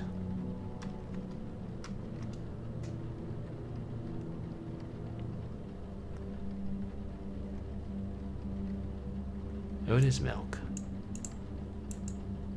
You pour all the milk from the container into the bottle.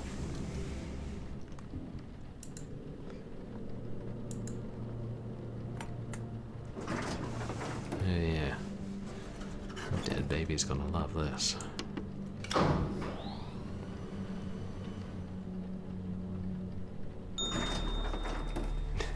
Yeah, he needs his milk. Maybe we'll make David Ross eat it too.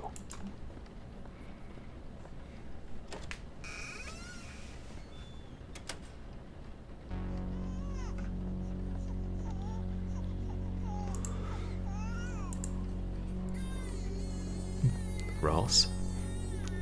Is it full? Yes. Yes, with milk. Give it to me.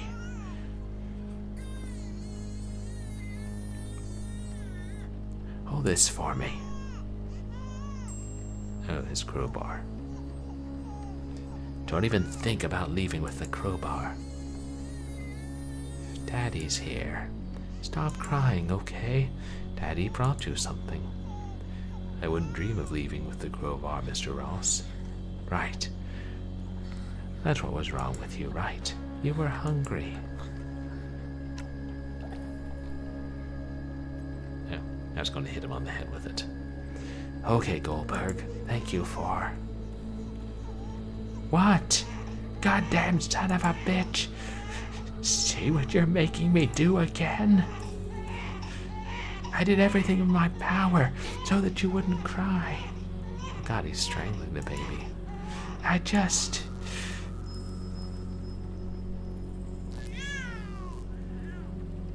Goldberg?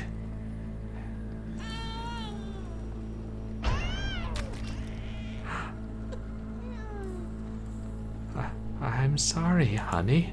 Daddy didn't mean to hurt you. I know I said I wouldn't do it again. Will you be able to forgive Daddy again? Ugh. I mean, he deserved it. I have nothing to do with this. I have to.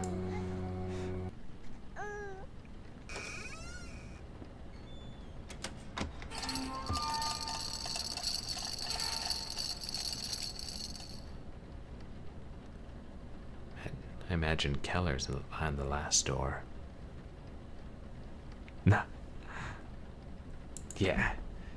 It's melted down into a skeleton.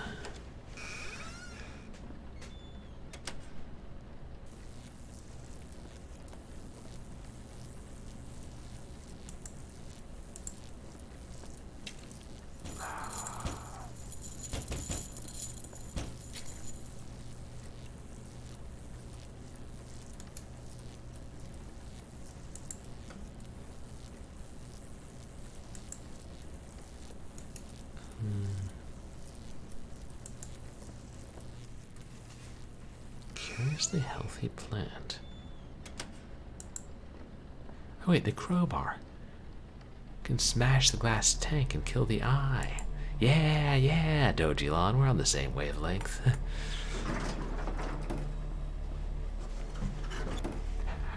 Yeah, Gordon Freeman. Now the verb for hitting something with a crowbar.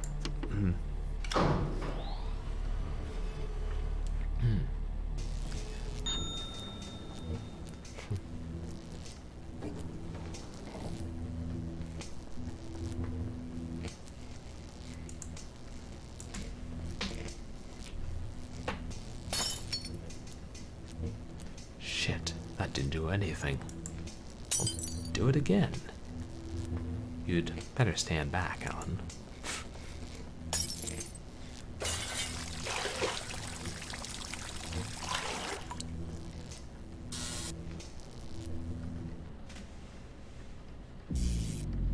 Oh good, that's the head watcher. Now the other eyes are shut.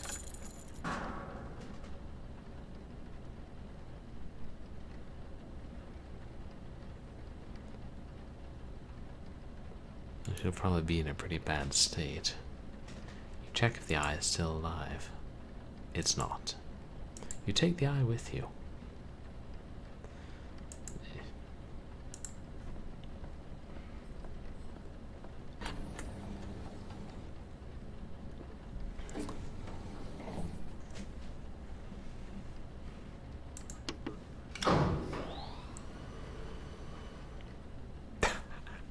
What a eyesore.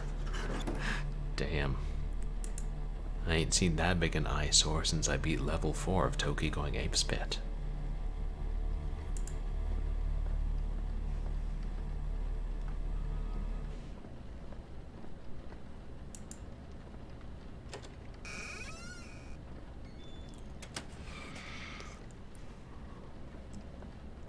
Ooh yeah, she's kind of bloody. Alan, are you okay? No.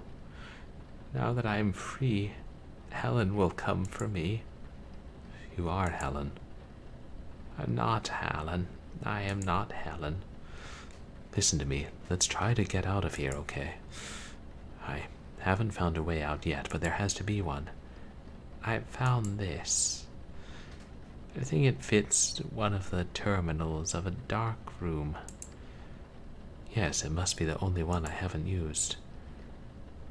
What do they do? Each one activates a different door.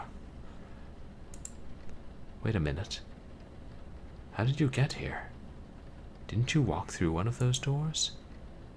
No. Oops. Doesn't matter. Keep the piece and let's see where the door leads us. So you guys think she killed her twin sister and took her place? Helen?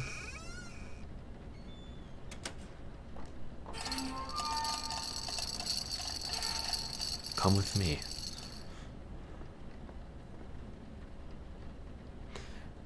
Place this piece in the middle terminal.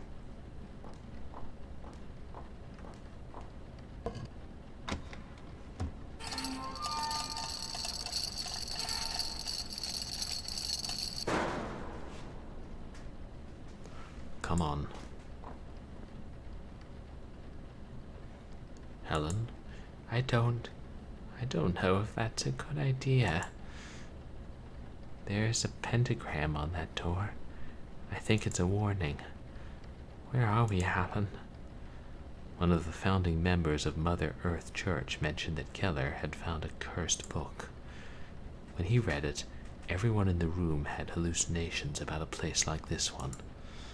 Keller wanted to replicate that incantation in his film, and he succeeded. Are we inside Keller's film? How did you dare bring it to me? I didn't know this was going to happen. I warned you not to screen it. But it's my fault. I should have burnt it when I had the chance. Let's go through that door. I don't know if it's a way out, but we have no choice. We don't know what's behind it, and I don't have the strength, Alan. I'm very scared. Take this dagger. It'll make you feel safer. We will manage to escape from this place, but I can't do it without you. Are you ready? Come on.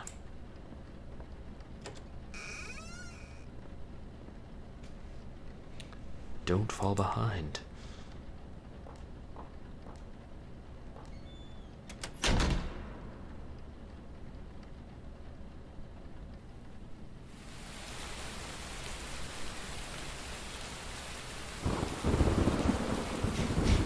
Oh no.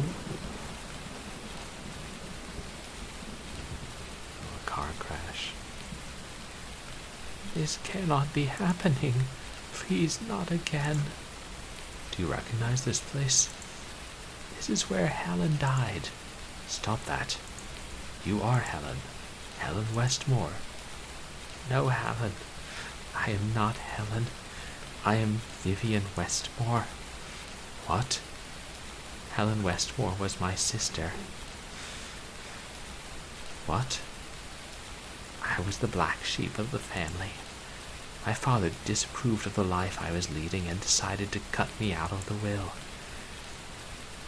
He named her his universal successor, so she would inherit his whole fortune. A single heiress. Helen was the daughter my father had always dreamt of. During a drive through Mulholland, I tried to convince her to put in a good word for me with Dad. She was stubborn like him and she refused. The argument escalated and she lost control of the car. We fell down this cliff. I got away with barely a few scratches, but Helen got the worst of it. I should have called for help. I could have saved her. But I just sat there, watching her bleed to death. When we were rescued, I pretended to be Helen. You're identical. No one noticed the difference.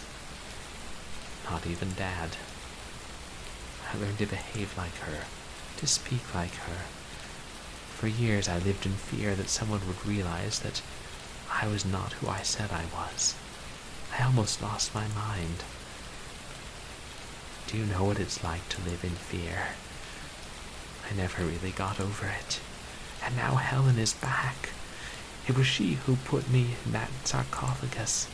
She wants revenge for everything I did.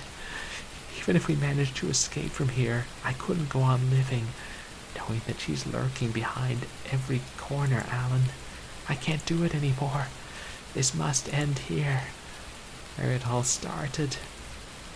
Wait. What are you going to do with that dagger? Don't take another step. Give it to me, Vivian. I'm sure there's a good solution here. I'm sorry I couldn't give you what you wanted. I don't care about your money. I want nothing from you. Give me the dagger, please. Live your life without fear, Alan. No! Oh my God, Vivian. What have you done?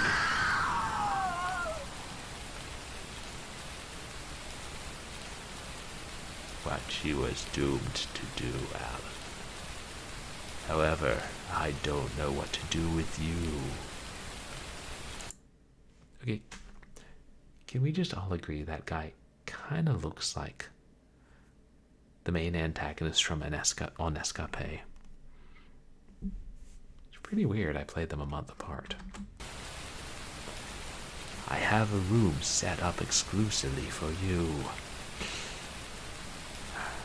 A place where your arms would merge with a living typewriter that would drive you to the brink of suicide for all eternity. Consider yourself fortunate, Chemicals. Consider yourself fortunate. You would write the same garbage over and over again.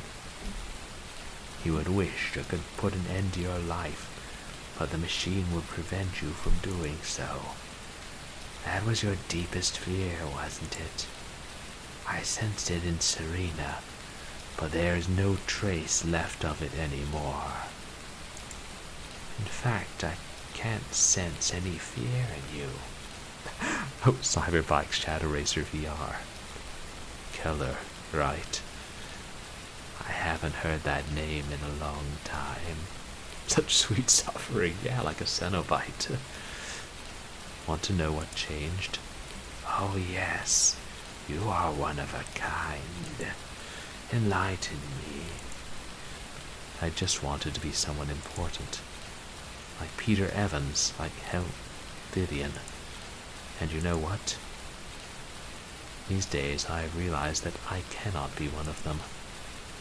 Damn it. I'd rip my heart out rather than be like them.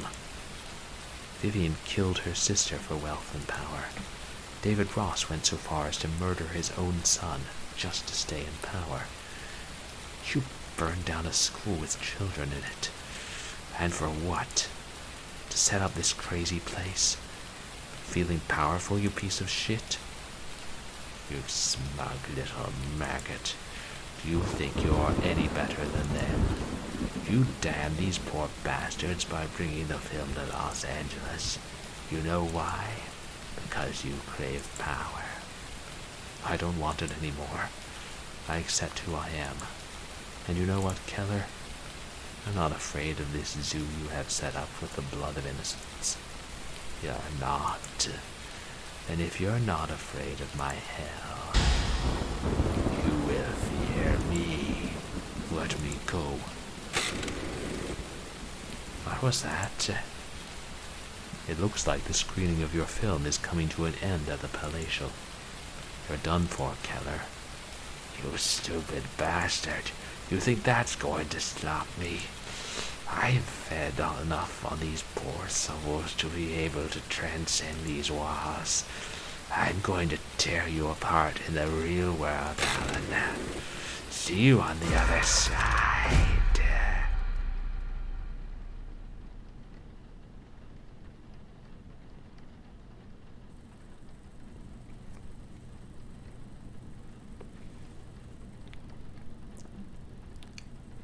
Helen?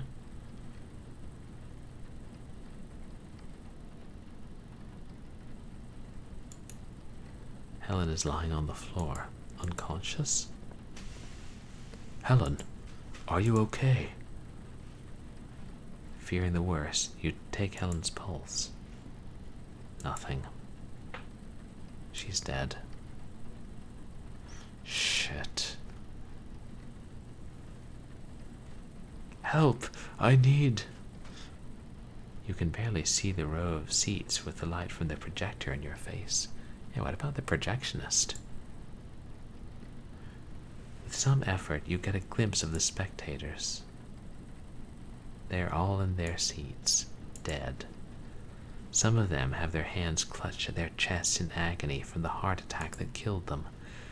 Others keep staring at the screen with their eyes popping out of their sockets.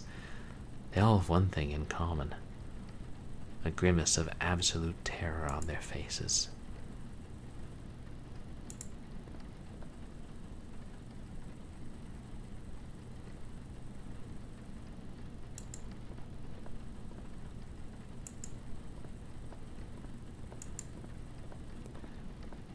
Let's get out of here.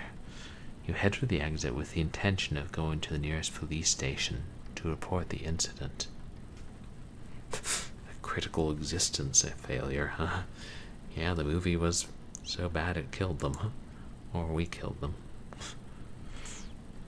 Well, some of them. But what are you going to tell the police? That a horror movie has trapped several millionaires inside it and killed them? It's not a good alibi, Alan.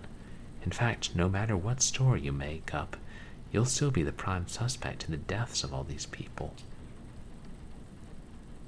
But how? I mean, the wisest thing to do is to leave the Palatial as quickly as possible and forget you were ever here. I gotta destroy that film. I'm sorry, Helen.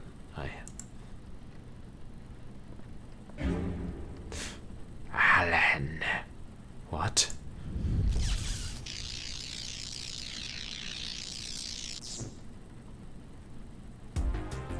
Oh shit.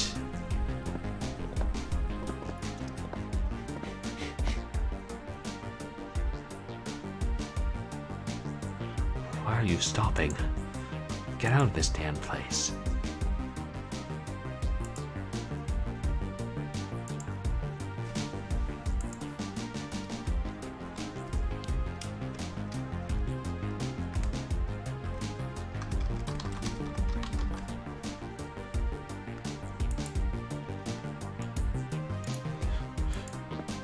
You can't give me things to click on, at least maybe not to click on them. What's this?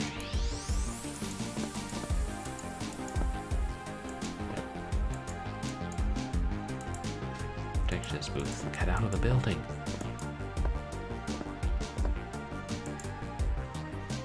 The exit. Don't waste any more time. Run. Ugh. Are you trying to run away from me, Alan?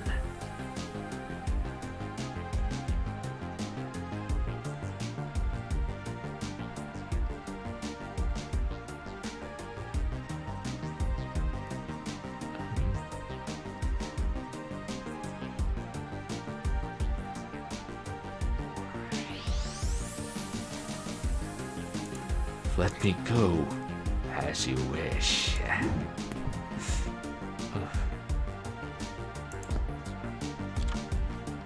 Still destroy that damned film. There's nowhere to go, Alan. You're trapped.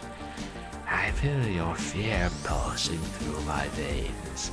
The longer you spend in there cowering, the more your life will be consumed. You'll end up like all these wretches. So take your time. That works in my favor. Shit. It's projectionist's corpse.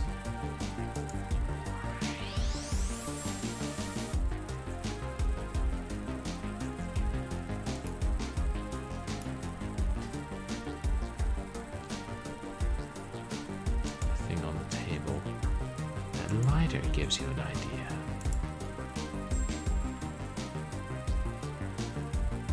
Burn, baby, burn. No! If you do that, everything I built will disappear. I will disappear. That's the idea, you son of a bitch.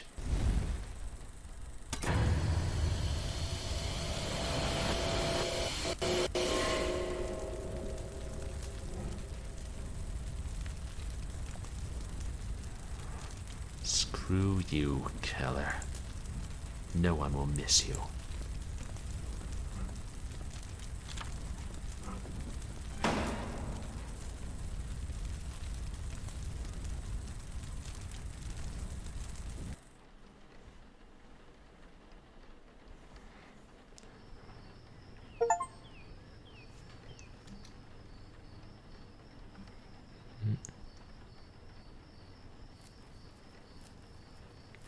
Vicki?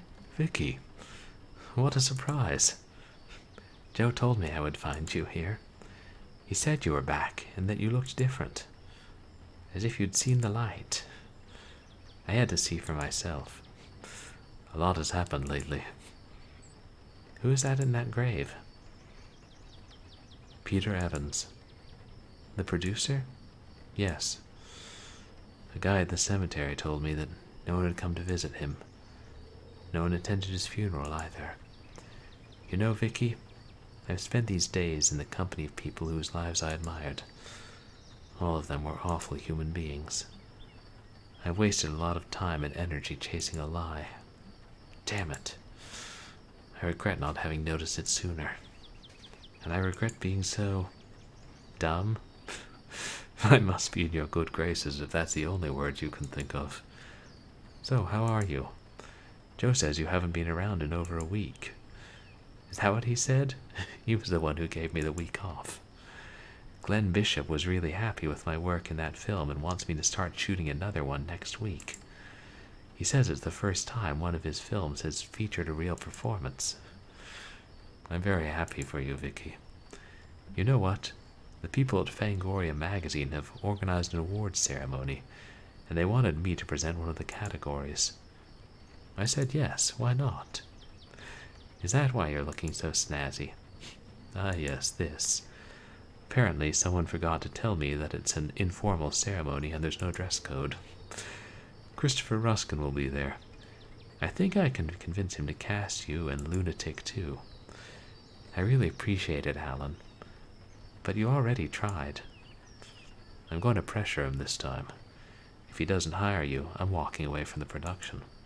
So, shall we? Oh, Alan, Joe was right.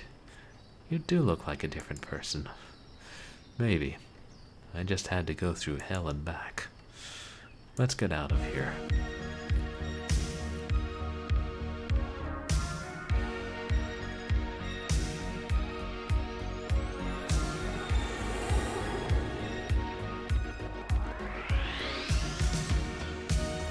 Nightmare frames.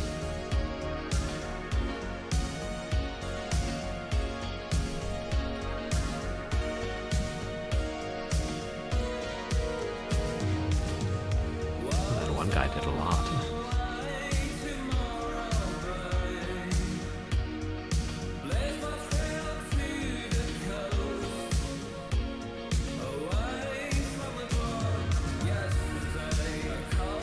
Oh yeah, Synthphase Radio. DJ Karen Johnson. I guess she's a real person. Horror quiz in the arcade. Okay. I guess it was originally Spanish and they translated it to English. And it's a good translation. Only a few things occasionally didn't sound natural. A bit of an aversion to contraction sometimes.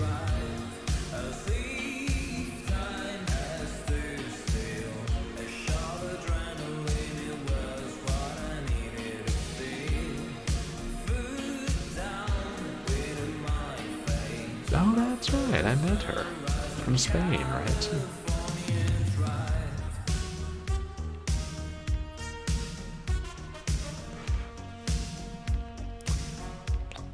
I swear, you come in here, Chemicals, and I keep playing Spanish games translated into English.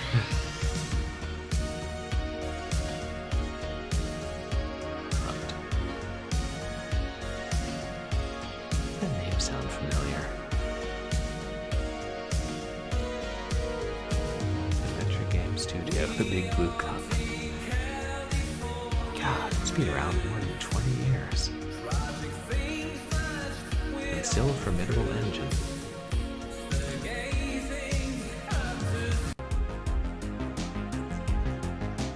What, no post-credit scene? I think the game wrapped it up pretty well. Oh, yeah, you could recognize the style of AGS. It's gotten slicker, but it's still often recognizable. Guess not always.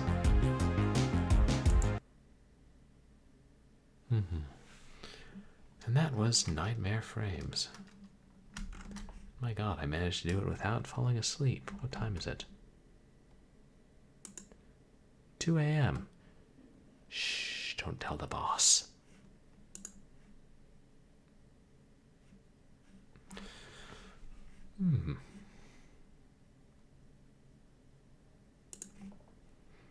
Yeah, that was a really good horror game. Yeah, very in-depth story. I'd say it definitely it deserved the awards it won. And thanks to WireBrain for recommending it. You know, it has some pretty disturbing parts. I probably should have put games like this that make me think maybe I should try and figure out ahead of time if I need to put trigger warnings on screen for games I don't know much about. The music kind of sounds like Hotline Miami.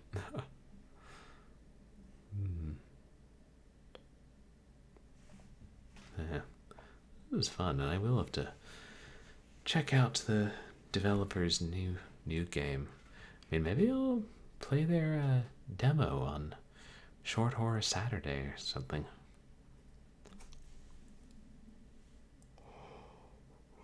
Oh dear. Okay, I gotta raid out and get some sleep. But as for what's coming up on stream, You May Nikki. I played it once with some friends, like friends from high school, when we got together later. Yeah, I know, that's an interesting dreamlike kind of freeware game. Yeah, agreed, Doge. Elon sending up Z's about time. But yeah, I know that's supposed to be a pretty well-regarded game. Like mostly exploration-based and dreamlike. Because I remember that, it was '03, yeah. RPG Maker. 2003. Wow, yeah, I guess that was so long ago. Because when I played that Haunted PS1 demo disc, I know one of the games was called Neko Yume, which is this weird connection, like series of connected dream worlds that involved cats. And I think that was inspired by Yume Nikki. Yeah, that's one I should play one of these days. You know, it's pretty slow paced. And it's impressive that.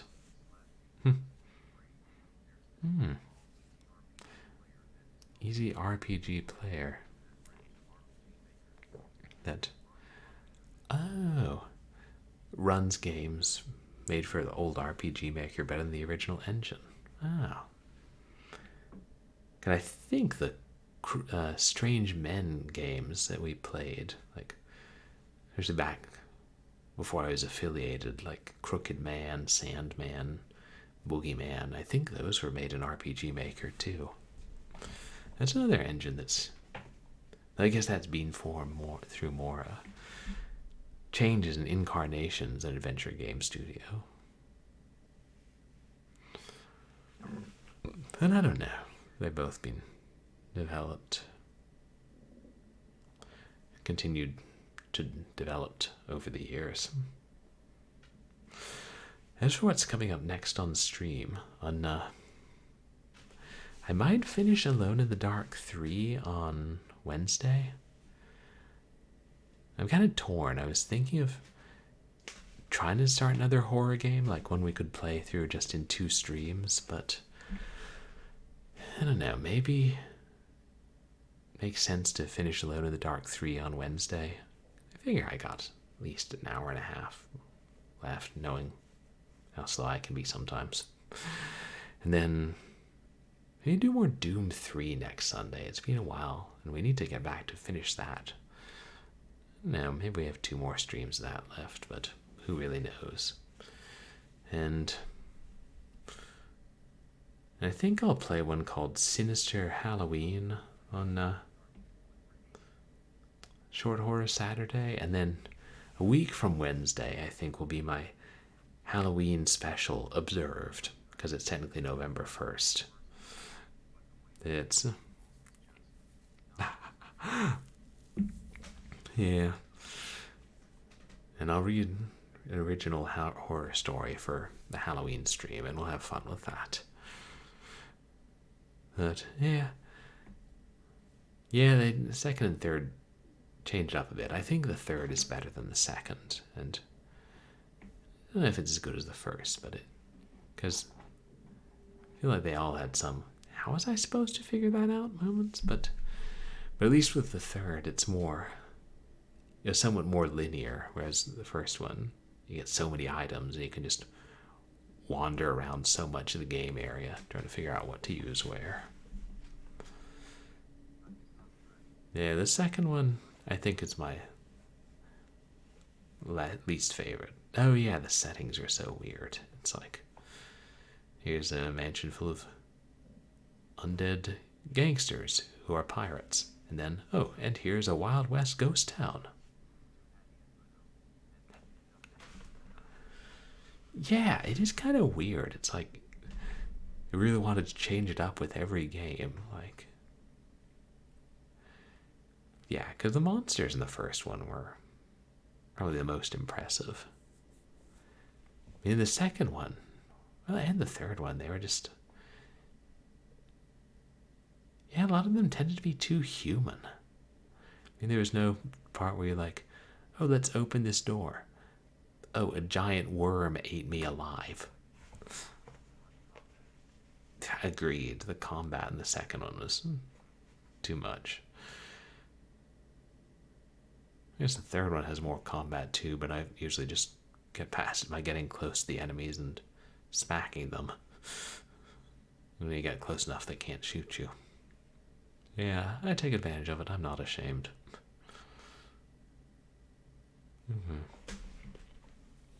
But anyway, that's what's coming up. And if I do decide to start another horror game instead, then I'll announce on Twitter and MySpace what it'll be. Probably something, maybe one from Steam. I was thinking of D. The Night Stalk.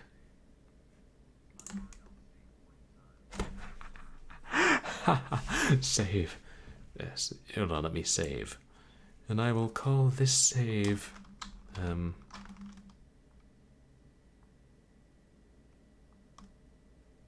let's see.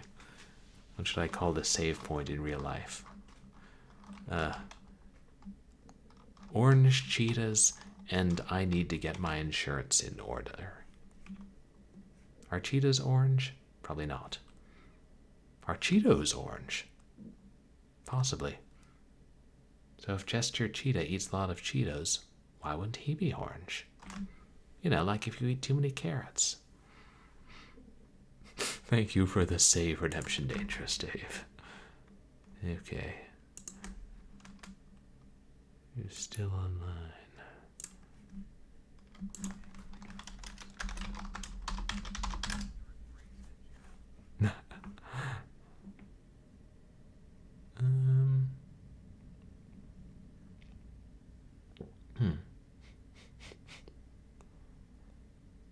Let's see.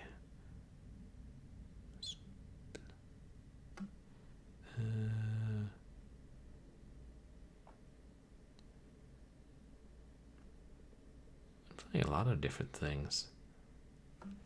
Oh, I was going to.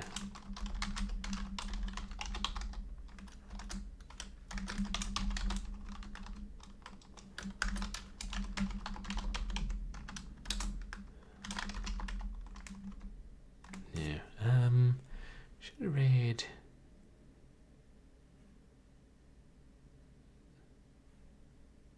I haven't raided. I feel like we rated him a fair amount.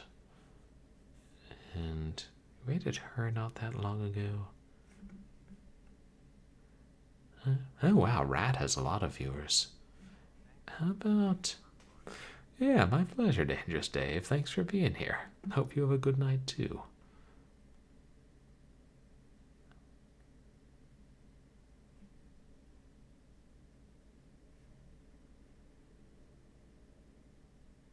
Yeah, I think it's been a long time since we got to raid mostly Wolf. I haven't seen him streaming as much. And he's playing Alan Wake, which is a horror game from,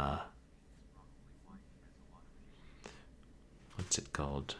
Xbox 360 era, I think? My old roommate back home had it. It's supposed to be a good game.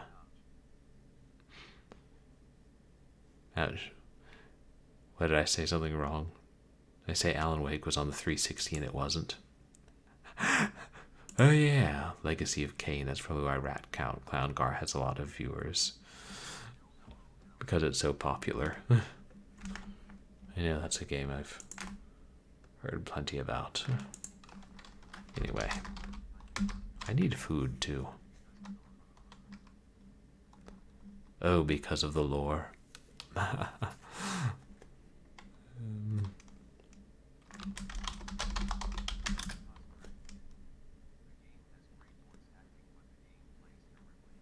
Oh, good voice acting, but the gameplay is terrible. Oh well. So we'll get to watch some a game that plays terribly. Sometimes those are fun. Anyway, thank you guys so much for coming to hang out and enjoy that game with me. I'm really glad I played it and really glad we got to finish it. And you can find me on Twitter and MySpace, where I post stream announcements and polls and random nonsense. No thank you, no thank you. And you can find VODs of my past streams up on YouTube. And I really gotta change that light bulb that burnt out right before stream. So I hope you all have a good night. Think carefully about which scary movies you want to and don't want to watch this Halloween season. And yeah, get some rest, say hi to Mostly Wolf, and I'll see you here Wednesday for Alone in the Dark 3 or who knows what. Whatever God wills. We'll throw a dart at my Steam library and see what it sticks to. God, hope I don't have any hentai games in my Steam library.